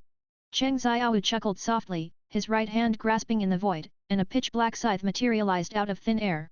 The scythe glowed with a faint, cold light, as if it could devour all light. From now on, this would become his destined weapon, the Death Scythe, specifically used for reaping souls. Currently, his proficiency with this Death Scythe was insufficient, he needed to improve it through actual combat, and this guy was perfect for practice. Since it was for practice, he naturally wouldn't instantly kill him. Boom! Weevil roared, swinging his great sword, the blade cutting through the air with a sharp whistling sound. His massive body left an after-image under the moonlight, appearing before Cheng Xiao in an instant. Clang! The Death Scythe collided with the great sword, sending sparks flying. Cheng Xiao frowned slightly. This was his first time using a scythe-type weapon, and he was momentarily unaccustomed to its unique center of gravity. Weevil seized the opportunity, his great sword hacking and slashing like a torrential storm, each strike containing enough power to cleave mountains. Ha ha ha! Die! Weevil laughed maniacally, I'll avenge Mama. Cheng Xiao retreated repeatedly, the death scythe constantly parrying. But as the battle continued, his mastery of the scythe became increasingly fluid. This weapon seemed custom-made for him. He began to utilize the scythe's curved advantage, counter-attacking from strange angles. Your anger has made you even more foolish, Cheng Xiao said coldly. It's about time to end this game. A cold light flashed in Cheng Xiao's eyes, the death scythe spinning deftly in his hand, like the dance of death. Weevil delivered another heavy chop, but only struck an after-image. What? Cheng Xiao's figure suddenly appeared to his side, the death scythe carving out a graceful arc, like the sigh of death. Puff! Blood gushed forth like a spring, and Weevil's large head flew into the sky. His eyes still held a look of disbelief, as if he didn't understand how he was defeated even at the moment of his death. The large head arced through the air, crashing heavily to the ground, rolling a few times in the dust before stopping. Cheng Xiao gently flicked the blood from the scythe, watching Weevil's massive headless corpse collapse with a thud. Cheng Xiao gently waved the death scythe in his hand, flicking the remaining blood onto the ground, leaving a dark red stain under the moonlight. With this level, you dare call yourself Whitebeard Jr.? Cheng Xiao sneered, compared to that man, you're not even a little bit close. Under the moonlight, Weevil's massive corpse cast a huge shadow. Cheng Xiao slowly raised his right hand, his 5 fingers slightly spread. Stand up! As his words fell, Weevil's shadow suddenly twisted and deformed, slowly rising from the ground like a living being. The black shadow gradually solidified, forming a figure identical to Weevil, only completely pitch black and emanating a faint, dark glow. Since you yearn so much to be Whitebeard's biological son, you should at least have a decent devil fruit, right? Cheng Xiao said with a light chuckle. Shadow Weevil stood silently, awaiting his master's command. Cheng Xiao flipped his palm, and a peculiar fruit suddenly appeared in his hand, entirely deep grey with swirling patterns on its surface. Logia, storm fruit, I bestow it upon you. Cheng Xiao threw the fruit towards Shadow Weevil. Weevil caught the fruit and swallowed it without hesitation. Instantly, a fierce wind arose, and a black whirlwind completely enveloped Shadow Weevil. When the storm dissipated, the pitch-black figure had undergone a subtle change, with faint black currents of air swirling around his body. From now on, you will no longer use that name, you are unworthy, from now on, you shall be called Han Dan. To read 35+ advanced chapters head over to my Patreon p.a.t.r.e.o.n. Ravenscott Creators Thoughts Ravenscott Guys support me on Patreon and read more chapters. Content source, webnovel.com. Chapter 81 to 81. Chapter 81 Admiral of the Flying Pirates Golden Lion Shiki. 81, Chapter 81, Admiral of the Flying Pirates, Golden Lion Shiki. 81, Chapter 81, Admiral of the Flying Pirates, Golden Lion Shiki. Moonlight, like water, spilled over Weevil's massive corpse in the courtyard. Cheng Xiao put away his death scythe and turned to walk into the house. The lights inside the house were still bright, and Momuzagi sat quietly on the couch. Her gaze passed through the window, taking in everything that happened in the courtyard. The recovery potion Cheng Xiao gave her had an astonishing effect, she had already regained her usual heroic and valiant appearance. Did you see? Cheng Xiao leaned casually against the door frame. Momuzagi nodded gently, her eyes as calm as water, showing no ripples whatsoever. She looked at the huge dark shadow outside the window, a hint of thoughtfulness in her eyes. That shadow, is that your ability? Yes, the ability of the shadow fruit. Cheng Xiao casually found a chair and sat down. Although the crisis was now resolved, it didn't mean that this place would be safe. Momuzagi no longer had the status of a Navy Vice Admiral, and Cheng Xiao couldn't possibly feel at ease with her raising a child alone outside. Let's go, come back with me. Where to? Momuzagi's voice was still calm. To my territory, it will be safer there. Momuzagi gently shook her head, her long hair swaying with her movement, no need. What do you mean? I think you've misunderstood something. Momuzagi looked directly into Cheng Xiao's eyes, her voice cool. I agreed to give birth to this child, but I didn't agree to be with you. This answer stunned Cheng Xiao. It was the first time he had met a woman like this, who had already given birth to his child, yet had no intention of relying on him. Cheng Xiao frowned slightly, what about the child? You are no longer a Navy Vice Admiral now, raising a child alone is very dangerous. I can protect myself. Momozagi's tone carried a hint of unquestionable resolve. I will raise this child myself. You don't need to worry, and you don't need to be responsible. You can leave. Momozagi's tone was resolute, giving Cheng Xiao no room for negotiation. Cheng Xiao was silent for a moment. When the child grows up, he'll need a father, won't he? I'll tell him that his father was swallowed by sea kings. Cheng Xiao looked at her deeply. This woman, once a Navy Vice Admiral, and once a geisha in the pleasure quarters. Perhaps it was such experiences that made her lose all expectations of men. All right, since you insist, I won't force you. Cheng Xiao's voice grew cold. However, I must have someone here to protect you and them. Whatever you want, Momozagi turned around and said indifferently. Cheng Xiao walked into the courtyard and looked at the shadow soldier he had just created, Han Dan. I'm here, monarch. Han Dan knelt on one knee. From today onwards, your mission is to protect her and her child. Cheng Xiao's voice carried unquestionable authority. Remember, this mission is more important than your life. Han Dan accepts the order. Cheng Xiao took one last look at Momozagi in the house, then turned and disappeared into the night. After Han Dan consumed the Logia Storm fruit, combined with his original haki and martial arts, his strength had increased by another level. Even within a 4 Emperor's crew, he should be comparable to an all-stars or a suite commander. With Han Dan responsible for guarding the mother and child, he could feel somewhat more at ease.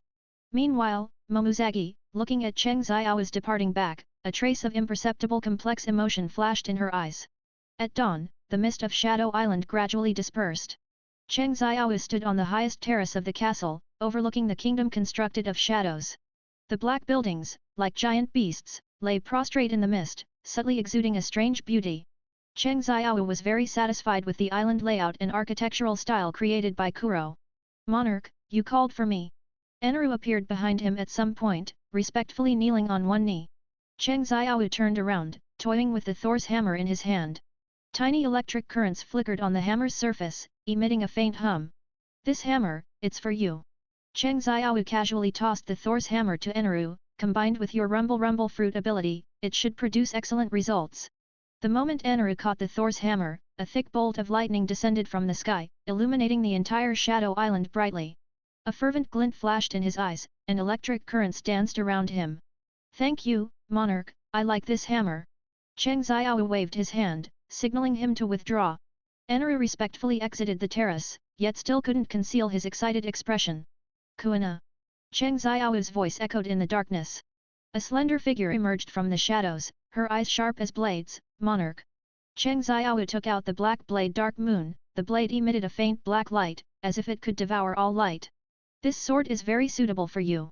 This is a black blade even purer than Shusui.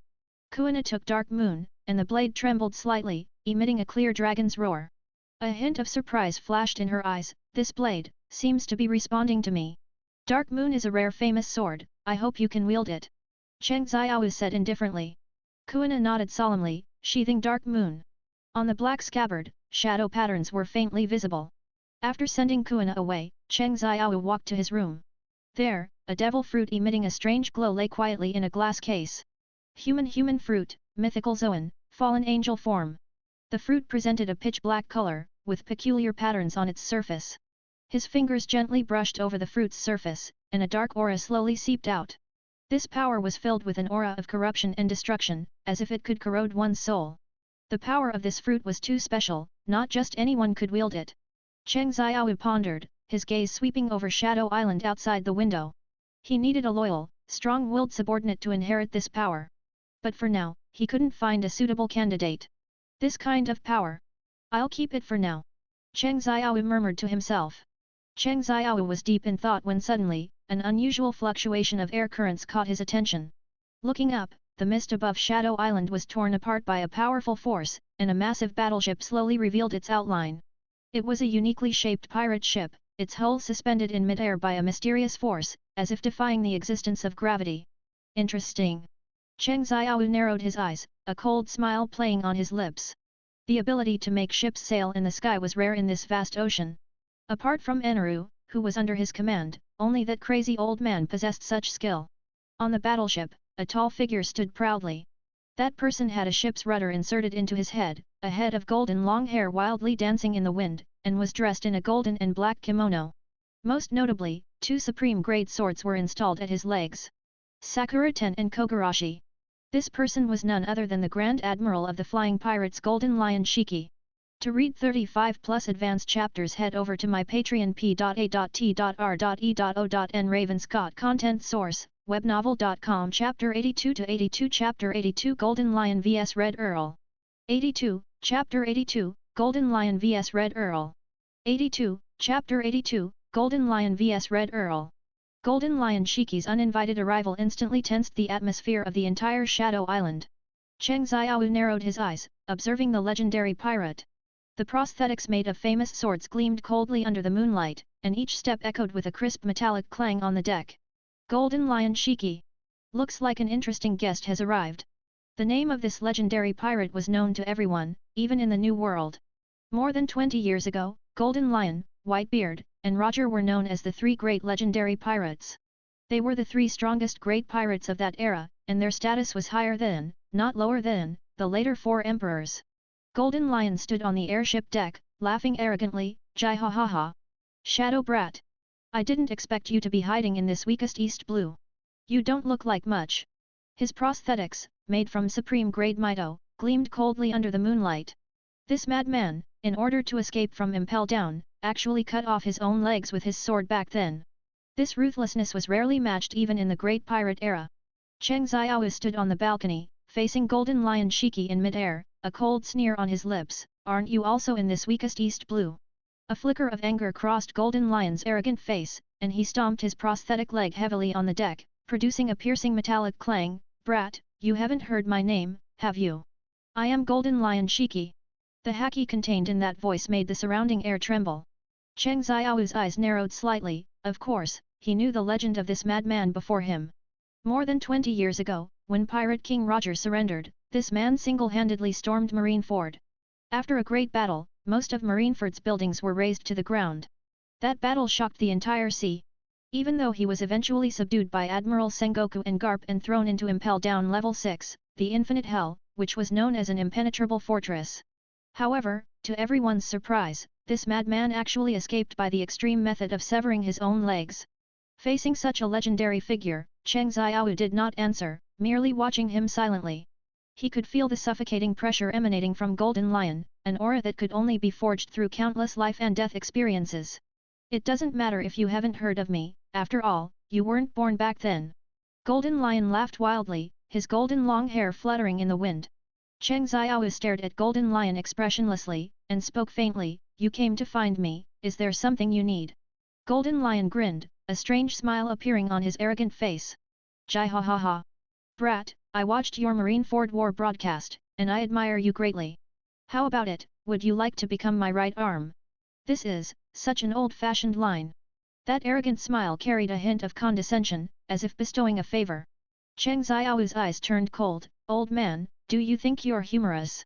Not to mention that you are just a disabled old man now, even in your prime, something like this would be impossible." Golden Lion's expression instantly darkened, and a hint of killing intent flashed in his sharp eyes. "Disabled old man? Is that so?" The next moment, Golden Lion's figure erupted, his sword legs carving a graceful yet deadly arc in the air. "Then let me see how strong the younger generation is." Wave slash!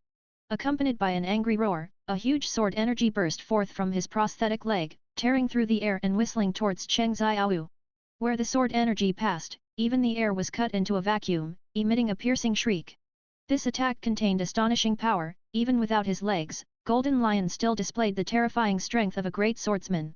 However, there was no trace of panic on Cheng Xiao's face, because a dark red figure had already appeared in mid-air. Red Count Ladefield. This powerful individual, who had long ago eaten the Bat fruit, mythical Zoan, vampire form, had now completely transformed into his human-beast vampire form. Red Count Lidefield's figure appeared particularly eerie under the moonlight, and his blood-red eyes gleamed with a chilling light. Boom! The collision of the two forces produced a huge shockwave, instantly dispersing the surrounding mist. "This! I didn't see wrong." Golden Lion's pupils suddenly contracted, and a look of disbelief flashed across his face.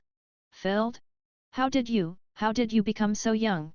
Indeed, just a short while ago at the Marineford War, Red Count Ladefield was still an old man with white hair.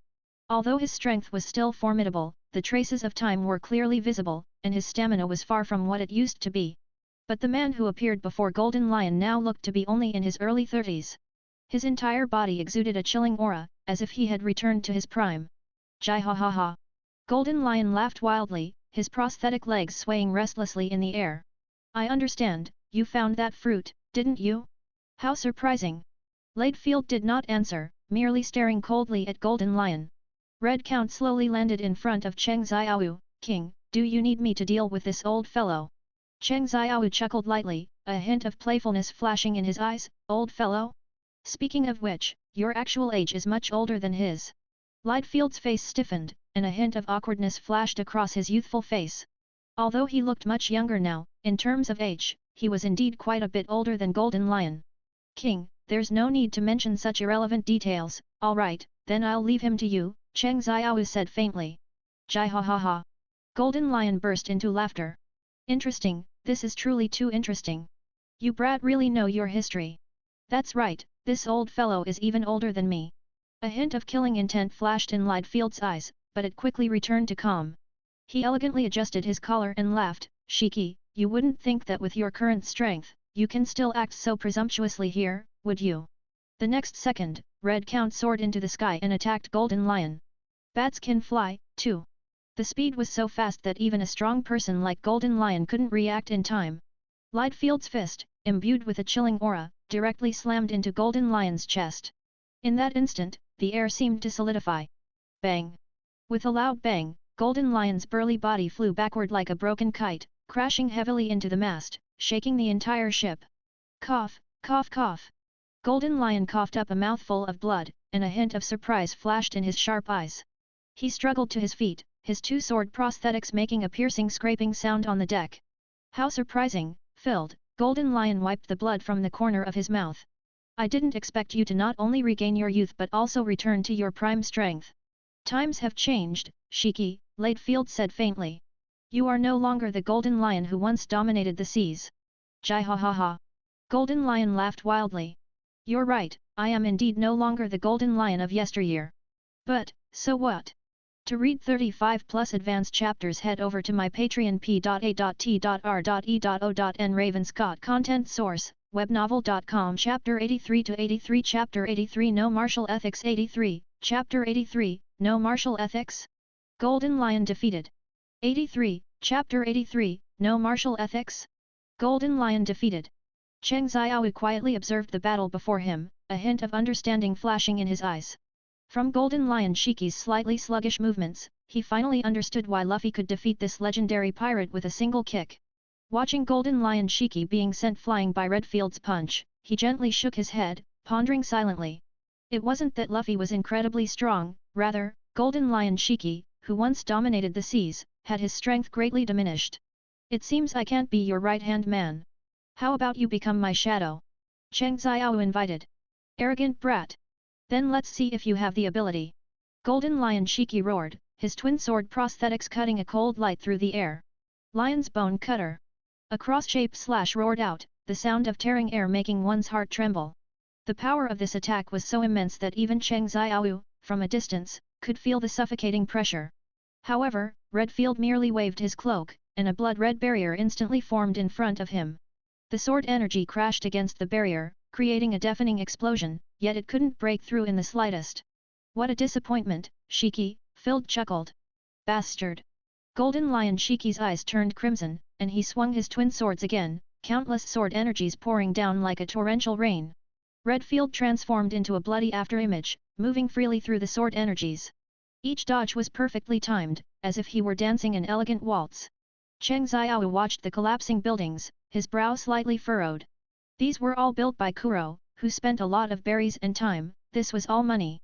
If these two old fellows destroyed everything, he didn't know how much money it would take to repair them later.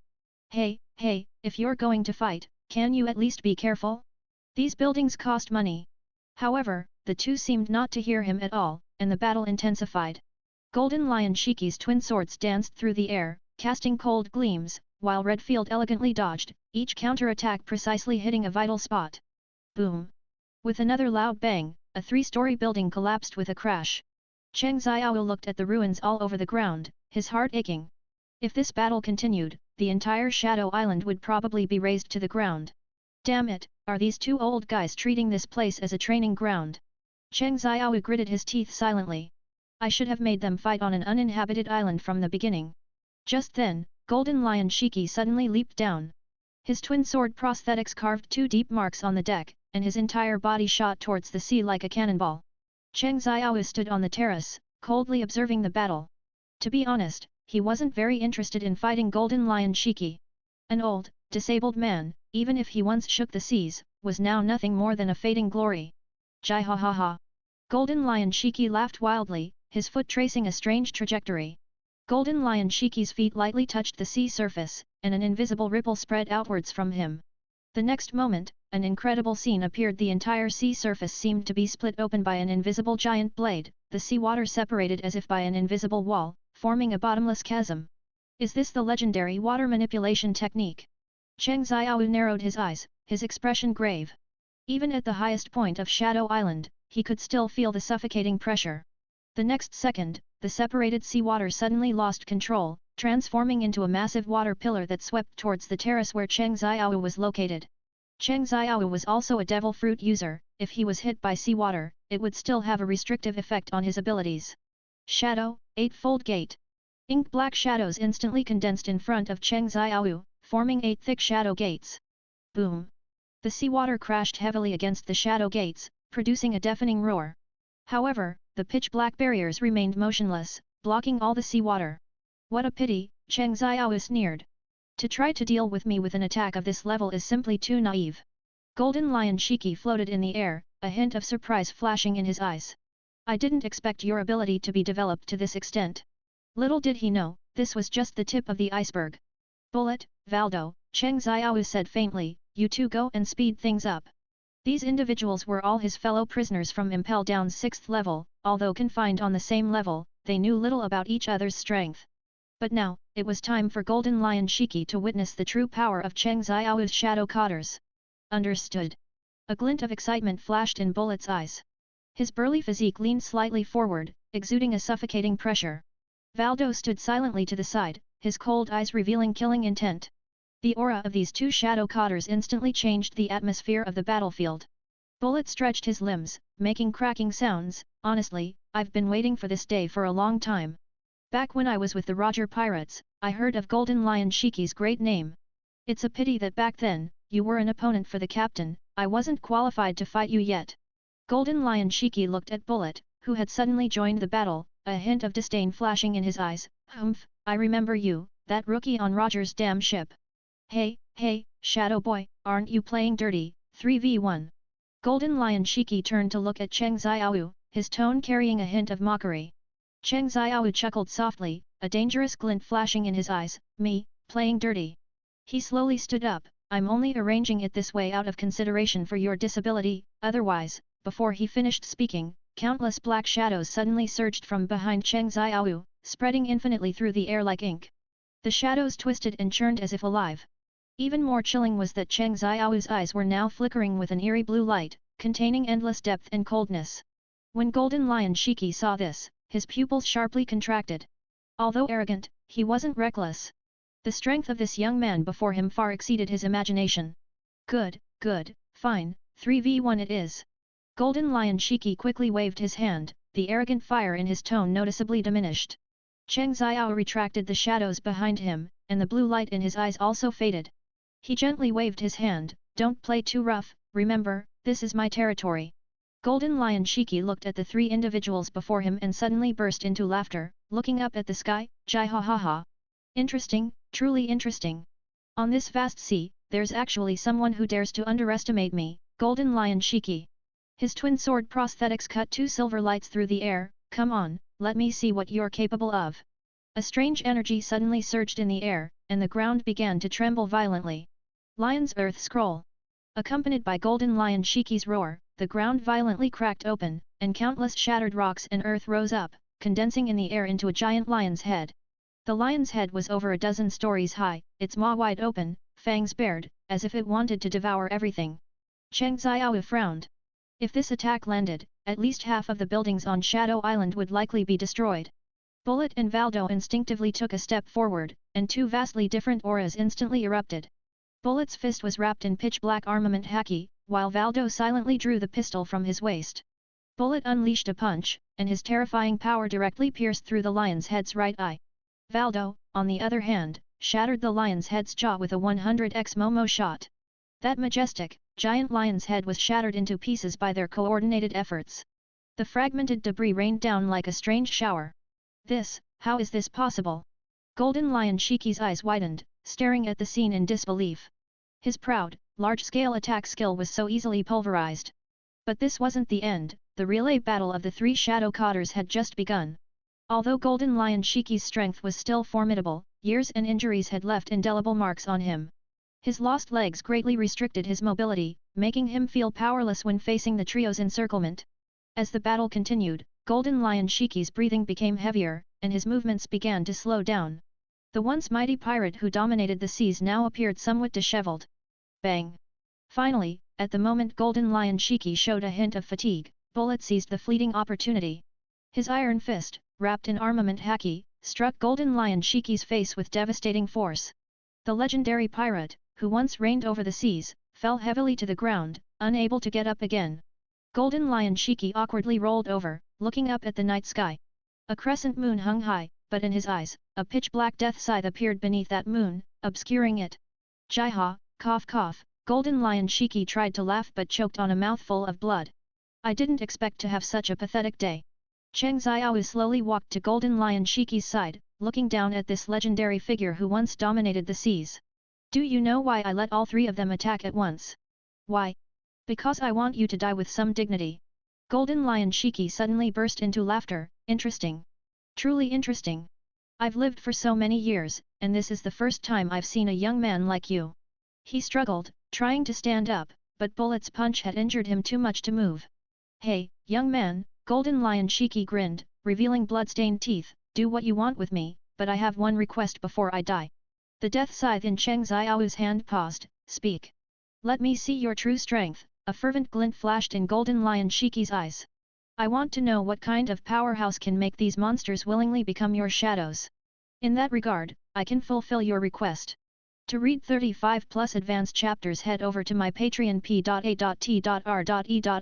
Ravenscott Creators Thoughts Ravenscott. If you want to read more, then join my Patreon and read more GHA 35+ chapters. Content source, webnovel.com. Chapter 84 to 84. Chapter 84 Extracting the Golden Lion, Creating Navy, Land and Air Forces.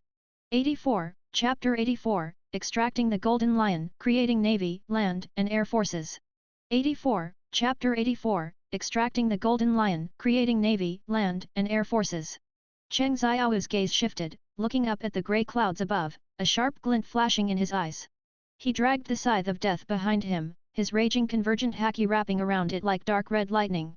Accompanied by sizzling sounds, he radiated a suffocating pressure. Since you sincerely want to see it, I'll show you what I'm up to. Then, the scythe of death traced a graceful arc in the air, wrapped in dark red conqueror's haki, and slashed fiercely toward the sky. Boom! It was as if the sky had been split in two by that blade. The clouds split open in the middle, revealing a hot air balloon hidden behind it. The figure on the hot air balloon taking photos had all the feathers on his head completely stripped off by the aftershock, leaving only a bald head. Ah! Not good, we've been discovered. A gasp came from the hot air balloon. The World Economic News President Morgans saw his signature bird feathers and hat shaved off with a single stroke, and his bald head reflected a strange glow under the moonlight. Ah! My hair! Morgans instinctively touched his bald head, but soon, his sharp eyes lit up. He didn't care at all about his new hairstyle, instead, he laughed excitedly. This is news that could shake the whole world. Shadow King Cheng Xiao defeats the legendary pirate Golden Lion in a single battle. Morgans muttered excitedly to himself. Tomorrow's front page headline is already here. Morgans is a Zoan-type bird fruit user in albatross form, but he cannot fly. He is not only the president of the World Economic News Agency but also one of the emperors of the underground world, controlling the flow of information worldwide. In the pirate world, newspapers are like the pulse of this era, the main way everyone obtains information. Whether it's the righteous navy, the unruly pirates, or the mysterious revolutionary army, they read newspapers every day to get the latest developments and intelligence. On that thin sheet of paper, the changes of the entire world were born, influencing the destinies of countless people. As everyone knows, in this era where information is power, Doflamingo and Crocodile are fierce rivals for the title of Newspaper King. These two great pirates spend a lot of time every day reading newspapers, analyzing the situation and looking for opportunities. In this ever-changing pirate world, a small piece of news could be the key to determining the future. Cheng Xiao stared coldly at the excited figure in the sky, a meaningful smile curling at the corner of his mouth. In fact, he had long sensed Morgan's presence. This battle had been part of his plan from the very beginning. The golden lion lay on the ground, watching the scene, suddenly laughing up at the sky. I see. I see. He squinted, carefully scrutinizing the young pirate before him. With just this one strike, Cheng Xiao's top-tier tricolor haki was fully displayed, combined with such an abnormal devil fruit ability. No wonder he became the Navy's most troublesome target in just a few months. Young man, you're scarier than I imagined. Not only is he powerful, but his mind is also exceptionally sharp. Was this battle under your control from the very beginning? Cheng Xiao didn't answer, just looked at the golden lion calmly. His silence was more than 1,000 words, as if silently confirming the golden lion's suspicions. The golden lion's blood-stained fingers suddenly gripped the rubble on the ground, and his conqueror's haki transformed into visible black lightning that exploded around him. Cheng Xiao's cloak was fluttering violently from the shockwave, while the shadow scythe remained perfectly pressed against his throat. When it comes to conqueror's haki, mastering Hakan, he is by no means inferior to the golden lion. Jihahaha. The golden lion suddenly released his grip. I should have died at Roger's hands 20 years ago, but getting to see the monsters of the new era is actually pretty good. He looked at Cheng Xiao, his voice low and hoarse. You know, young man. You really remind me of that man from over 20 years ago. Cheng Xiao raised his eyebrows but said nothing, quietly waiting for the golden lion to continue. That man is none other than One Piece, Roger. A trace of reminiscence flashed in the golden lion's eyes. You are equally powerful and ambitious, but more importantly, you all have the power to change the world. A flicker of interest passed through Cheng Xiao's eyes, but he quickly regained his composure. He said calmly, I don't want to become the man of some One Piece. What I want to conquer is the whole world. The golden lion suddenly burst into laughter, his laughter tinged with bitterness. Conquer the world. Jihahaha. Looks like your ambition is even greater. Golden lion's laughter gradually faded. He looked up at Cheng Xiao, a trace of determination flashing in his eyes. Come on, let's get started. There was a hint of relief in the golden lion's voice, mixed with a hint of unwillingness. Cheng Xiao didn't hesitate. He slowly raised the scythe of death, dark energy wrapping around the blade. Without a moment's hesitation, he swung his blade toward the golden lion's neck. SSS. After a faint sound, the golden lion's body slowly collapsed. Cheng Xiao put away the scythe of death and said softly, Stand up. As his words fell, the golden lion's shadow suddenly rose from the ground, gradually solidifying its shape. This shadow perfectly replicated the golden lion's appearance, even the iconic broken leg was identical. Cheng Xiao nodded in satisfaction. His shadow pirates now had another Western Emperor-level powerhouse. From now on, I'll call you the seasoned driver. Jihahaha, call me whatever you want. I do not care. Golden Lion laughed heartily. This legendary figure who once dominated the seas will now become one of Cheng Xiao's most capable assistants. His floating fruit ability not only makes objects float but also allows him to control the direction of gravity for all things. This was undoubtedly a qualitative leap for the entire Shadow Pirates. So, experienced driver, now try your skills. Cheng Xiao spoke calmly. The veteran driver suddenly raised his arm and touched Cheng Xiao's shadow underground, and a strange ripple instantly filled the air. The surrounding rubble began to tremble, one by one breaking off the ground, as if pulled into the air by invisible threads. But that's not all. The Shadow Golden Lion's range of abilities rapidly expanded. As Cheng Xiao released all the shadow soldiers, an astonishing scene unfolded. Tens of thousands of shadow soldiers also rose from the ground, hovering in midair. Watching all this, a flicker of excitement flashed in Cheng Xiao's eyes. Perfect, Jian Shao is perfect.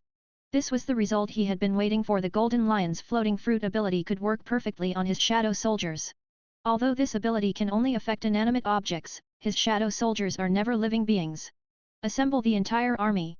Cheng Xiao's voice was not loud, but it carried an undeniable authority.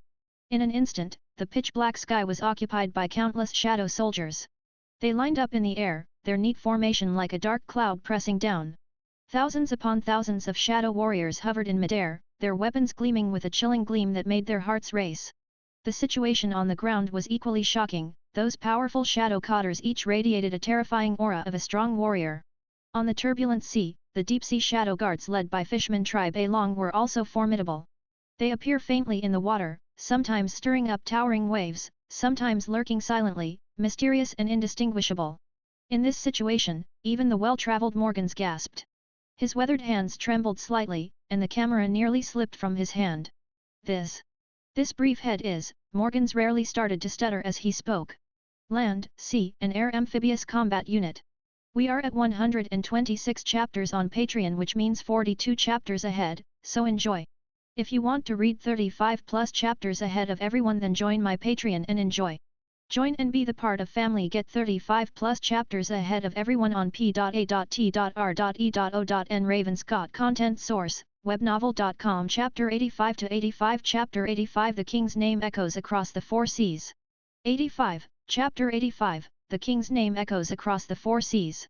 85. Chapter 85. The King's Name Echoes Across the Four Seas. Morgans swallowed hard, his Adam's apple bobbing as his gaze swept back and forth across the world. Sweat slid down his forehead, soaking his signature checkered shirt. In the sky, countless shadow armies formed neat phalanxes, a dense mass that blotted out the sky. Each shadow warrior radiated a chilling aura, their weapons gleaming coldly under the moonlight. On the sea, deep-sea shadow guards led by Fishman tribe A Long appeared and disappeared, stirring up towering waves like deep-sea demons lurking hungrily. The air was filled with a suffocating darkness, as if even breathing was becoming difficult. It's over, this is really over, Morgans cursed inwardly. As a seasoned reporter, he knew very well that today he was likely doomed. A pirate crew of this scale had already reached the standards of the Western Emperor crew. Even if the Navy saw his ship at sea, they would need orders from higher command to engage him. No one can save him. But his professional ethics and sense of mission as a journalist made it impossible for him to put down his camera. Floating on the hot air balloon, Morgan's hands trembled slightly, but he still gripped the camera tightly, frantically pressing the shutter. The crack sounds echoed endlessly. He wanted to capture this shocking scene in its entirety. If he could return alive, it would be news enough to shock the entire world. This might be my last news, he thought with a wry smile. Kamij. Cheng Xiaoyu called softly. Suddenly, a violent air fluctuation came from the sky, and a massive black shadow plunged down from the clouds. That figure blotted out the sky, instantly enveloping Morgan's vision, as if the entire world had fallen into eternal darkness. Cheng Xiaoyu's figure flashed lightly, leaping lightly into the air and landing steadily on the back of the massive shadow dragon. His black coat fluttered in the fierce wind, and he exuded an aura of ruling the world. The shadow dragon Kamish spread its sky-dark, sun-blotting wings and let out a thunderous dragon roar. It carried its master soaring into the clouds, tracing a graceful arc through the air, and in the blink of an eye, arrived beside Morgan's hot air balloon. The powerful aura emanating from the dragon made the entire hot air balloon tremble slightly. Morgans felt a chill shoot from the solace of his feet to the crown of his head, and his face instantly turned deathly pale. His trembling hands instinctively raised the camera, maintaining his professional instinct despite his fear. At that moment, he pressed the shutter again, forever capturing Cheng Xiao's heroic figure standing on the back of the dragon Kamish. Crack! The camera's shutter sound was especially crisp in the silent sky. It was a scene full of majesty and power. The Shadow King stood proudly atop the dragon Kamish, wielding the scythe of death, like an emperor from the abyss. While Morgans was still immersed in this shocking scene, Cheng Xiao silently reached out his hand, his jet-black eyes carrying a hint of amusement. That look seemed to see through people's hearts, sending chills down Morgan's spine. Fully aware of the situation, Morgans immediately understood and respectfully handed over the camera. In front of this Shadow King, he clearly understood what truly mattered. Only by staying alive could he write more news. However, to everyone's surprise, after taking the camera, Cheng Xiao casually flipped through a few photos. A meaningful smile curled at the corner of his mouth, and even a hint of appreciation flashed in his eyes. "Well done, Xiao's Huai," he commented lightly, his tone tinged with rare joy. After saying that, he casually tossed the camera back to the stunned Morgans. Morgans stood frozen in place, his mind momentarily stunned. He stared blankly at Cheng Xiao, who gently waved his hand, as if casting some kind of magical spell. In an instant, the countless shadow legions receded like a tide, turning into specks of black mist that vanished into the horizon. Even the imposing shadow dragon Kamish dissipated, turning into countless pitch-black points of light that gradually merged into the air, as if it had never appeared. 3 days later. A piece of news that shocked the world swept across the sea like a hurricane. The body of the newly crowned warlord Whitebeard II was found somewhere in the New World. Immediately after, the World Economic News devoted an entire page to reporting on the shocking battle between Shadow King Cheng Xiao and Golden Lion Shiki. The front page headline of the news read in large bold characters, "Breaking news. All 3 legendary pirates have fallen. Shadow King Cheng Xiao kills Golden Lion Shiki." The newspaper detailed that earth-shattering battle how Golden Lion Shiki was defeated by Cheng Xiao's 3 shadow officials. But the most shocking was the photo of Cheng Xiao standing on the back of the shadow dragon. In the photo, he holds the scythe of death, his black coat fluttering in the wind, his gaze sharp as a blade, and his entire demeanor exudes an air of dominance that looks down on the world. As soon as this news broke, the whole world was in an uproar. One of the 3 legendary pirates, Golden Lion Shiki, actually lost too. Just how strong is this shadow monarch? The Marineford War is no ordinary person. Who in the current pirate world can keep him in check? A new world, a new navy headquarters. The floor-to-ceiling window of the marshal's office was suddenly shrouded in shadow, and the ash from the cigar between Akinu's fingers solidified in midair. Akinu's face darkened as he stared silently at the newspaper on the table. In the photo, the figure standing proudly atop the shadow dragon seems to silently mock the navy's incompetence. Green Bull suddenly stood up, his eyes shining with eager anticipation. "How about I go meet this Cheng Xiao? What nonsense, Shadow King! In my view, he's nothing more than a cowardly turtle hiding in the weakest part of the East Sea." Fujitora remained silent, his fingers lightly tapping the hilt of his blade, as if pondering something. This blind general was usually reluctant to take a stance, but at this moment, the silence revealed a hint of gravity. Green Bull Aramaki and Fujitora Isho were both generals selected by Akinu through world recruitment after Akinu's rise. The combat power of these 2 can be said to outshine all current vice-generals except Garp. Akinu Ichisha believes that masters exist among the common people, so it seems he is right. "Ah, Allah, that's so scary." Kizaru lounged lazily in his chair, his tone tinged with teasing. "This Cheng Xiao is no ordinary person. Now even a monster like the Golden Lion has fallen to him." Carp sat nearby, munching on the rice crackers while laughing. "Ha ha ha, those shadows he collected. I'm afraid those 5 old guys won't be able to sit still." "Humph." Akinu slammed the desk hard, shaking the documents in the office into the air. "A mere pirate who has been out to sea for less than a year, yet dares to be so arrogant. Green Bull, since you want to go, then go ahead. However," he paused, his gaze sharpening, "don't underestimate your opponent. Kizaru, this Cheng Xiao's ability is very special. He can control shadows and even turn them into physical forms. Most importantly, he can collect others' shadows for his own use." Garp continued to crunch away on the crackers, then suddenly laughed and interrupted. "Sakazuki, is it really okay to send only Huangmu as a general? Among the shadows that Kid has collected now, there are quite a few remarkable ones." Everyone's eyes turned to Garp in unison. The naval hero appeared relaxed but uttered a chilling statement. "Those vanished pirates, those missing powerhouses, maybe they've all become part of his Shadow Legion.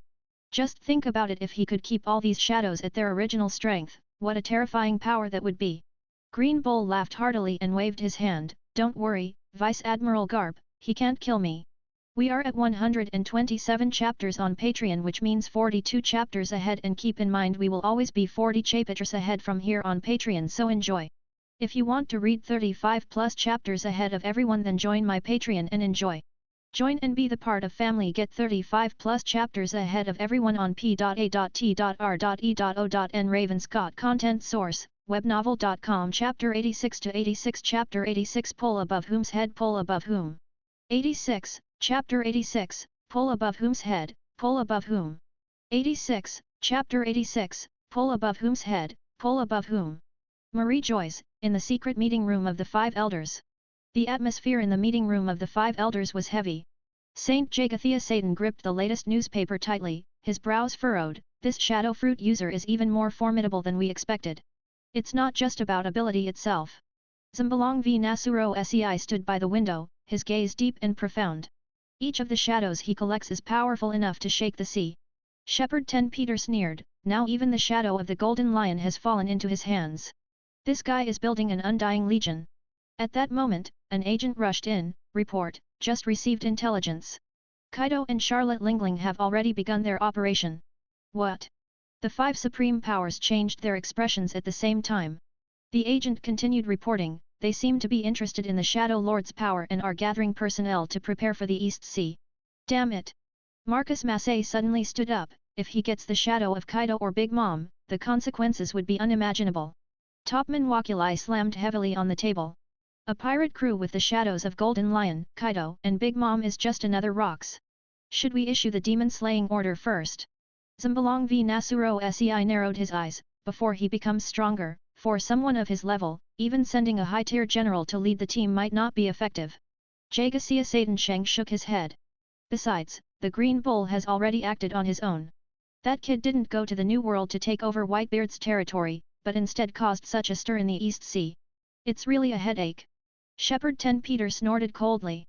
Let's see how Shanks, Kaido, and Big Mom deal with him first. Marcus Masson said in a deep voice.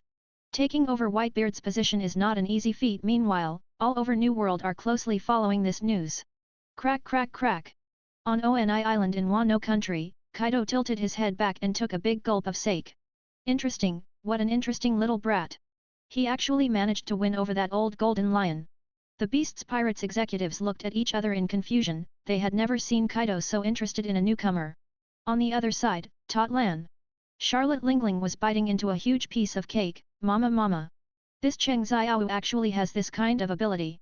If only I could snatch his shadow fruit, and on Shank's territory. Captain, do you want to go take a look? Beckman exhaled a smoke ring and asked. The red-haired man smiled slightly. Interesting young man. However, let's not join in the excitement. TCH Hawkeye my hawk stood atop his castle, fiddling with a glass of red wine. To make a great swordsman like Golden Lion stumble, his swordsmanship must be quite good. Dress Rosa, inside the royal palace. Doflamingo sat on his signature pink feathered coat, his slender fingers gently tapping the armrest. Furu, Doflamingo let out his signature laugh. The shadow fruit. A cold smile curled at the corner of his mouth. Interesting, but this guy's abilities seem to be far stronger than Moria's. In the New World, Luo was sitting in a tavern. This guy, suddenly, a trace of seriousness flashed in Luo's eyes. He wasn't sure if Cheng Xiao would also be targeting him.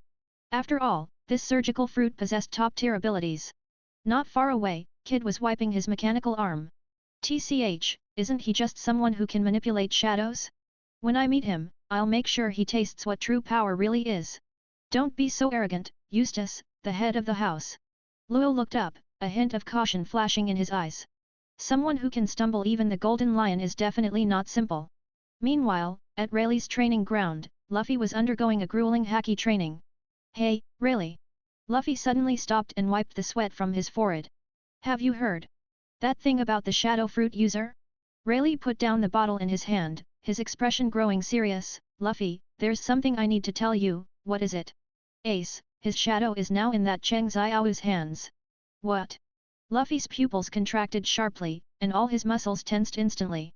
Rayleigh sighed. According to the intelligence, after the Marineford War, Cheng Xiao should have used his devil fruit abilities to obtain Ace's shadow. Now, Ace's shadow had become one of his combat forces. Luffy was silent for a long time, head lowered, the shadow of his hat hiding his expression. Shadow, right? His voice trembled slightly. Even if it's just a shadow, I want to see Ace one more time too. 3 days later, dark clouds gathered over the East China Sea. Heavy dark clouds pressed down on the sea, as if they could pour down at any moment. 5 massive warships broke through the waves, moving slowly in the faint morning light. The word Justice faintly appeared on the hull in the faint morning light, exuding an aura of authority. On the deck, thousands of naval soldiers stood ready, gripping their weapons tightly and scanning the Western Joe with vigilance. General Green Bull paced impatiently, veins bulging beneath his sunglasses. Behind him stood 3 Navy Vice Admirals, each with a grave expression. Report. A Marine hurried over. According to the marked coordinates, we've arrived at the target sea area. Green Bull looked up at Western Joe, seeing nothing but the endless sea. A thick fog enveloped the sea, limiting visibility to within 100 meters. His gaze searched through the mist, hoping to spot even the slightest sign of something unusual. Then his face instantly turned ashen, his brows furrowed, and the corners of his mouth twitched slightly. General Huang Mu. A lieutenant general stepped forward holding a nautical chart, his voice tinged with uncertainty. According to the previously marked location, this is the place. He carefully unfolded the nautical chart and pointed to the marked locations on it. Nonsense! What about Shadow Isle? Green Bull suddenly exploded, his voice thunderous. Don't you know how big that island is? How could it possibly sink to the bottom of the sea? The three lieutenant generals looked at each other in confusion, not daring to utter a word. They all knew that if they couldn't even find Shadow Island, they'd be scolded by Akina when they returned. At that moment, thousands of meters above the sea, Shadow Island floated quietly like a pitch-black floating cloud. Thick dark clouds perfectly concealed the vast island, blending it seamlessly with the horizon. The western edge of the island was shrouded in eerie black mist, faintly visible in the morning light, like a natural barrier. Cheng Xiao awoke from his sleep, walked to the edge of the island, and looked down at the tiny warship below. Tisk, these marines are moving quickly. The Golden Lion's abilities are indeed useful, making the entire island float high in the sky. This way, he wouldn't have to go to the New World Grand Line to re-establish a new base. Wherever you want to take root, you can land there. Whoever you want to pull overhead, you can pull on top of whom. If you want to read 35 plus chapters ahead of everyone, then join my Patreon and enjoy. Join and be the part of family. Get 35 plus chapters ahead of everyone on p.a.t.r.e.o.n. Ravenscott content source, webnovel.com. Chapter 87 to 87. Chapter 87 Deserter King Kaba dead. 87, Chapter 87, Deserter King Kaba, dead. 87, Chapter 87, Deserter King Kaba, dead. Time flies, and in the blink of an eye, more than a month quietly slips by. Counting the days, the Empress is about to give birth. With the death of the newly crowned warlord Whitebeard II, Vabel, the world government leadership had become completely disappointed in the warlords. The Shishibukai, once a force to look forward to, has now become a scattered mess. Not only could they not contend with the Western Emperor, but they even struggled to fulfill their duty of maintaining naval rule. After discussion, the five elders unanimously agreed to abolish this already worthless system. Immediately, they issued a thunderous order: arrest all fugitive Shishibukai. Doflamingo, Pirate Empress Boa Hancock, and Hawkeye Mihawk each was listed on the Navy's most wanted list. As for the former tyrant Bartholomew Bear, he has long since become a soulless robot under the Scientific Forces modifications. Among all the Shishibukai, Empress Hancock is listed as the primary target for capture. She not only openly defies the authority of the Navy, but is also the first to be absent from the Marineford War. This arrogant attitude enraged the world government leadership. To ensure the smooth completion of the mission, the Navy headquarters specially selected a highly promising young officer. This man was Colonel Kobe, personally trained by Lieutenant General Garp, known as the King of Deserters. Despite his youth, his reputation in the Navy grew day by day, and he was regarded as a future pillar of the Navy. Unfortunately, he and Cheng Xiao met near Jushan Island. On the blue sea, 5 naval warships cut through the waves, and the seagull emblem at the bow sparkled in the sunlight. Kobe stood on the flagship deck, his pink hair gently swaying in the sea breeze, and the brand new colonel's cloak fluttering behind him. Report, Colonel Kobe. Abnormal weather detected ahead. The soldiers on the watchtower suddenly shouted. Kobe squinted into the distance, where a strange cloud suddenly appeared in the sky, which should have been clear. The clouds were unnaturally heavy, with edges shimmering with a faint dark purple halo. Everyone, prepare for battle. Kobe decisively ordered, his right hand unconsciously reaching for the sword at his waist. After Vice Admiral Garp's special training, he had mastered advanced armament haki. This mission to besiege the 7 warlords was the best chance to prove himself. The soldiers on the warship sprang into action, adjusting their muzzles and loading muskets. Kobe felt the dominance flowing within him, the corners of his mouth lifting slightly. After this mission, maybe I'll get promoted first. What is that? A Navy officer suddenly pointed at the sky and shouted.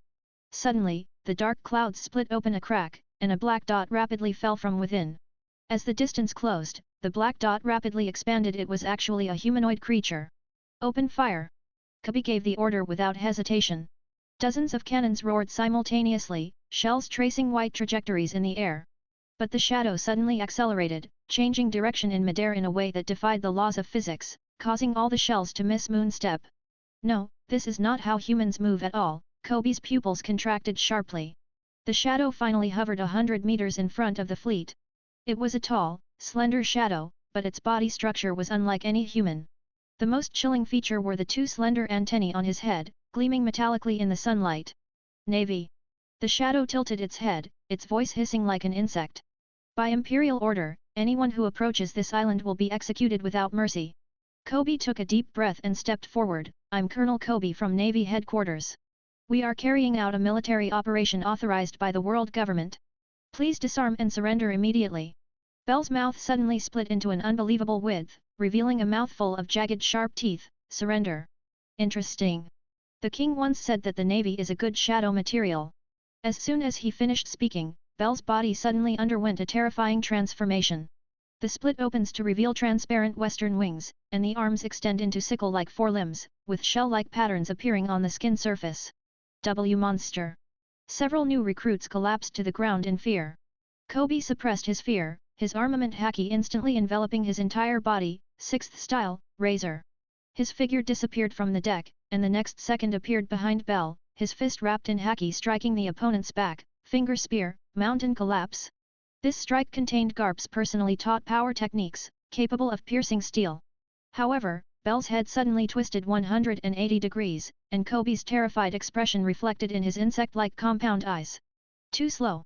Bel's wings vibrated at high frequencies, emitting a tooth-chilling buzzing sound. Kobe's fist pierced through the afterimage, and Bel's true form appeared above him.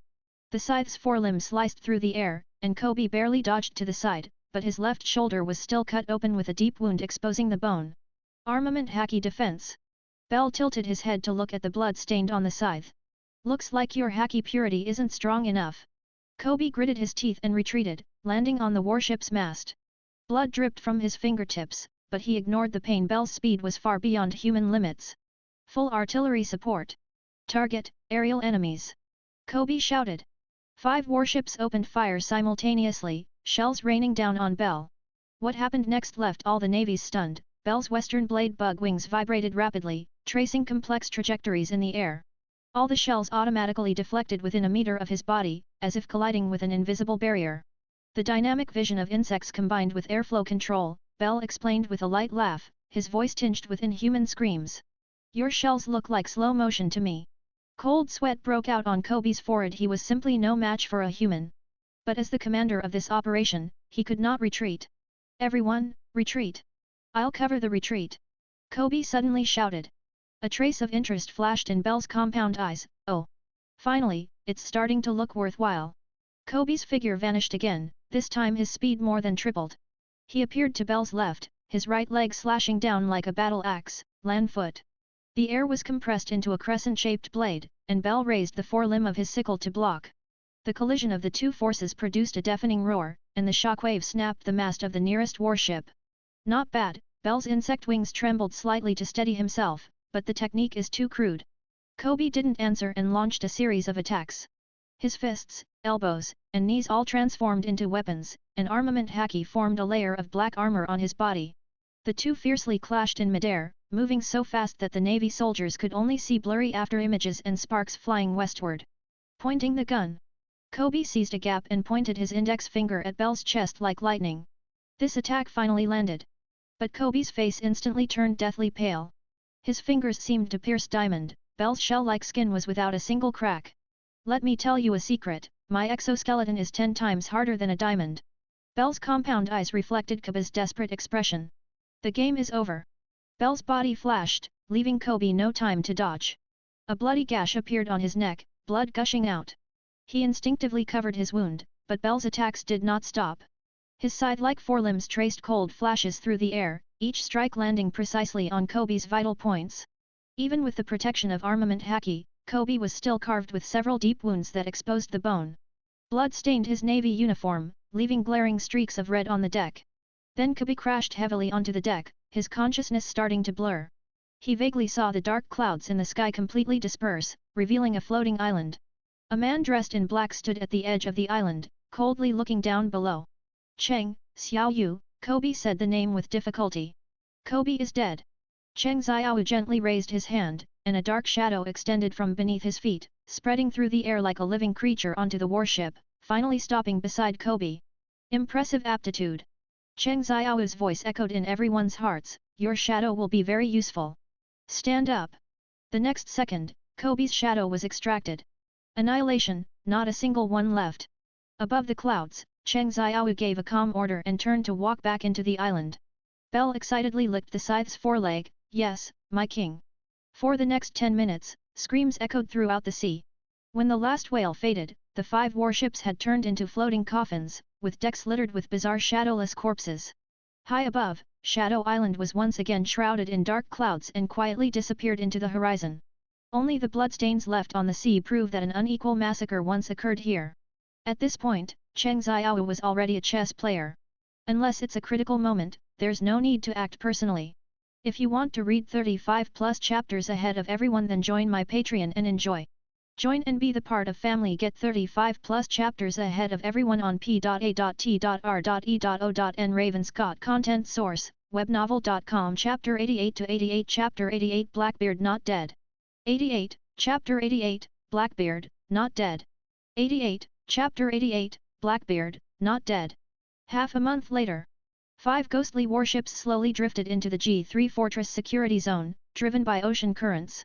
When the lookout used binoculars to see the scene on deck, vomit was sprayed right on the communicator snail. When Akainu's fist slammed against the tempered glass, the entire conference room fell into a deathly silence. On the surveillance footage, the corpses arranged in a bizarre spiral shape had lost their shadows. Their hollow eye sockets were skyward, and the corners of their mouths were cut into ferocious grins, as if mocking the Navy's incompetence. It's obvious that this is Cheng Xiao's doing. When did he ever collude with the Empress? This is a blatant provocation to the Navy. Lieutenant General Doberman smashed the console with a punch, his voice trembling with anger. Kobe's body. They actually pinned him to the flagship command room. The scene switched to the captain's cabin, and everyone gasped. Kobe was nailed to the Navy flag by his own sword, his expression twisted into a twisted expression, a face of extreme pain. The most terrifying thing was that even after being dead for a long time, his face still bore the same expression as at the very moment before his death. The head of the scientific unit trembled, based on blood coagulation analysis. They already, shut up. Akainu flew into a rage, and his magma fist melted the display screen into molten iron. The pungent smell of burning filled the conference room. All the lieutenant generals stood up in unison, seeing the faint shadow of a volcanic eruption looming behind the marshal. Just then, the conference room door suddenly burst. Garp, cloaked in the lieutenant general's robe, strode over, each step leaving web-like cracks on the marble floor. The naval hero clutches Kobe's relic tightly, a blood-stained goggles. Move aside. Garp's voice was soft, but the chandelier shook continuously. I'm going to Jusheng Island. Are you crazy? Akainu blocked the door, magma forming a lava barrier on the ground. The current situation in the New World, Garp's dominance erupted, shattering all the windows. If we can't even protect my disciples, then the Navy might as well quit. The aura of 2 top powerhouses collided violently in midair, causing the entire building to shake violently. Suddenly, a purple sword light split the confrontation between the two. Fujitora plunged his staff blade into the ground, and the purple gravity field forcibly suppressed the runaway Haki. Please take a look, gentlemen. Fujitora flipped his staff, revealing the latest intelligence. At the edge of Whitebeard's territory, Blackbeard's pirate flag was slowly rising. Akainu and Garp's anger was instantly suppressed by this news. Blackbeard. Akainu narrowed his eyes. Wasn't he supposed to be sent underground during the Marineford War? According to intelligence, they appeared on an island in Whitebeard. Fujitora said slowly, and he seems to have mastered the power of the tremor fruit. The temperature in the conference room dropped sharply.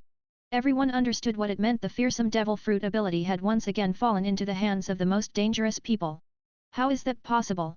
Akainu frowned deeply. He clearly failed to succeed during the Marineford War. It should be the tremor fruit that reincarnated deep underground right after Whitebeard's death.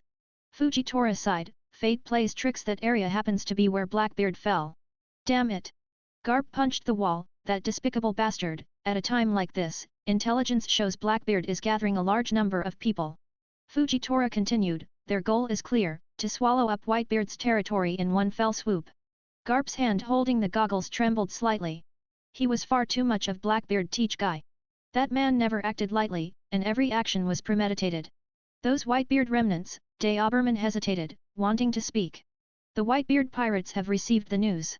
Fujitora said, but with their current strength, I'm afraid. Before he finished speaking, the communication snail suddenly sounded an urgent alarm.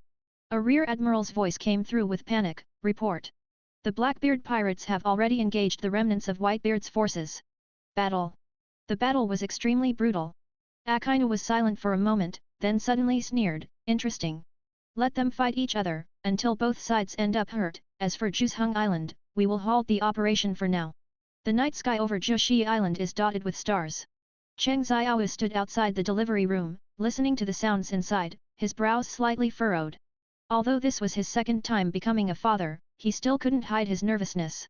After Hancock's final cry, the baby's cry echoed throughout the palace. Congratulations, Your Majesty, it's a daughter. The maid excitedly ran out of the delivery room to announce the news. Cheng Xiao strode in and saw Hancock drenched in sweat leaning against the bed, holding a small swaddling baby in his arms. Though tired on her face, she wore a happy smile. She's really beautiful. Hancock said softly, tears glistening in his eyes, just like a little angel.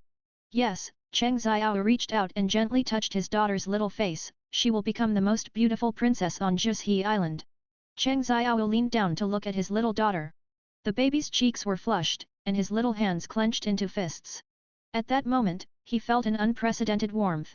The system notification sounds at the right moment, ding. Congratulations to the host on welcoming a noble daughter. Reward, 200,000 points. At this warm moment, hurried footsteps suddenly sounded outside the door. Your Majesty. Crow stood at the doorway, his face showing undisguised anxiety. There's urgent intelligence. Seeing the situation in the delivery room, he immediately lowered his voice, sorry, but this matter must be reported to you immediately. Cheng Xiao frowned and motioned for Klo to go outside and talk. What is it? Speak. Blackbeard has found the tremor fruit and is now invading Whitebeard's territory. Klo quickly said, they've already started fighting. What? Cheng Xiao frowned deeply. He clearly remembered that during the Marineford War, he had clearly stopped Blackbeard from absorbing Whitebeard's abilities. Yes, at that time you did prevent him from absorbing Whitebeard's ability. Klo said urgently. But after Whitebeard died, the tremor fruit appeared exactly where Blackbeard fell during the cycle of reincarnation. This head, what a coincidence! Cheng Xiao narrowed his eyes, a chill rising from deep within him. It was as if fate was playing a huge joke on him. What he fought so hard to stop in the Summit War ultimately happened in a different way. The sound of a baby crying came from the delivery room, pulling Cheng Xiao's thoughts back to reality. He glanced back at the mother and daughter in the room, his gaze gradually sharpening. Of course, Cheng Xiao knew that even if Blackbeard hadn't found a powerful partner in Impel Down, Whitebeard's captains definitely couldn't stop Teach, who had 2 fruits. It's simply because the power of the tremor fruit is simply too strong. Besides, Blackbeard definitely had other trump cards, otherwise, he wouldn't have waited almost a year to make a move. Ace, those were all your former partners. This time, I'll let you lead the team to support them. Cheng Xiao ordered, saying that less than 10 minutes after their daughter was born, he couldn't leave at this time. I'm heading out immediately. Right now we are at 131 chapter on Patreon, which is 49 chapters ahead, and we are also uploading daily new chapters there, so enjoy. If you want to read 35 plus chapters ahead of everyone, then join my Patreon and enjoy. Join and be the part of family. Get 35 plus chapters ahead of everyone on p.a.t.r.e.o.n. Ravenscott content source, webnovel.com. Chapter 89 to 89. Chapter 89 Survival of the Fittest. When people leave, the tea cools. 89. Chapter 89 Survival of the Fittest. When people leave, the tea cools. 89. Chapter 89 Survival of the Fittest. When people leave, the tea cools. Cheng Xiao stood by the window, gazing at the distant sea with deep eyes. Your Majesty, the situation with the white masses is very grim. Klo continued his report. After the Marineford War, the White Regiment was severely weakened, with only 1/3 of their original force of over 1,600 remaining. Worse still, with Whitebeard's death, a significant portion of the more than 10 pirate crews under his command had already slipped out of control. When people leave, the tea cools down. A cold glint flashed in Cheng Xiao's eyes. The betrayal by these pirate crews was not surprising. After all, without Whitebeard as their leader, the Whitebeard pirates can no longer be considered the Western Emperor crew. What about Marco and the others? Marco is confronting Blackbeard with the other captains, but, Klo paused, the destructive power of the tremor fruit is too strong. Even the Phoenix's strong recovery can't last long. They are destined to lose this battle. Cheng Xiao sneered, that bastard Teach, he really has his reasons lurking in the shadows for so long. Your Majesty, we just received news that more than a dozen pirate crews who have left the White Crew have already submitted to Blackbeard. Ha, when the wall falls, everyone pushes it, when the tree falls, the monkeys scatter. A trace of mockery flashed in Cheng Xiao's eyes. These people really know how to read the situation. Is it okay for Ace to lead the team? Should we send some more cotters to go along? Klo suggested. No need. After all, this is just Ace's family matter. I'm already giving him a lot of face to let him lead the team.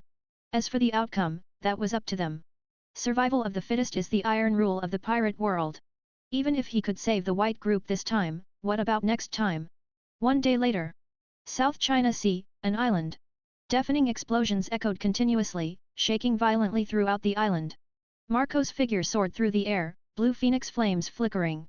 Every time he was struck by Blackbeard's tremor fruit, he had to spend a great deal of energy to heal his injuries.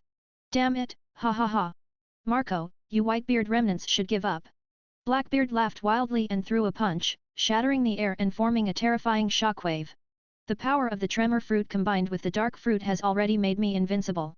Marco gritted his teeth, sweat continuously sliding down his forehead. He could feel his recovery capacity being depleted.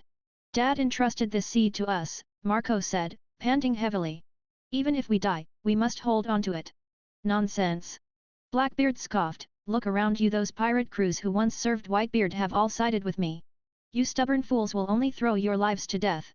Shut up. Marco roared and dove down.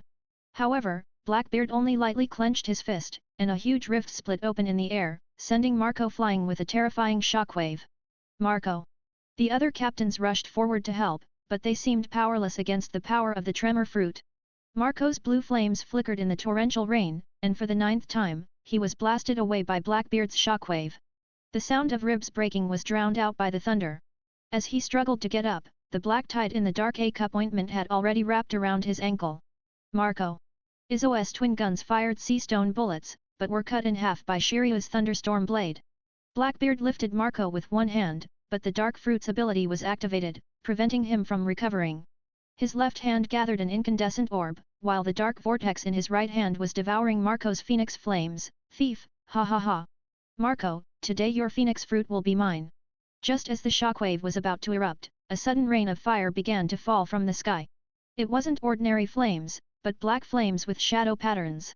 A figure wrapped around a shadowy pillar of fire descended from the sky, Blackbeard's pupils contracting sharply. He was all too familiar with this opening move. Great Flame Ring Dark Sun! Ace's furious roar shook the sky, like a thunderclap exploding in the cloud-filled sky. Pitch-black flames condensed in the air into a massive ring of fire, its head stretching dozens of meters in diameter. The suffocating heat instantly spread, dyeing the entire sky ink. Blackbeard's pupils contracted sharply, sensing a deadly threat from this terrifying strike. Under the pressure, he had to let go of the hand absorbing Marco's phoenix fruit. At the center of the fire ring, countless fine black fiery threads intertwined into a web. Each line of fire contained destructive power, letting out a sharp whistling sound through the air. Shadow Ace's figure was enveloped in black flames, like a flame emperor emerging from hell. He stepped on the spiral pillar of fire, radiating a chilling pressure. The temperature of the entire battlefield suddenly soared, the air twisted by the heat, and even the torrential rain evaporated the moment it touched the flames. Shadow Ace stepped on the pillar of fire and crashed to the ground, burning the ground black and charred. Ace! Marco and the captains stared in surprise at the shadowy team before them. Ace said nothing, just waved his hand, and thousands of shadow soldiers lined up behind him. The faces of these shadow soldiers were clearly visible. They were all members of the Whitebeard pirates who had died in the Marineford War. Ace, do you think becoming Cheng Xiao's shadow will change anything? Blackbeard sneered. Ace didn't respond, but instead gathered a ball of pitch-black flame in his hand. This was not just the power of the burning fruit from his lifetime, but a black flame condensed from the power of shadow. You weren't a match for me when you were alive, and now you're just a shadow. Blackbeard sneered, then I'll let you die again. You can give it a try. If you want to read 35+ chapters ahead of everyone, then join my Patreon and enjoy.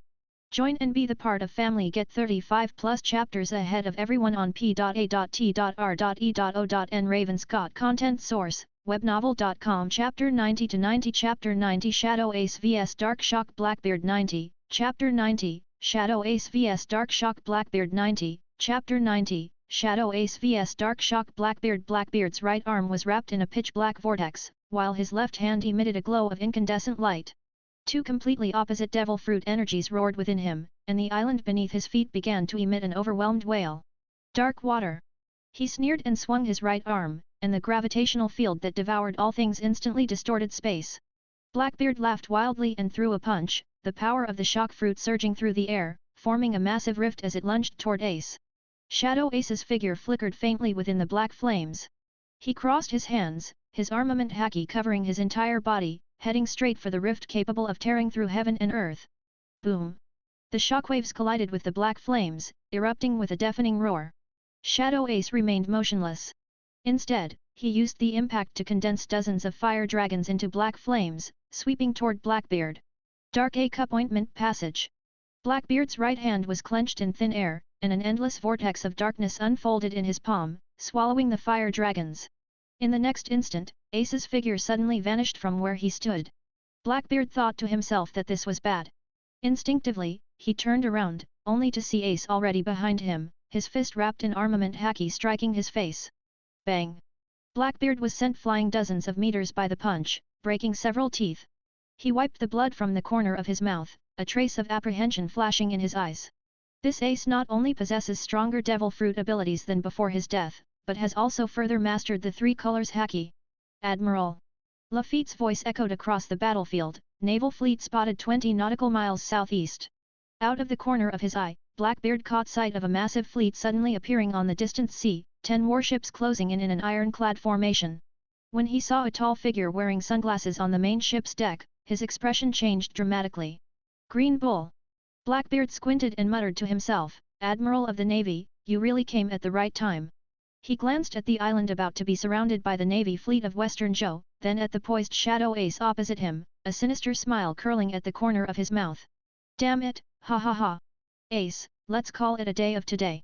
Blackbeard took a few steps back, I don't want the Navy to take advantage of the situation. However, he gave Ace a meaningful look, next time we meet, it's not certain. Before he finished speaking, Blackbeard had already led his crew to quickly withdraw. He knew very well that continuing to fight now meant not only facing the greatly stronger Shadow Ace but also dealing with the Navy admirals. He was not about to do such thankless tasks. Tisk! Blackbeard spat out his shattered molars, passed down the order everyone retreat. Trying to leave. Ace sneered, his figure instantly transforming into a streak of black lightning, blocking Blackbeard's path. I never said you could leave. Blackbeard's face darkened. Ace, are you out of your mind? Admirals of the Navy don't know how to tell you and me apart. Marco, Ace shouted without looking back, take the wounded and retreat first. Leave this to me. But Ace, Marco hesitated, wanting to say more. Don't worry, Ace sneered coldly, I'm a shadow now. Even if I get shattered, I can be reborn. Marco was silent for a moment, then quickly withdrew with the other captains and the wounded. 1,000 shadow soldiers lined up in perfect formation, surrounding the Blackbeard pirates completely. This is, Blackbeard's pupils contracted. The shadow soldiers roared in unison, avenge Whitebeard's father. Teach, Ace condensed 2 pitch-black flames in his hands, let's settle this today. Are you crazy? Blackbeard roared, the Admiral is here soon. Are you planning to drag us all into this? And killing my father wasn't done by me alone. Blackbeard scolded. Shadow Shiranui. Ace ignored Blackbeard's words, swung his hands fiercely, and 2 streaks of black flame shot toward him. Terrifying ripples spread through the air, shattering the surrounding pillars of fire. But Ace's attacks did not stop, the shattered flames transformed into even smaller fire snakes, wrapping around Blackbeard's body. Ah! Blackbeard let out a painful roar, the flames not only scorched his flesh but also seemed intent on tearing his soul apart. As everyone knows, the side effect of eating the dark fruit is that the pain after being attacked doubles. In the distance, the Navy warships were already approaching, and Green Bull's silhouette flickered faintly on the deck. But at this moment, Ace couldn't worry about anything else, he wanted to seize this opportunity to finish off Blackbeard once and for all. As black flame twisted wildly on Teach's body, a crisp sound suddenly came from the sea as the ice cracked. "Alala, looks like you came at just the right time." A lazy voice sounded by the seaside. Ace's pupils contracted sharply, he was all too familiar with that voice. Long time no see, Fire Fist Ace. It's never good for young people to be too hot-tempered. Ace suddenly looked up and saw a tall, slender man casually riding his bicycle across the sea. It was none other than the former Admiral Aokiji. Kuzan, Ace gritted his teeth. The appearance of this former admiral completely disrupted his plans. Aokiji glanced down at Blackbeard, who was wrapped in black flames, and waved his hand nonchalantly, ice time. In an instant, the black flames on Blackbeard's body were frozen, turning into patches of pitch-black ice crystals. Thief, ha ha ha! Blackbeard seized the opportunity and quickly broke free from the flames' restraints. Just in time, Kuzan. You guy, Ace gritted his teeth, why are you helping him? Even if you're not a Navy, You shouldn't do something like this. Aokiji shrugged and exhaled a piercing cold. Are you mistaken? Why do you have to say? Because I'm now a member of the Blackbeard Pirates. Before he finished speaking, he suddenly stomped his foot. Ice Age. The terrifying cold spread from Aokiji as the center, instantly freezing the ground and spreading the ice layer toward the western Zhou at an astonishing speed. Except for Blackbeard's crew, the entire island is frozen. Under the piercing cold, 1,000 shadow soldiers instantly crystal clear ice sculptures formed. As Aokiji's domineering freezing power continued to expand, the ice sculptures shattered with a roar, turning into wisps of black mist that dissipated into the biting cold wind. Relying on his observation haki, Ace dodged Aokiji's ice age at the last moment. His figure transformed into a ball of black flame, leaving charred marks across the frozen earth. You're using observation haki pretty well. Aokiji had one hand in his pocket, the other hand condensed into an ice saber. Former admiral, now a pirate too. Ace sneered and asked. Ha ha ha, Aokiji lazily stretched, you're right. I have to say, being a pirate without having to work is really easy. If you knew this, I wouldn't have quit the Navy long ago. If you want to read 35 plus chapters ahead of everyone, then join my Patreon and enjoy. Join and be the part of family. Get 35 plus chapters ahead of everyone on p.a.t.r.e.o.n. Ravenscott content source, webnovel.com. Chapter 91 to 91. Chapter 91 Steady Aokiji MVP. 91, Chapter 91, Steady, Aokiji MVP. 91, Chapter 91, Steady, Aokiji MVP. Let's begin. Let me see how strong you are after becoming the shadow of Shadow King Cheng Xiaowu. The next second, Aokiji appeared before Ace. The ice blade's trajectory crystallized into fine ice crystals, and Ace leaned back to dodge the slash. Shadow Flame Ring. Hundreds of rings of black flame shot up from the cracks in the ice, trapping Aokiji in the center. The moment Ace pressed his hands together, all the rings of fire suddenly contracted, and the shockwave from the explosion shook off all the ice within 100 meters. 3 ice spears suddenly stabbed out from the thick mist. Ace dodged sideways, only to find his ankle somehow covered in frost. Aokiji slowly stepped out from the smoke, the ice armor on his left shoulder melting. What a troublesome ability! Suddenly, black flames exploded from beneath Ace's feet, and the melted ice water vaporized instantly under the high temperature. The moment the steam obscured his vision, Ace transformed into a stream of fire and lunged at Blackbeard, who was watching from afar. When the fist, wrapped in armament haki, was only half a meter from Teach's temple, an ice wall suddenly rose from the ground. The 6 ice walls instantly closed together, and Ace was sealed inside an ice crystal sphere with a head diameter of 2 meters. Blackbeard sneered and raised his vibrating right fist. Thief, ha ha ha. It's time to end. The moment the spatial rift triggered by the tremor fruit touched the ice ball, pitch black flames suddenly exploded from within.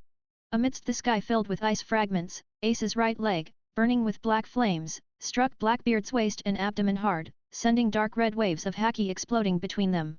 Ahem! Blackbeard spat blood and was sent flying, only stopping after breaking 3 frozen coconut trees on his back. Ace was about to give chase when he suddenly felt a chill on the back of his neck. Aokiji's right hand had somehow pressed on his shoulder. Young man, Aokiji exhaled a mist that condensed into ice shards by Ace's ear, don't leave your back to the enemy during battle. At the critical moment, Ace's whole body suddenly exploded into hundreds of burning crows. The flock of crows transformed from the black flames reassembled in the air, forcibly elementalizing to avoid deadly attacks, which consumed far more stamina than expected. Ace took a deep breath, a trace of determination flashing in his eyes. Let the final move decide the winner. Black Flame Dragon King. In an instant, the black flames around Ace surged like a living being, cold flames dancing in the air and emitting a chilling howl. The flames spiraled upward, gradually condensing into a giant dragon hundreds of meters long. The dragon's scales were made of pure black flames, each breath releasing waves of scorching heat. Then, it suddenly dove toward Aokiji, its massive dragon claws tearing through the air, and the temperature in its path was astonishingly high. The air was instantly burned into a vacuum, leaving distorted marks. Aokiji faced the fierce fire dragon with a calm expression. He narrowed his eyes slightly, gently raised his right hand, and grasped his fingers in a thin clench. Ice cube and wild mouth of the pheasant. The cold energy quickly condensed in his palm, and in the blink of an eye, it formed a gigantic ice bird with outstretched wings. The violent pheasant spread its wings and soared high, then shot out like an arrow released from a bow. The black flame fire dragon and the ice bird collided head-on in midair, the clash of fire and ice producing a deafening screech, and the shockwave lifted the surrounding ice fragments dozens of meters high. However, to everyone's surprise, the giant icebird not only did not melt under the fire dragon's heat. Instead, it pierced through the dragon's body like a sharp spear, aiming straight for Ace's vital point. Seeing this, Si had no choice but to give up controlling the fire dragon and quickly elementalize his body, turning it into a ball of fire to dodge the fatal blow. Just as Ace was distracted, Aokiji seized this once-in-a-lifetime opportunity. He pressed his palms together and shouted in a deep voice, "Ice time!" The bone-chilling cold instantly enveloped Ace's lower body like a tangible force, freezing his legs firmly in place. Even though Ace's black flames were extremely hot and melting the ice layer continuously, Aokiji's freezing power was endless, making it difficult for Ace to break free from this predicament. Your black flame is indeed formidable, but in the face of absolute zero, even the hottest flame will be extinguished. Aokiji walked over slowly. "Surrender, Ace." Just then, Blackbeard's shrill laughter rang out not far away. "Thief, ha ha ha. Kuzan, stop playing with him, get rid of him quickly." Upon hearing this, Aokiji impatiently glanced at Blackbeard and said calmly, "Got it, that's enough." The next second, the cold surged, freezing Ace completely. Then, accompanied by a crisp cracking sound, Ace's figure turned into black mist and vanished into the air. Aokiji turned and walked toward his bike. The ice on the sea won't hold them for too long. Navy reinforcements will arrive soon. Damn it, ha ha ha. Everyone retreat. The Navy's warships slowly sailed into the harbor, their heavy anchor chains sinking into the sea, producing a muffled metallic clang. Report. The entire island has been frozen. A marine hurried over to report. Green Bull stood at the bow, frowning as he looked at the snow-covered island before him. The crystal-clear ice sparkled dazzlingly under the sunlight, and the entire island seemed enchanted, transforming into a massive ice sculpture. Begin the search immediately. At Green Bull's command, hundreds of Navy soldiers quickly dispersed. However, when they ventured deep into the island's interior, they found the entire island completely deserted. Only broken ice blocks and destroyed buildings tell the story of fierce battles that have taken place before. Damn it! Green Bull kicked the ice block in front of him and let out an angry roar. He leapt forward, using his abilities to rise into the air, trying to overlook the entire island from above. The general of Huashao Mountain carefully examined the thick ice on the ground, his expression grave. These ice blocks must be the work of former Admiral Aokiji. Every block of ice contained extreme cold, even the air was frozen. Green Bull's expression instantly darkened. He stood up, his gaze sweeping over the frozen coconut trees of the Western Zhou. Each tree looked like a finely carved work of art, reflecting a faint blue glow. Damn it, is he really going to do anything against us? Green Bull shouted angrily, smashing his fist onto the ice pillar beside him. The icicle shattered with a sound, countless sparkling fragments scattering westward. Since taking over as Admiral, he has allowed targets to slip right under his nose 3 times in a row. This made him feel very embarrassed. The night on Jushan Island was especially peaceful, with moonlight pouring down like water, casting a hazy silver veil over this kingdom of women. Cheng Xiao held his little daughter in his arms, gently pacing back and forth. The little one was just born and was at the hardest to care for, crying and fussing all night.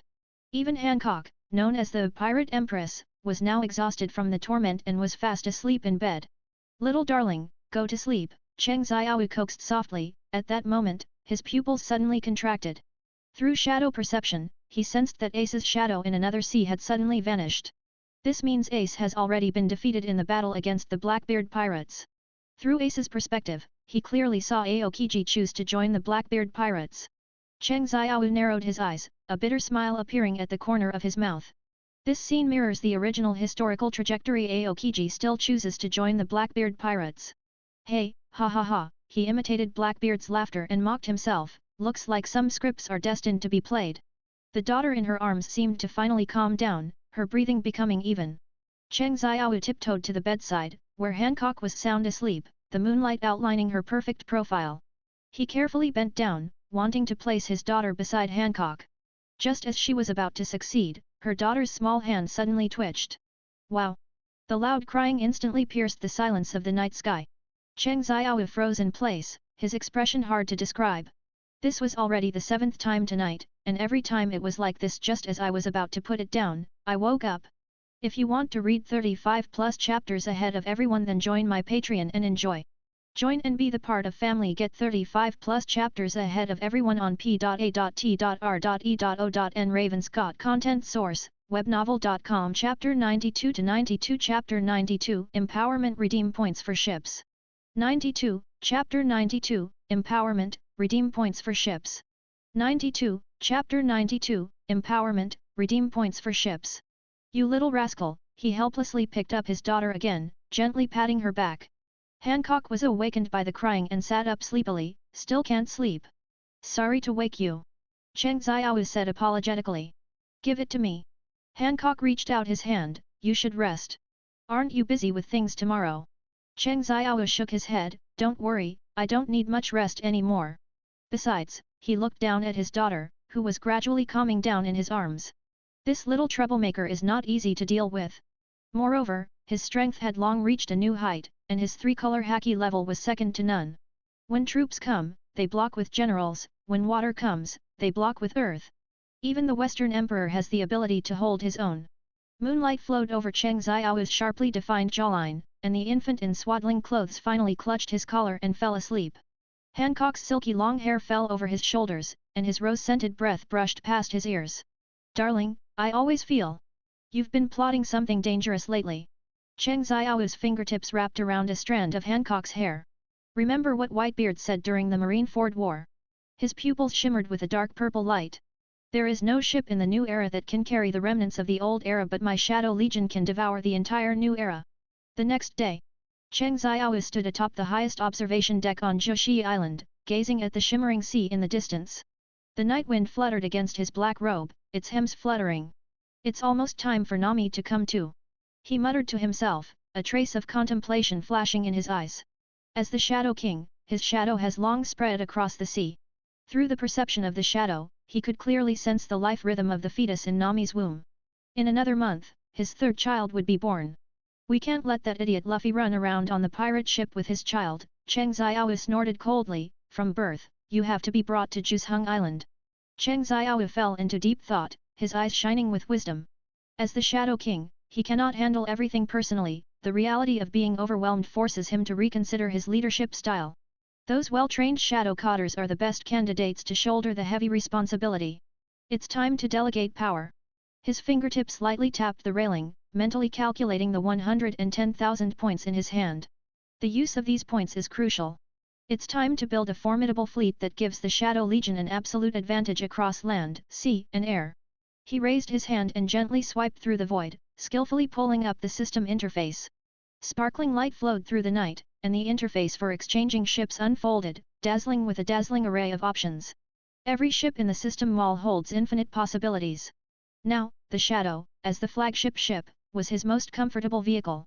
After modification, Enel's Arc Proverb has become a magical artifact capable of freely traversing between sea and sky. With Arc's Proverb and Shadow's air superiority, plus the Golden Lion's abilities, his fleet can move freely from almost any height. But that's not enough. The true dominant force must control every corner of three-dimensional space. His attention shifted to the underwater battlefield, where countless secrets and opportunities were hidden in this vast deep sea. A complete fleet must have underwater combat capabilities, and this shortcoming must be addressed as soon as possible. After repeated comparisons and careful consideration, that highly cost-effective submarine finally caught his attention. The name Nautilus itself is filled with mystery and adventure. Its streamlined design and precise performance specifications perfectly meet his needs. A satisfied smile curled at the corner of Cheng Xiao's mouth as he confirmed the exchange without hesitation. This submarine only costs 50,000 points, but compared to the strategic value it brings, this investment is truly worth it. As the transaction completion notification sounded, the system showed his points balance had dropped to 360,000. Dark purple ripples rippled across the sea, and when a streamlined metal shell rose from the center of the 100-meter diameter vortex, the patrolling nine-snake warrior nearly sounded the alarm. A long's jagged nose pierced the water first, followed by 30 elite fishmen, their dark blue scales gleaming coldly under the moonlight. Your Majesty!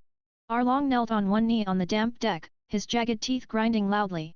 I'll leave this submarine to you. Cheng Xiao's voice was deep and magnetic. You actually gave such a treasure to us. Arlong found it unbelievable. Lead the deep-sea shadow guards to become the overlords of the ocean floor. Arlong stroked the smooth shell of the Nautilus and bowed deeply. I understand, thank you for your trust. After arranging his deep-sea combat forces, Cheng Xiao turned his attention to another giant ship, the Silent Mary. This uniquely shaped warship resembled a massive skeleton, its pitch-black hull covered in menacing spikes, as if it were a messenger from hell. Although the price of 70,000 points is considerable, this warship, capable of sailing in any weather conditions, is definitely worth the investment. Barrett. Field. Cheng Xiao's voice pierced through the darkness. Moments later, two domineering figures emerged from the shadows.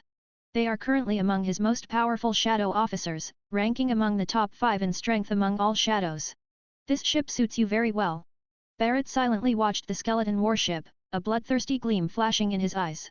He could sense the terrifying power contained within the ship, which was exactly like his own temperament. Both were lone wolves, so there were no other shadows on the ship. Having 2 of them is enough. But because Barrett was too belligerent, he arranged for the Red Count to accompany him. Remember, Cheng Xiao's voice suddenly turned icy, if you want to fight, fine, but don't fight on the boat. If you damage the boat, you must be responsible for repairing it. Understood? Your Majesty. He swiped the system interface, and the points numbers changed before his eyes. The points balance dropped from the starting line of 360,000 to 290,000. Exchange for Flame Prison account, consume 70,000 points. In an instant, golden red ripples appeared on the sea surface as a battleship shaped like flames broke through the water, its hull blood red. Ace, this ship belongs to you. You can consider it your second home, and carry the shadow of the white bulb to clear the way for me. Ace's shadow emerged from the shadows, and when he saw the warship, a flash of amazement appeared in his eyes. Yes, your Majesty. Redeem the executioner account, spending 70,000 points. Above the waves, a jet-black ship slowly appeared, its bow carved with a fierce demon head, its gaze seeming to pierce through the soul. The densest cannon ports were arranged on both sides of the ship, making it easier for Waldo to utilize the Momo Fruit's abilities. Waldo, all the shadow soldiers in Impel Down are under your command. If you want to read 35+ chapters ahead of everyone, then join my Patreon and enjoy. Join and be the part of family. Get 35+ chapters ahead of everyone on p.a.t.r.e.o.n. Ravenscott content source, webnovel.com. Chapter 93 to 93. Chapter 93 Twilight Shadow Nami's Reluctance. 93, Chapter 93, Twilight Shadow, Nami's Reluctance. 93, Chapter 93, Twilight Shadow, Nami's Reluctance. Waldo's tall figure stepped out from the shadows, scanning the intimidating warship with a slight smile at the corner of his mouth. I will not let you down, your Majesty. Waldo's deep voice was accompanied by a hoarse laugh. Anyone who dares to challenge your authority will taste the taste of hell in these waters. Cheng Xiao nodded, then deducted another 70,000 points, dropping his system balance to 150,000. Redeem a Beast King account, spending 70,000 points. A wild and spirited ship, its hull adorned with decorations made from various animal scales, furs, and bones. At the bow was a roaring beast, its eyes set with crimson gems. The beast hunter is in your hands, Ajin. Cheng Xiao said to the man who had stepped out from the shadows. Ajin grinned, revealing his sharp teeth. Several Zoan-type devil fruit users followed beside him, and they all let out low growls in salute. We will make the prey in this sea tremble with fear. Ajin responded in his wild voice. The last warship had a completely different style, with smooth and solemn lines, exuding the military's unique dignity and sense of order. The hull is painted deep blue, similar to the Navy's signature color but even deeper. Justice, Cheng Xiao's voice was low and magnetic. Kabe, your ship has arrived. The justice I seek is true justice. Not just the two light, floating words printed on a cloak, but justice engraved in our bones. Kobe's shadow stepped forward and solemnly gave Cheng Xiao a standard military salute. Absolute obedience. Cheng Xiao looked around with satisfaction over the 5 new warships. Together with the original Shadow and Arc proverb, his fleet had expanded to 7. Each vessel has its own unique strategic value and can stand firm on the sea. But he was not satisfied. Once the third boss comes out, there will be 200,000 points to exchange for 3 ships. The remaining Shadow officers temporarily guarded Shadow Island, accompanying Cheng Xiao and the Shadow ship on their mission. A month later, the Shadow docked on Visalia Island. Cheng Xiao stood on the deck, holding a sack full of barley, gazing out at the simple wooden cabin on the island. In the courtyard in front of the house, Nami was sitting in a rocking chair, holding a tiny swaddled baby in her arms. It's a daughter. Nami saw Cheng Xiao approaching, a tired but happy smile appearing on her face. Cheng Xiao placed the sack on the ground, and the heavy noise startled the swaddled baby. The little one frowned and let out a faint cry. 500 million berries, not a single cent less. As Cheng Xiao spoke, his gaze fell on that little face. The baby's skin was as fair as jade, and a faint trace of Nami could be seen in her eyes and brows. Did you really bring them? Nami was a bit surprised. I thought you would, I mean what I say. Cheng Xiao interrupted her, his voice still icy, this money means nothing to me. Nami was silent for a moment, then softly said, want to hug her. Cheng Xiao hesitated for a moment, then reached out to take the swaddling clothes. The baby writhed restlessly in his arms and suddenly opened his eyes. Those were a pair of jet black eyes, as if they could absorb all the light.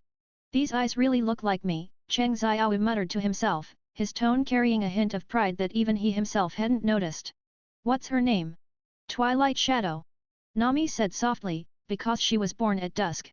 A year passes like a fleeting horse. Every few days, Cheng Xiao would come to this small island to see his daughter. Twilight grew quickly, her black jade-like eyes always curiously surveying the world. Whenever she saw her father, her little face would bloom with a bright smile, and she would reach out her chubby little hand to hold her. That day, Cheng Xiao stood in the courtyard in front of the wooden cabin, watching Mu Ying toddle as he learned to walk.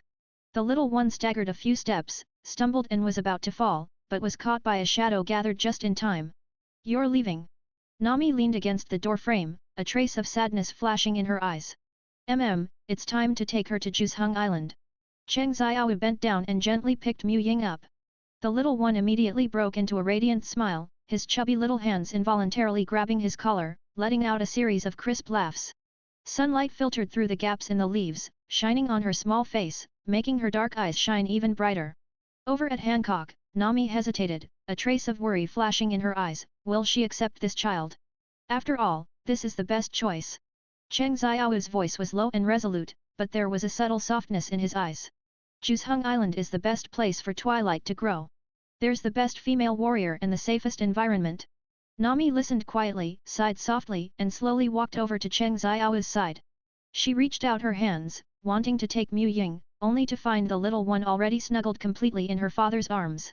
However, when Nami finally held Twilight in her arms, the little one suddenly became uneasy. Her small hand tightly gripped Nami's collar, as if protesting the impending separation. Mu Ying's big eyes were brimming with tears, her lips trembling slightly, and she was about to burst into tears. Mom, Mu Ying called out in a childish voice, her voice full of deep reluctance. The phrase she learned first now sounded especially heartbreaking. Her pinky finger gripped Nami's clothes tightly, as if she could stay by her mother's side forever. Nami looked down at her daughter in her arms, a deep trace of reluctance flashing in her eyes. She gently stroked Mu Ying's soft hair, struggling to suppress the turmoil in her heart. After a moment, she lifted her head, her gaze returning to calm. It's time. She spoke softly, her voice tinged with relief, the 2-year deadline is almost up. This was indeed the best arrangement for her. Yeah, Hancock will take good care of her. Cheng Xiao said, his tone revealing a rare warmth. He knew that although this decision was difficult, it was crucial for Mu Ying's future. Nami took a deep breath, handed Mu Ying to Cheng Xiao, and forced a smile, go ahead, don't keep her waiting too long. Cheng Xiao nodded and held Mu Ying in his arms once again. The little one seemed to sense the atmosphere of parting, pouted, and finally burst into tears. Wow, Twilight's crying echoed above the island, like a sharp knife stabbing Nami's heart. However, Mu Ying's crying grew louder and louder, her small hand tightly clutching Cheng Xiao's collar, refusing to let go. Cheng Xiao sighed helplessly and looked at Nami, looks like she can't bear to part with you. Nami held back her tears, walked over to Cheng Xiao, and gently stroked Mu Ying's little face. Mu Ying, be good. Listen to Mom, go with Dad to Juzheng Island. There's a young lady there to play with you. Hearing the words young lady, Mu Ying's crying gradually faded, blinking her big eyes curiously. Nami took the opportunity to put a small shell pendant around Twilight's neck, this is a gift from Mom to you. Take good care of it. Mu Ying looked at the shell pendant, reached out her small hand to touch it, and broke into a smile through her tears. Seeing this, Cheng Xiao felt a bit relieved and said goodbye to Nami again, I'm leaving, so you need to take care too. One day, I'll let you live with Mu Ying. That won't be too long. Cheng Xiao promised, his voice carrying a rare tenderness. Nami gently leaned on Cheng Xiao's shoulder, tears silently streaming down her face. Suddenly, she bit Cheng Xiao the shoulder. Teeth piercing the skin seemed to vent all the pain and unwillingness. Cheng Xiao didn't stop him, letting the pain spread throughout his body. This bit of pain was nothing compared to Nami's current feelings. I hate you. Nami sobbed softly, don't lie. Don't worry, I won't let you down. If you want to read 35 plus chapters ahead of everyone, then join my Patreon and enjoy.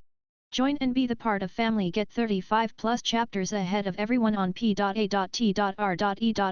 Ravenscott content source, webnovel.com. Chapter 94 to 94. Chapter 94 Afraid of getting heaty, drink Wang Laoji. 94, Chapter 94, Afraid of getting heaty, drink Wang Laoji. 94, Chapter 94, Afraid of getting heaty, drink Wang Laoji. Cheng Xiao stood at the bow, gazing at the distant horizon. Little Mu Ying had already fallen into a deep sleep in his arms, tear stains still lingering on her little face. Your Majesty, Juzheng Island is just ahead. Klo walked over to Cheng Xiao and whispered. Cheng Xiao nodded, his gaze never leaving the horizon. The downfall of the Whitebeard pirates stirred up a bloody storm across the seas. Blackbeard Teach took advantage of the situation to occupy Whitebeard's territory and quickly rose to become the new Western Emperor. Now, the situation in the New World is becoming increasingly complex. Yet, that sinister Blackbeard actually became the Western Emperor. It's unbelievable. With Quzhan's addition, the current Blackbeard pirates can be described as a classic dual royal crew. Cheng Xiao sneered, Teach just picked up Whitebeard's leftovers. His territory will soon be torn apart. What I'm more concerned about is that clown Bucky. Buggy. That red nose? Yegret raised his eyebrows in surprise, he's nothing but a clown. Don't underestimate anyone. Klo said. Barky founded the Cross Guild and recruited many strong fighters, including Hawkeye and Old Shad, who are now his right-hand men. This clown is more ambitious than expected. Don't you agree, mistress? To be honest, the mistress is also a high-end talent, capable and smart. Xia Hua single-handedly trapped the Straw Hat crew and subdued the two giant soldier captains. Record checked. If Cheng Xiao hadn't appeared, Mr.3 would already have become Baki's royal deputy. Amid the ruins of the New World Gold Casino, Barrett's figure stood tall like a demon god. He trampled the dying Tessora underfoot, and the ground cracked under immense pressure. The dreams of ambitious people are ultimately empty. Barrett said coldly, pressing harder with his foot. Field walked gracefully through the ruins, casually picking up a gold nugget that had rolled to the ground and playing with it between his fingers. The crimson cloak rustled in the evening breeze, sweeping past the guests who were prostrating themselves and trembling. The air was thick with fear. From now on, this ship belongs to the Shadow Pirates. Field's voice was quiet, but it reached everyone's ears clearly, the Shadow King's interest. It's measured by the second. Remember this rule. A few days later, the sunlight was especially bright somewhere in the sea of the New World. Bucky was standing on the deck of his pirate ship, carefully adjusting his signature red nose in front of a full-length mirror. His movements were extremely serious, as if he were engaged in an important artistic creation. Suddenly, a sharp sword aura sliced through the calm air, whistling past Bucky's ear. The sword energy precisely sliced the pirate flag flying on the mast in half, the cloth pieces drifting desolate in the wind. Hey! Hawkeye, you bastard! Bucky was terrified out of his wits, his body instantly disintegrated, his western limbs and head darting wildly in midair. This is the flag I just designed. A masterpiece that took a full 3 days to complete. I don't like it. Hawkeye said calmly. At that moment, Crocodile slowly walked out of the cabin. He held a premium cigar in his mouth, the smoke he exhaled forming a hazy curtain in the sunlight, and his signature golden hook reflected a chilling gleam in the sunlight. Hey, instead of worrying about a flag here, Crocodile spoke calmly, his voice carrying a hint of warning, why not think about how to deal with that Shadow King, Cheng Xiao? I heard his men just tore down the Golden Emperor's casino yesterday, which is the largest casino in the New World. Bucky reassembled his body, wiped the cold sweat from his forehead, and his voice was clearly nervous. You're right. What if he comes looking for you? What should we do? Crocodile's lips curled into a cold smile as he casually spat out 2 words, cold dish. Cheng Xiao's shadowy forces were like the deepest currents lurking beneath the sea, quietly yet unstoppably sweeping across the entire ocean. His tentacles have penetrated every corner of the West Sea, even the most remote islands can spot his shadow. In the magnificent 5 Elders conference room in the sacred Marijuana, a top-secret intelligence from CP0 sits on a heavy redwood table. Isan Baron V. Nasusuro Sei's expression was grave, and the air seemed to freeze. Everyone, the situation is even more serious than we imagined. Topman Wakuli unfolded the intelligence, his silvery long beard trembling slightly in a deep voice. Cheng Xiao's influence has spread like a plague, his subordinates have already infiltrated the major fortresses. Most worryingly, even our proud intelligence network has already developed cracks. More disturbing than that, his recent movements, Shepard 10 Peter adjusted his signature round-framed glasses. According to reliable sources, he is secretly contacting the Revolutionary Army led by Long. And, he paused, his relationship with Zhuheng Island has also become delicate. The Navy has completely lost control over the waters around Amazon Lily. At that moment, the conference room door was suddenly pushed open, and a CP0 agent in a pure white suit staggered in, sweat on his forehead showing the urgency of the situation. Just received the latest intelligence. Barrett and Field joined forces to attack Grande Tesolo's Golden City. They not only defeated Tezalo, who possessed the golden gold fruit, but also stole all the treasures, handing them all over to Cheng Xiao. Damn it! Jigarsha Satan's scepter struck the ground heavily, and the muscles beneath his dark red suit suddenly tensed. I'm afraid the situation is worse than this, a sharp glint flashed in his sunken eyes. According to the information we have, Tesalo has collected a large number of confidential documents about the world government over the years. If these things fall into Cheng Xiao's hands. Meanwhile, in the reception room of the Dressrosa Royal Palace, sunlight streamed through stained glass windows, casting a dazzling array of colors onto the exquisite carpet. Boom! A loud crash shook the entire room, and Doflamingo kicked the solid wood dining table in front of him hard. The gilded and silver-inlaid porcelain shattered on the ground, red wine spread like blood, and the air was filled with a pungent aroma. Damn Cheng Xiao! He clenched his teeth, the veins on his face clearly visible, his voice filled with suppressed anger. Even Tesoro's vault was taken away. What exactly is this bastard trying to do? Toripole stood like a statue in the corner of the room, not daring to breathe, afraid of angering the young master, who was already on the verge of rage. Young master, do you want my navy to step in and take it back? Virgo's Den Den Mushi cautiously spoke up, trying to offer a suggestion, but was interrupted by a sudden roar. Shut up! Virgo! Doflamingo spun around abruptly, the veins on his forehead coiling like snakes, his temples throbbing and his head throbbing. That guy Cheng Xiao not only ruined my auction house, but now even my investment has gone down the drain. Who does he think he is? I invested a full billion berries in the casino he runs. 1 billion. I won't let this go with him. Toripole shrank his neck, his voice as soft as a mosquito's buzz, but Dover, that shadow monarch's power is too great right now. Even the navy can't do anything about him. Should we take a long-term approach? Whoa! Doflamingo suddenly let out a chilling laugh, his laughter tinged with madness and murderous intent, and the temperature in the room seemed to drop a few degrees. I don't care what kind of Shadow King he is. He tugged at the blood-red feather coat around his neck, his eyes behind his glasses flashing with a dangerous light. On this vast sea, no one has ever dared to provoke me, Doflamingo, like this. Since he dares to touch my money, don't blame me for being rude. At that moment, a trembling maid burst in, trying to clean up the messy tableware fragments on the floor. Her hand trembled slightly, clearly intimidated by the terrifying atmosphere. I'm really angry right now. Doflamingo said coldly, his voice carrying an undeniable pressure, and his gaze behind his glasses was as sharp as a blade. The maid trembled all over in fright, and the tray in her hand dropped to the ground with a sharp thud. Virgo's Den Den Mushi wisely hung up the call, leaving only the busy beep beep echoing throughout the room. Seeing this, Toripole sensibly left the room and closed the door. The heavy wooden door cracked with a click, temporarily sealing the furious flames within this space. At some point, a blurry figure appeared on the windowsill, as if it had appeared out of thin air. That figure stood lightly by the window, calm and unhurried, as if he didn't take Dressrosa's king seriously at all. Most shockingly, even with Doflamingo's powerful observation haki, he couldn't sense the opponent's presence at all. Afraid of getting heaty, drink Wanglaoji. If you want to read 35 plus chapters ahead of everyone, then join my Patreon and enjoy. Join and be the part of family. Get 35 plus chapters ahead of everyone on p.a.t.r.e.o.n. Ravenscott content source, webnovel.com. Chapter 95 to 95. Chapter 95 Investing 1 billion goes down the drain. 95. Chapter 95 Investing 1 billion goes down the drain. 95. Chapter 95 Investing 1 billion goes down the drain. Doflamingo spun around abruptly, cold sweat instantly soaking his hairline from his forehead. You are, before he finished speaking, a tall figure nimbly leapt down from the windowsill, the leather boots striking the marble floor with a crisp sound. In the dim light, the figure seemed to merge with the surrounding shadows, with only a pair of deep eyes flickering with a chilling light in the darkness. This person was none other than Cheng Xiaowu. His observation kill had immediately blocked Doflamingo's observation haki.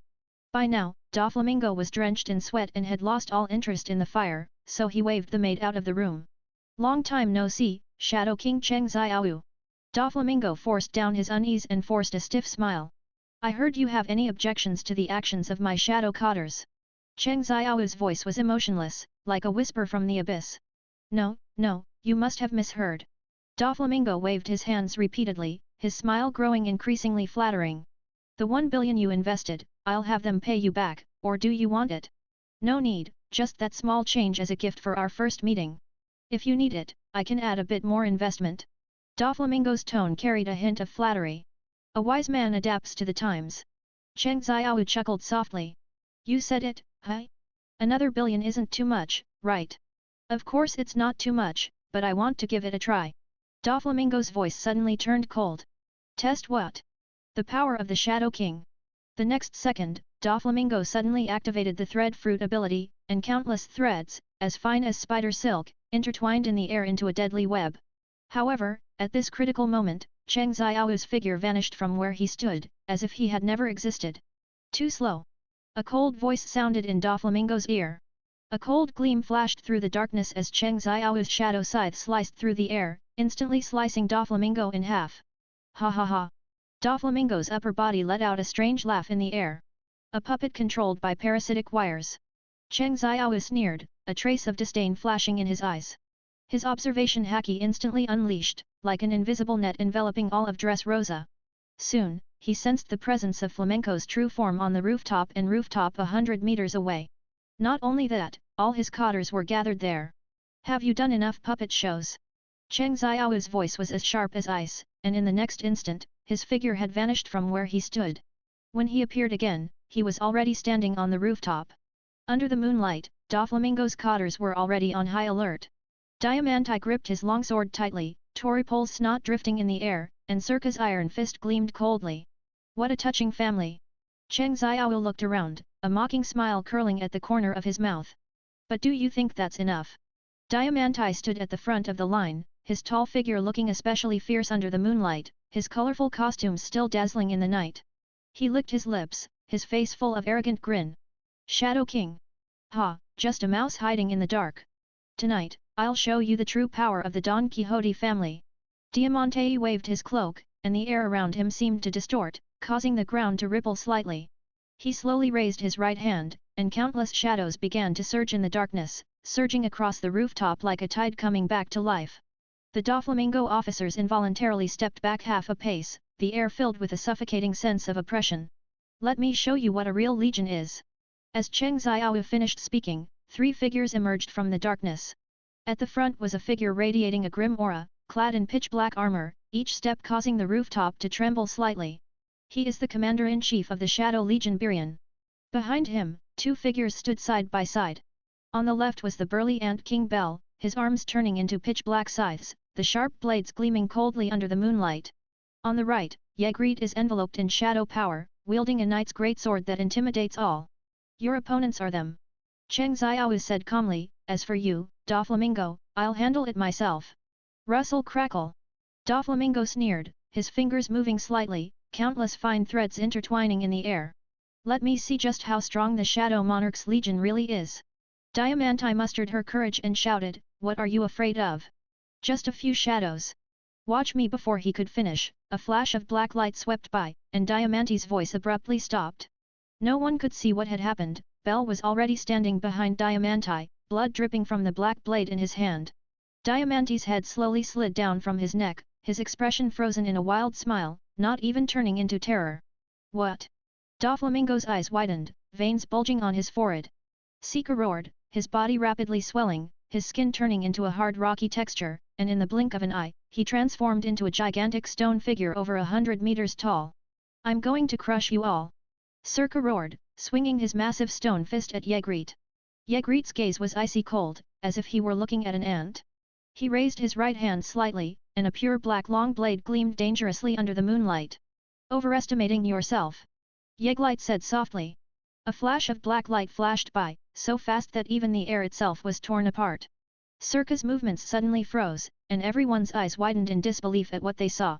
Circa's massive body split open in the middle, splitting cleanly in two like a sliced watermelon. The fracture was as smooth as a mirror, as if sliced by the sharpest blade in the world. No. Impossible. Doflamingo's voice trembled for the first time. He watched as his proud cotters fell one after another before these eerie shadows, as easily as cutting wheat. Birion's figure danced under the moonlight, each flash accompanied by a scream.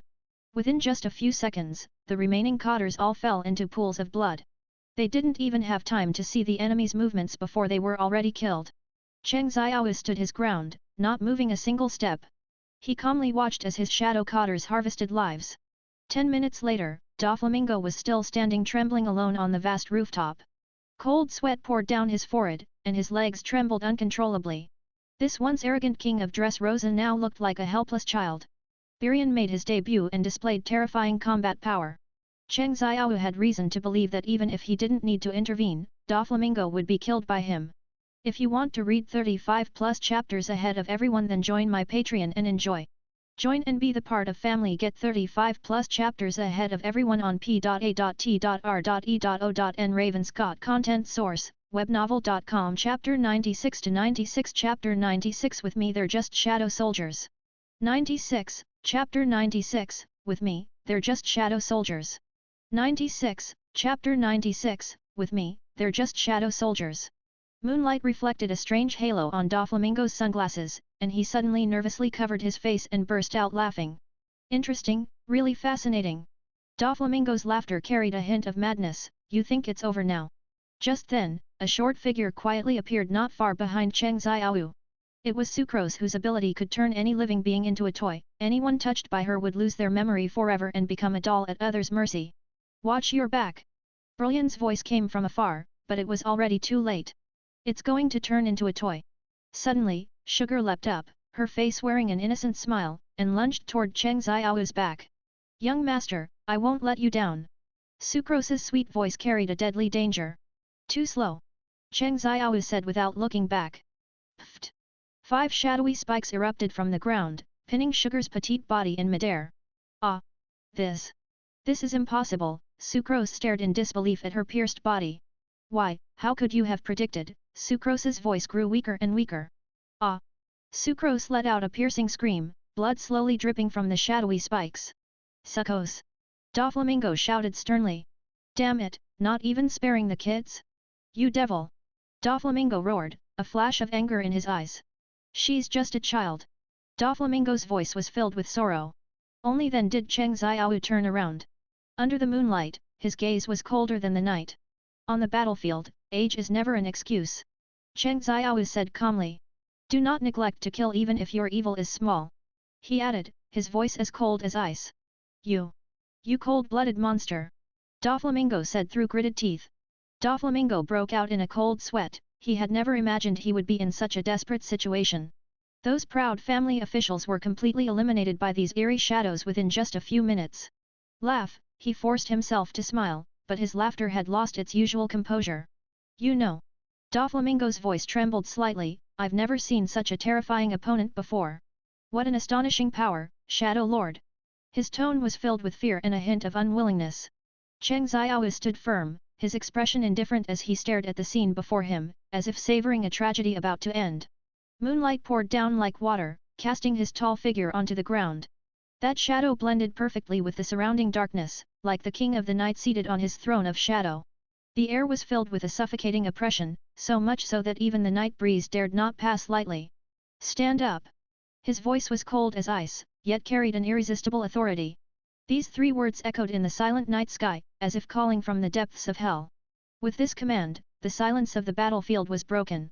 The bodies of cotters lying in pools of blood began to convulse unnaturally, like puppets manipulated by invisible threads. A faint dark energy mixed with the scent of decay began to swirl around each corpse. On the surface of Toripol's sticky corpse, countless bubbles of various sizes suddenly swelled, like a boiling swamp, each bubble emitting a faint black glow.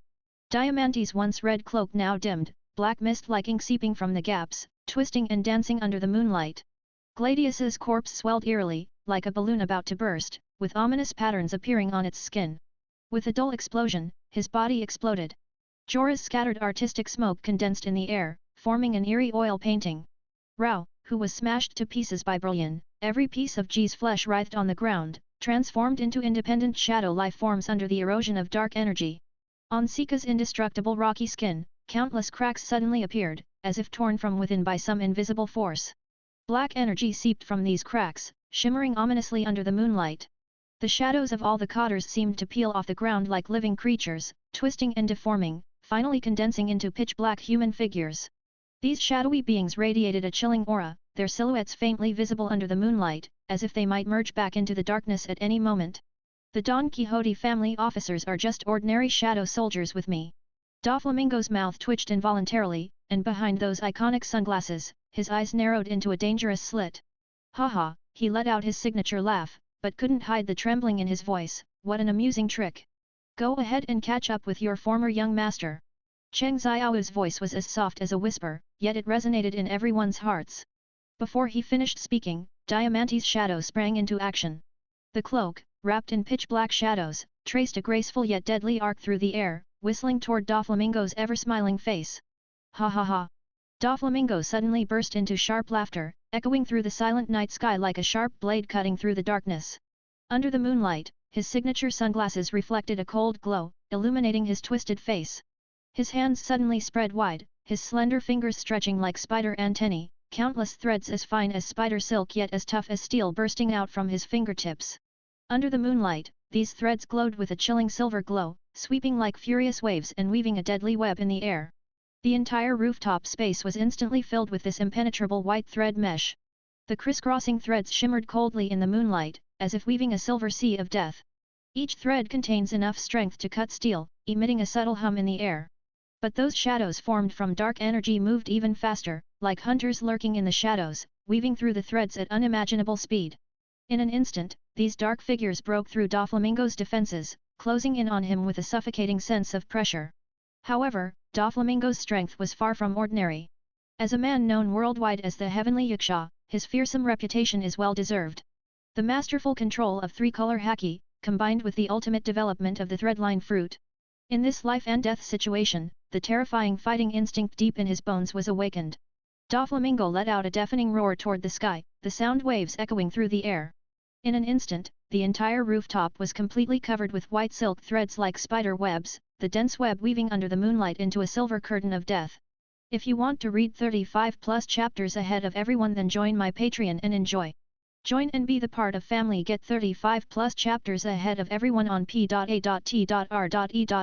Ravenscott content source, webnovel.com. Chapter 97 to 97. Chapter 97 Can't kill at all. 97, Chapter 97, Can't kill at all. 97, Chapter 97, Can't kill at all. Doflamingo's forehead was covered in fine beads of sweat, gleaming coldly under the moonlight, showing the immense concentration required for this strike. Every drop of sweat seemed to condense his resolve and killing intent. He waved his hands, and lines of destructive power whistled through the air. These deadly weapons, woven from silk threads, weave an even denser web of death in the air, each thread gleaming with a chilling gleam that chills the heart. Before those shadow officials could touch this terrifying net, countless blade-like threads cut them into pieces, turning into pitch-black smoke that dissipated into the night sky. This strike showcased Doflamingo's terrifying strength. Whoa! Doflamingo's face twisted into a ferocious smile, and a look of contempt flashed in his eyes behind his sunglasses. You want to use my cotters against me? How naive! His voice was full of disdain and confidence. However, in the next moment, a shocking scene unfolded. Doflamingo's proud thread passed precisely through Cheng Xiao's body, but it struck empty air without causing the slightest harm. This bizarre scene sent chills down everyone's spine. Cheng Xiao watched calmly, a hint of surprise flashing in his deep eyes, as if he were enjoying an interesting drama. Those eyes held an unfathomable depth. Cheng Xiao's figure slowly rose, as if walking an invisible staircase, appearing even more mysterious and unfathomable under the moonlight. Every movement he made carried an elegant and composed aura. His black trench coat rustled in the night wind like unfurled wings of the night, its hems fluttering as if weaving some mysterious power. The moonlight coated him with a silver edge, adding a touch of transcendent aura. Cognition is existence. Cheng Xiao's voice is gentle and magnetic, yet contains an undeniable power. These 5 short words seem to contain some profound philosophy. He snapped his fingers casually, as if performing a magic show. Shockingly, the shadows that had been cut into pieces instantly reassembled, and all the shadows stood up on the spot again, radiating a powerful aura. Can't kill him, not even kill him. This fact sent chills down everyone's spine, even Doflamingo's always smiling face showed a trace of seriousness. A bitter smile appeared on Doflamingo's face, his voice tinged with helplessness. I surrender. Is it okay to surrender and lose half? Shadow King?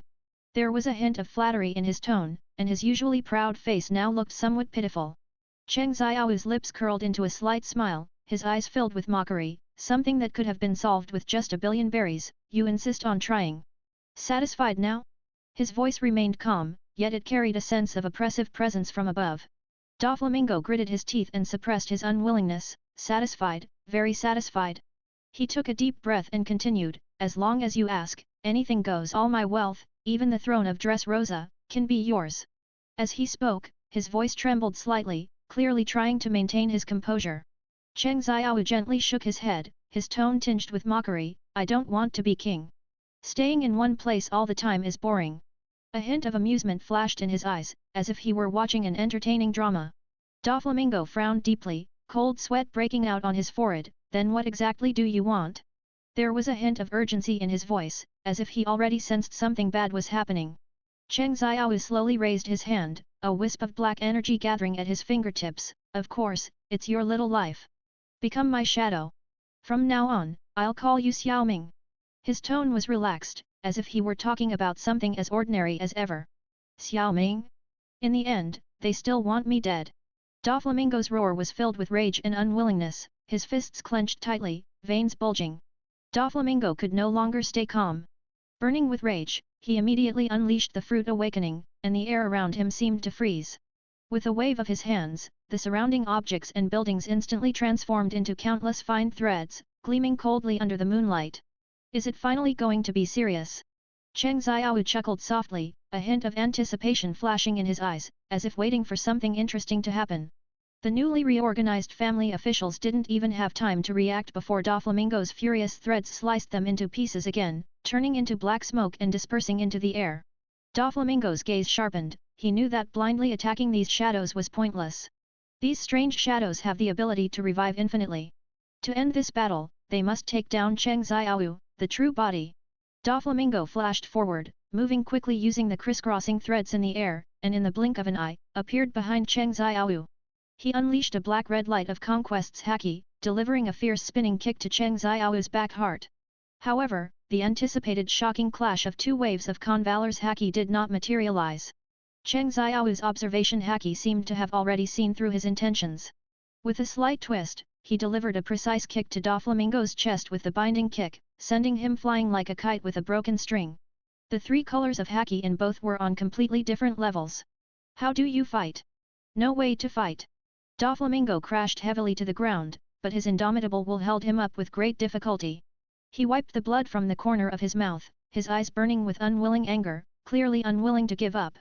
16 sacred deadly bullets, divine execution.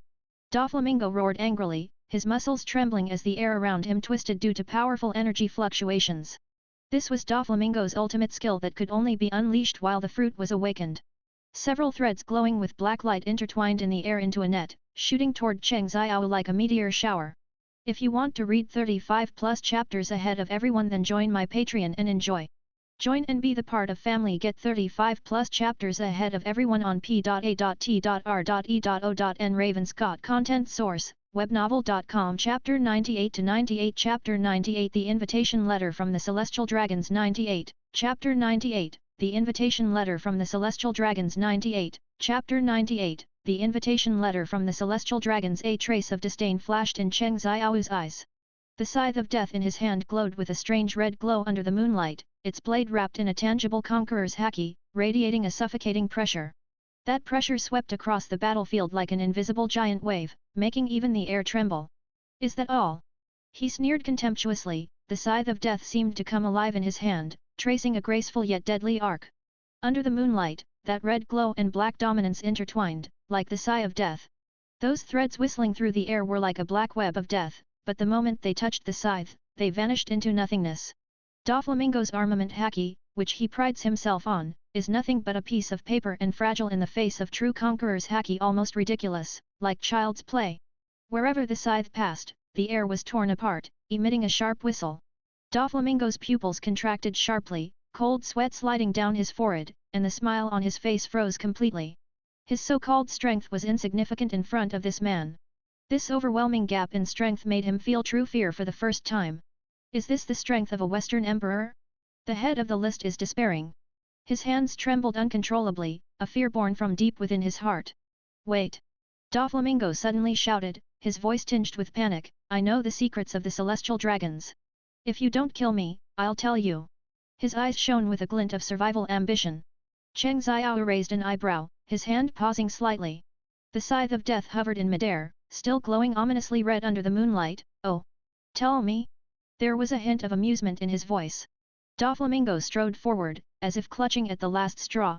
He lowered his voice and whispered a few words into Cheng Xiao's ear, his voice so soft it seemed afraid the wind might overhear. As he spoke, Cheng Xiao's expression gradually became playful, a thoughtful gleam flashing in his eyes.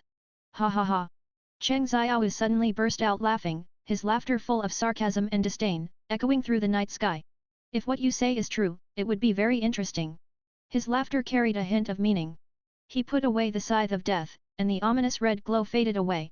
He looked down at Doflamingo from above, his eyes tinged with a hint of mockery. For the sake of this intelligence, your life will be spared for now. I'll return these shadows to you, just as a gift for our first meeting. His tone carried a hint of charity. Doflamingo nodded repeatedly, like a pardoned prisoner, thank you. Cheng Xiao, finally, take off your glasses and let me see what your eyes look like. Received. Ming Jie immediately complied. All right, just weld it to your eyes. After reading it, Cheng Xiao said calmly. Immediately. His tone was filled with relief, but under that lowered gaze, but deep in his eyes, a barely noticeable shadow flashed, a dangerous light that only a trapped beast would reveal when trapped. Cheng Xiao turned and left Dressrosa, disappearing into the night with Baby 5. The shadows of those Dong Quixote family officials lurked in the shadows like invisible eyes, watching Doflamingo's every move. This once arrogant Shi Shibukai had now become an important pawn in his new world plans, a tamed beast. As night deepened, moonlight poured down like water, enveloping Dressrosa as she fell into an eerie silence. Doflamingo stood alone on the palace terrace, watching Cheng Xiao leave, his expression shifting between mood and complexity. The Shadow King, he muttered to himself, his voice tinged with wariness, what a terrifying man. However, a strange smile appeared at the corner of his mouth, a trace of ruthlessness flashing in his eyes. Since you choose to trust me, don't blame me. Before he finished speaking, he vanished into the night breeze. Inside the magnificent palace of Jushe Island, the Shadow King Cheng Xiao was lazily leaning against a throne carved from obsidian, his slender fingers playing with a letter embroidered with golden patterns. Sunlight streamed through the stained glass window, casting mottled shadows on his handsome face. These celestial dragons really know how to play, he chuckled lightly, a hint of mockery flashing in his eyes. Dual game. What a boring trick. Hancock, the Nine-Serpent Empress dressed in a luxurious long dress, stood beside the throne, a trace of unmistakable worry flashing in her captivating eyes. I received this invitation the day before yesterday. According to our intelligence network, not only us, but also many powerful pirate crews, bounty hunters, and even some hidden experts from the New World have received similar invitations. Interesting. A trace of amusement flashed in Cheng Xiao's eyes as his slender fingers gently tapped the armrest of the throne. It seems they want to recreate the grandeur of the Battle of the Valley of the Gods. That chaotic battle is truly something to dream of. His gaze drifted into the distance, as if imagining that earth-shattering battle. The prizes from the last battle of the Valley of the Gods were quite good, Tyrant Bear's Paw Fruit and Kaido's Azure Dragon Fruit. The value of these two fruits was enough to drive the entire sea wild. Who knows what good things they'll bring up this time to make these strong fighters fight to the death. At that moment, Kuro, dressed in black outfits, hurriedly pushed open the door and walked in. His cat-like eyes sparkled with excitement, and in his hand he gripped a new newspaper still scented with ink. Your Majesty, you must take a look at this important news. The front page of the newspaper prominently displayed the headline Celestial Dragons host Century Duel Tournament in bold letters, accompanied by several photos that, though somewhat blurry, still showed something extraordinary. They were 3 devil fruits, each radiating a terrifyingly powerful aura. The prize is 3 top-tier devil fruits. Yegreed pointed at the photo and said, his voice tinged with uncontrollable excitement. Cheng Xiao's gaze suddenly sharpened like a knife. as if he could pierce through illusions and see the truth, the aura of these 3 fruits. Interesting, it seems to be another important fruit capable of changing the course of the ocean. Interesting, he sneered, a trace of disdain flashing in his eyes. But this time, they've gotten smarter and deliberately set a limit on the contestants' strength limits in the rules. It seems they learned from last time. He stood up and strolled slowly to the window. Anyone with a bounty over 3 billion is not allowed to participate. Looks like they're afraid someone of Western Emperor level might disrupt the situation. This time, the duel was set at the Sacred Marie Joyce, and Admiral Fujitora had been invited to take charge ahead of time. Not only that, the members of the self-proclaimed Divine Knights supervise the entire race, which is truly painstaking effort. Cheng Xiao squinted, a meaningful smile curling at the corner of his mouth. It seems they really learned from last time. This time, they're determined to hold a fair match. Unfortunately, there has never been a truly fair game in this world. Hancock walked over gracefully, frowning slightly. So what do you plan to do? With your current strength, you've indeed exceeded your eligibility to compete. Cheng Xiao stood by the window, gazing at the shimmering sea in the distance. There, a setting sun was about to set in the west, draping Jushe Island in a golden veil. I can't participate. He turned around, a chilling smile curling at the corner of his mouth, his eyes flashing with danger. But they can. As soon as he finished speaking, the light in the entire hall suddenly dimmed, as if swallowed by some mysterious force. Countless pitch-black shadows writhed and emerged from the corners like living creatures, twisting and deforming in the air, eventually condensing into human shapes. Each of these shadow creatures radiated a terrifying aura, like demons crawling out of the depths of hell, ready to carry out their master's orders at any moment. Since it's a game, Cheng Xiao's voice echoed in the darkness, carrying a chilling smile, then let's have some fun. If you want to read 35+ chapters ahead of everyone, then join my Patreon and enjoy. Join and be the part of family. Get 35+ chapters ahead of everyone on p.a.t.r.e.o.n. Ravenscott Content Source, webnovel.com. Chapter 99-99. Chapter 99. If you have enough seeds you can keep the rewards alone. 99. Chapter 99. If you have enough seeds, you can keep the rewards alone.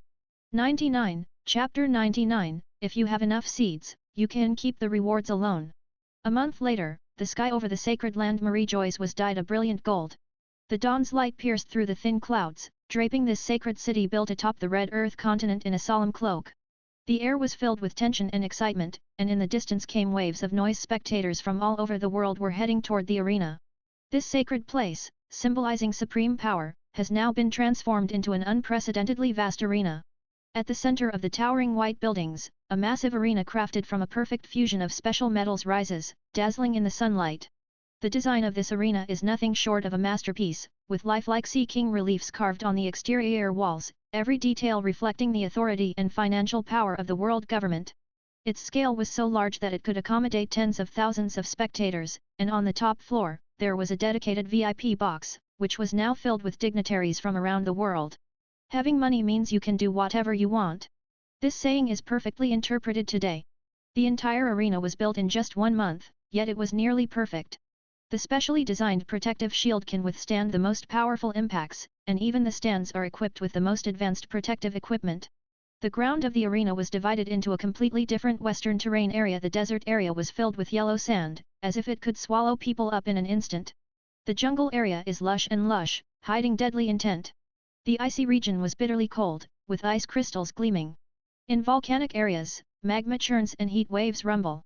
Hundreds of Den Mushi cameras hover in the air, ready to broadcast every exciting moment of the game live to the world at any moment. Welcome to the Century Duel Tournament. The host's magnetic voice was broadcast throughout the venue through a carefully arranged sound system, echoing in every corner. Today, we are gathered here to witness a grand event. This will be an unprecedented showdown at the pinnacle. The contestants began to enter one after another, each radiating a powerful aura that made people feel uneasy. Straw Hat Luffy grinned as usual, looking around excitedly, his bright eyes shining with a thirst for battle. Zoro gripped the 3 swords at his waist, his gaze sharp as blades, his body wrapped in a terrifying sword aura. Saab of the Revolutionary Army looked calm, his gaze calm beneath the blue top hat, his tubular weapon gently tapping the ground. In the shadowy corners of the arena, members of the Blackbeard Pirates gathered together, occasionally letting out sinister laughter and whispering among themselves. Their eyes flashed with greed and calculation, clearly full of covetousness for the fruit they were about to obtain. Meanwhile, the elite from the Western Emperor Corps each took control of the arena. The hostility between them had almost become tangible, and the atmosphere was on the verge of erupting. However, among this group of formidable contestants, several dark figures stood out strikingly. They stood quietly among the crowd, yet seemed to feel a subtle sense of dissonance with the surrounding space. The faces of these figures were blurred, their outlines sometimes clear and sometimes hazy, as if they could blend into the surrounding darkness at any moment, yet they truly existed. They were the Shadow Cotters sent by Cheng Xiaowu. Their presence cast an eerie atmosphere over the entire arena. The rules are simple, the host continued with his infectious voice, 3 fruits correspond to the last 3 people left. But he deliberately stretched out his tone, his voice tinged with a hint of mockery. If you have the confidence to monopolize all the fruits, then defeat the other 2 with your strength and prove your strength to the world. As soon as these words were spoken, the entire venue erupted in a wave of commotion. All the contestants' gazes unanimously turned to the 3 devil fruits of various shapes on the display stage. They are placed on exquisite crystal pedestals, radiating a mysterious glow as if tempting everyone present. Bartolomeo lay flat on the shield, his green comb head sparking on the electric barrier. Luffy senpai. Look at me, look at me. His entire face was twisted into a twisted shape, saliva pulling silver threads from the shield. If those dark bastards dare to block the way, I'll crush them with a barrier. The 12th generation pillar of the 8 treasures navy is here. King Jiao's bald head glowed blue under the spotlight, and his conqueror's haki cracked the ground beneath his feet. Baraka's proud figure was faintly visible on the seat, and Cheng Xiaowu spotted her at a glance. How could I forget about this woman? Boom! Giant warrior Helding's massive axe splits the lava of the volcanic region, and the heat scorches his red beard curly. Glory to Elbaf! Thief, ha ha ha! Somewhere in the new world, Blackbeard Teach burst out laughing, his missing teeth shining eerily in the sunlight. 3 devil fruits! How generous! However, he licked his lips, a trace of greed flashing in his eyes. They all belong to me. Are you kidding? Smoggy from Big Mom's Pirates snorted coldly, her pink long hair flowing on its own. This time, I'm going to show everyone that Mom's pirate crew is the strongest. Queen of the Kaido Pirates was twisting his body and performing a seductive dance, looking down at the Western Joe from above. Hee, interesting, really interesting. He grinned, revealing a set of sharp teeth. Feely Uki, get ready to go on a killing spree. Hey, Luffy picked his nose, looking confused. Why am I here to participate in this competition? I have no interest in fruit at all. He turned to Zoro. Hey, Zoro, do you have meat here? Luffy, these fruits are clearly extraordinary. Zoro sighed helplessly, his hand already pressing on the hilt of Wado Ichimonji's sword, his eyes wary as he scanned the Western Joe's eyeing opponent. The aura they emit makes my blade tremble restlessly. So what? Do you want to eat? Or should Sanji eat it? Luffy tilted his head, asking with an innocent expression, completely unaware of the tense atmosphere around him. Idiot, I don't want to become a landlubber duck. Veins bulged on Zoro's forehead as he glared at Luffy in frustration. As a swordsman, I don't want to lose the ability to fight freely on the sea. Ah, that's true. Luffy scratched his head, showing a look of sudden realization. The match will start in 30 minutes. The host's voice rang out again, but was already drowned out by the boiling atmosphere in the venue. Before he finished speaking, the entire venue was already stirred by undercurrents. Some began to stretch their muscles, preparing for the fierce battle to come. More people were secretly observing their opponents, trying to find their flaws and weaknesses. A suffocating tension filled the air. Yet those few pitch-black figures remained eerie in silence. They stood quietly in their respective places, motionless like sculptures, as if waiting for some special signal. No one knew that Cheng Xiaowu was currently somewhere 1,000 miles away, with a meaningful smile on his lips. This time, Cheng Xiaowu didn't send out those who could crush everything, but instead chose Shadow Cotters who needed real combat experience. If you want to read 35+ chapters ahead of everyone, then join my Patreon and enjoy. Join and be the part of family. Get 35+ chapters ahead of everyone on p.a.t.r.e.o.n. Ravenscott Content Source, webnovel.com. Chapter 100 to 100. Chapter 100 Pegwan vs Aiken 100. Chapter 100 Pegwan vs Aiken 100. Chapter 100 Pegwan vs Aiken. The competition venue was set in an open square, with the towering stands of the Western Zhou dynasty filled with spectators from all walks of life, their voices rising and falling in the air. Sunlight pierced through the clouds, shining on the specially reinforced area at the center of the site, reflecting a faint metallic sheen. Here, you will witness one thrilling showdown after another. The competition was played in a one-on-one format, with winners advancing to the next round, ensuring every participant was on guard. The organizing committee assigned 64 groups of contestants to different Western zones, each of which held simultaneous West group matches. This arrangement ensures that spectators won't miss out on exciting matches and makes the entire schedule tighter. As the host's loud voice echoed through the venue, the contestants of the first match slowly walked toward the center of the field. A gentle breeze brushed past the arena, bringing a hint of coolness, but it couldn't ease the tense atmosphere in the air. The sixth member of the Kaido Pirates, the Flying Six-member Page Wan, a powerhouse with a bounty of 290 million belly, was now standing proudly. Her tall figure exudes an indescribable pressure, her blue hair gently fluttering in the wind, undulating like ocean waves. Those sharp eyes carried a hint of arrogance, coldly scrutinizing his opponent, his gaze filled with obvious contempt. "Is it you? A subordinate of the Shadow King?" His voice carried a hint of mockery, the corners of his mouth lifting slightly. "It doesn't seem like much." This sentence was like a sharp sword, cutting through the silence on the court. In contrast was a Jin, who stood quietly in place, like a statue. But beneath his feet, the eerie black shadow writhed continuously, like living ink, emitting an unsettling aura. He didn't respond to the provocation, but silently watched his opponent with those deep eyes, a calm expression hiding a profound meaning no one could understand. "Begin." The referee's voice pierced the sky. The battle erupted instantly, and Pechwan's figure transformed into a streak of blue lightning, her speed dazzling.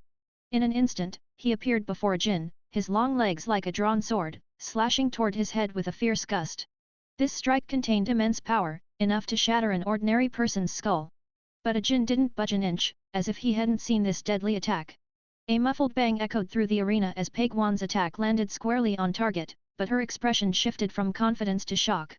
She felt as if she had kicked a piece of millennium-old iron, that indestructible sensation gave her a sense of foreboding.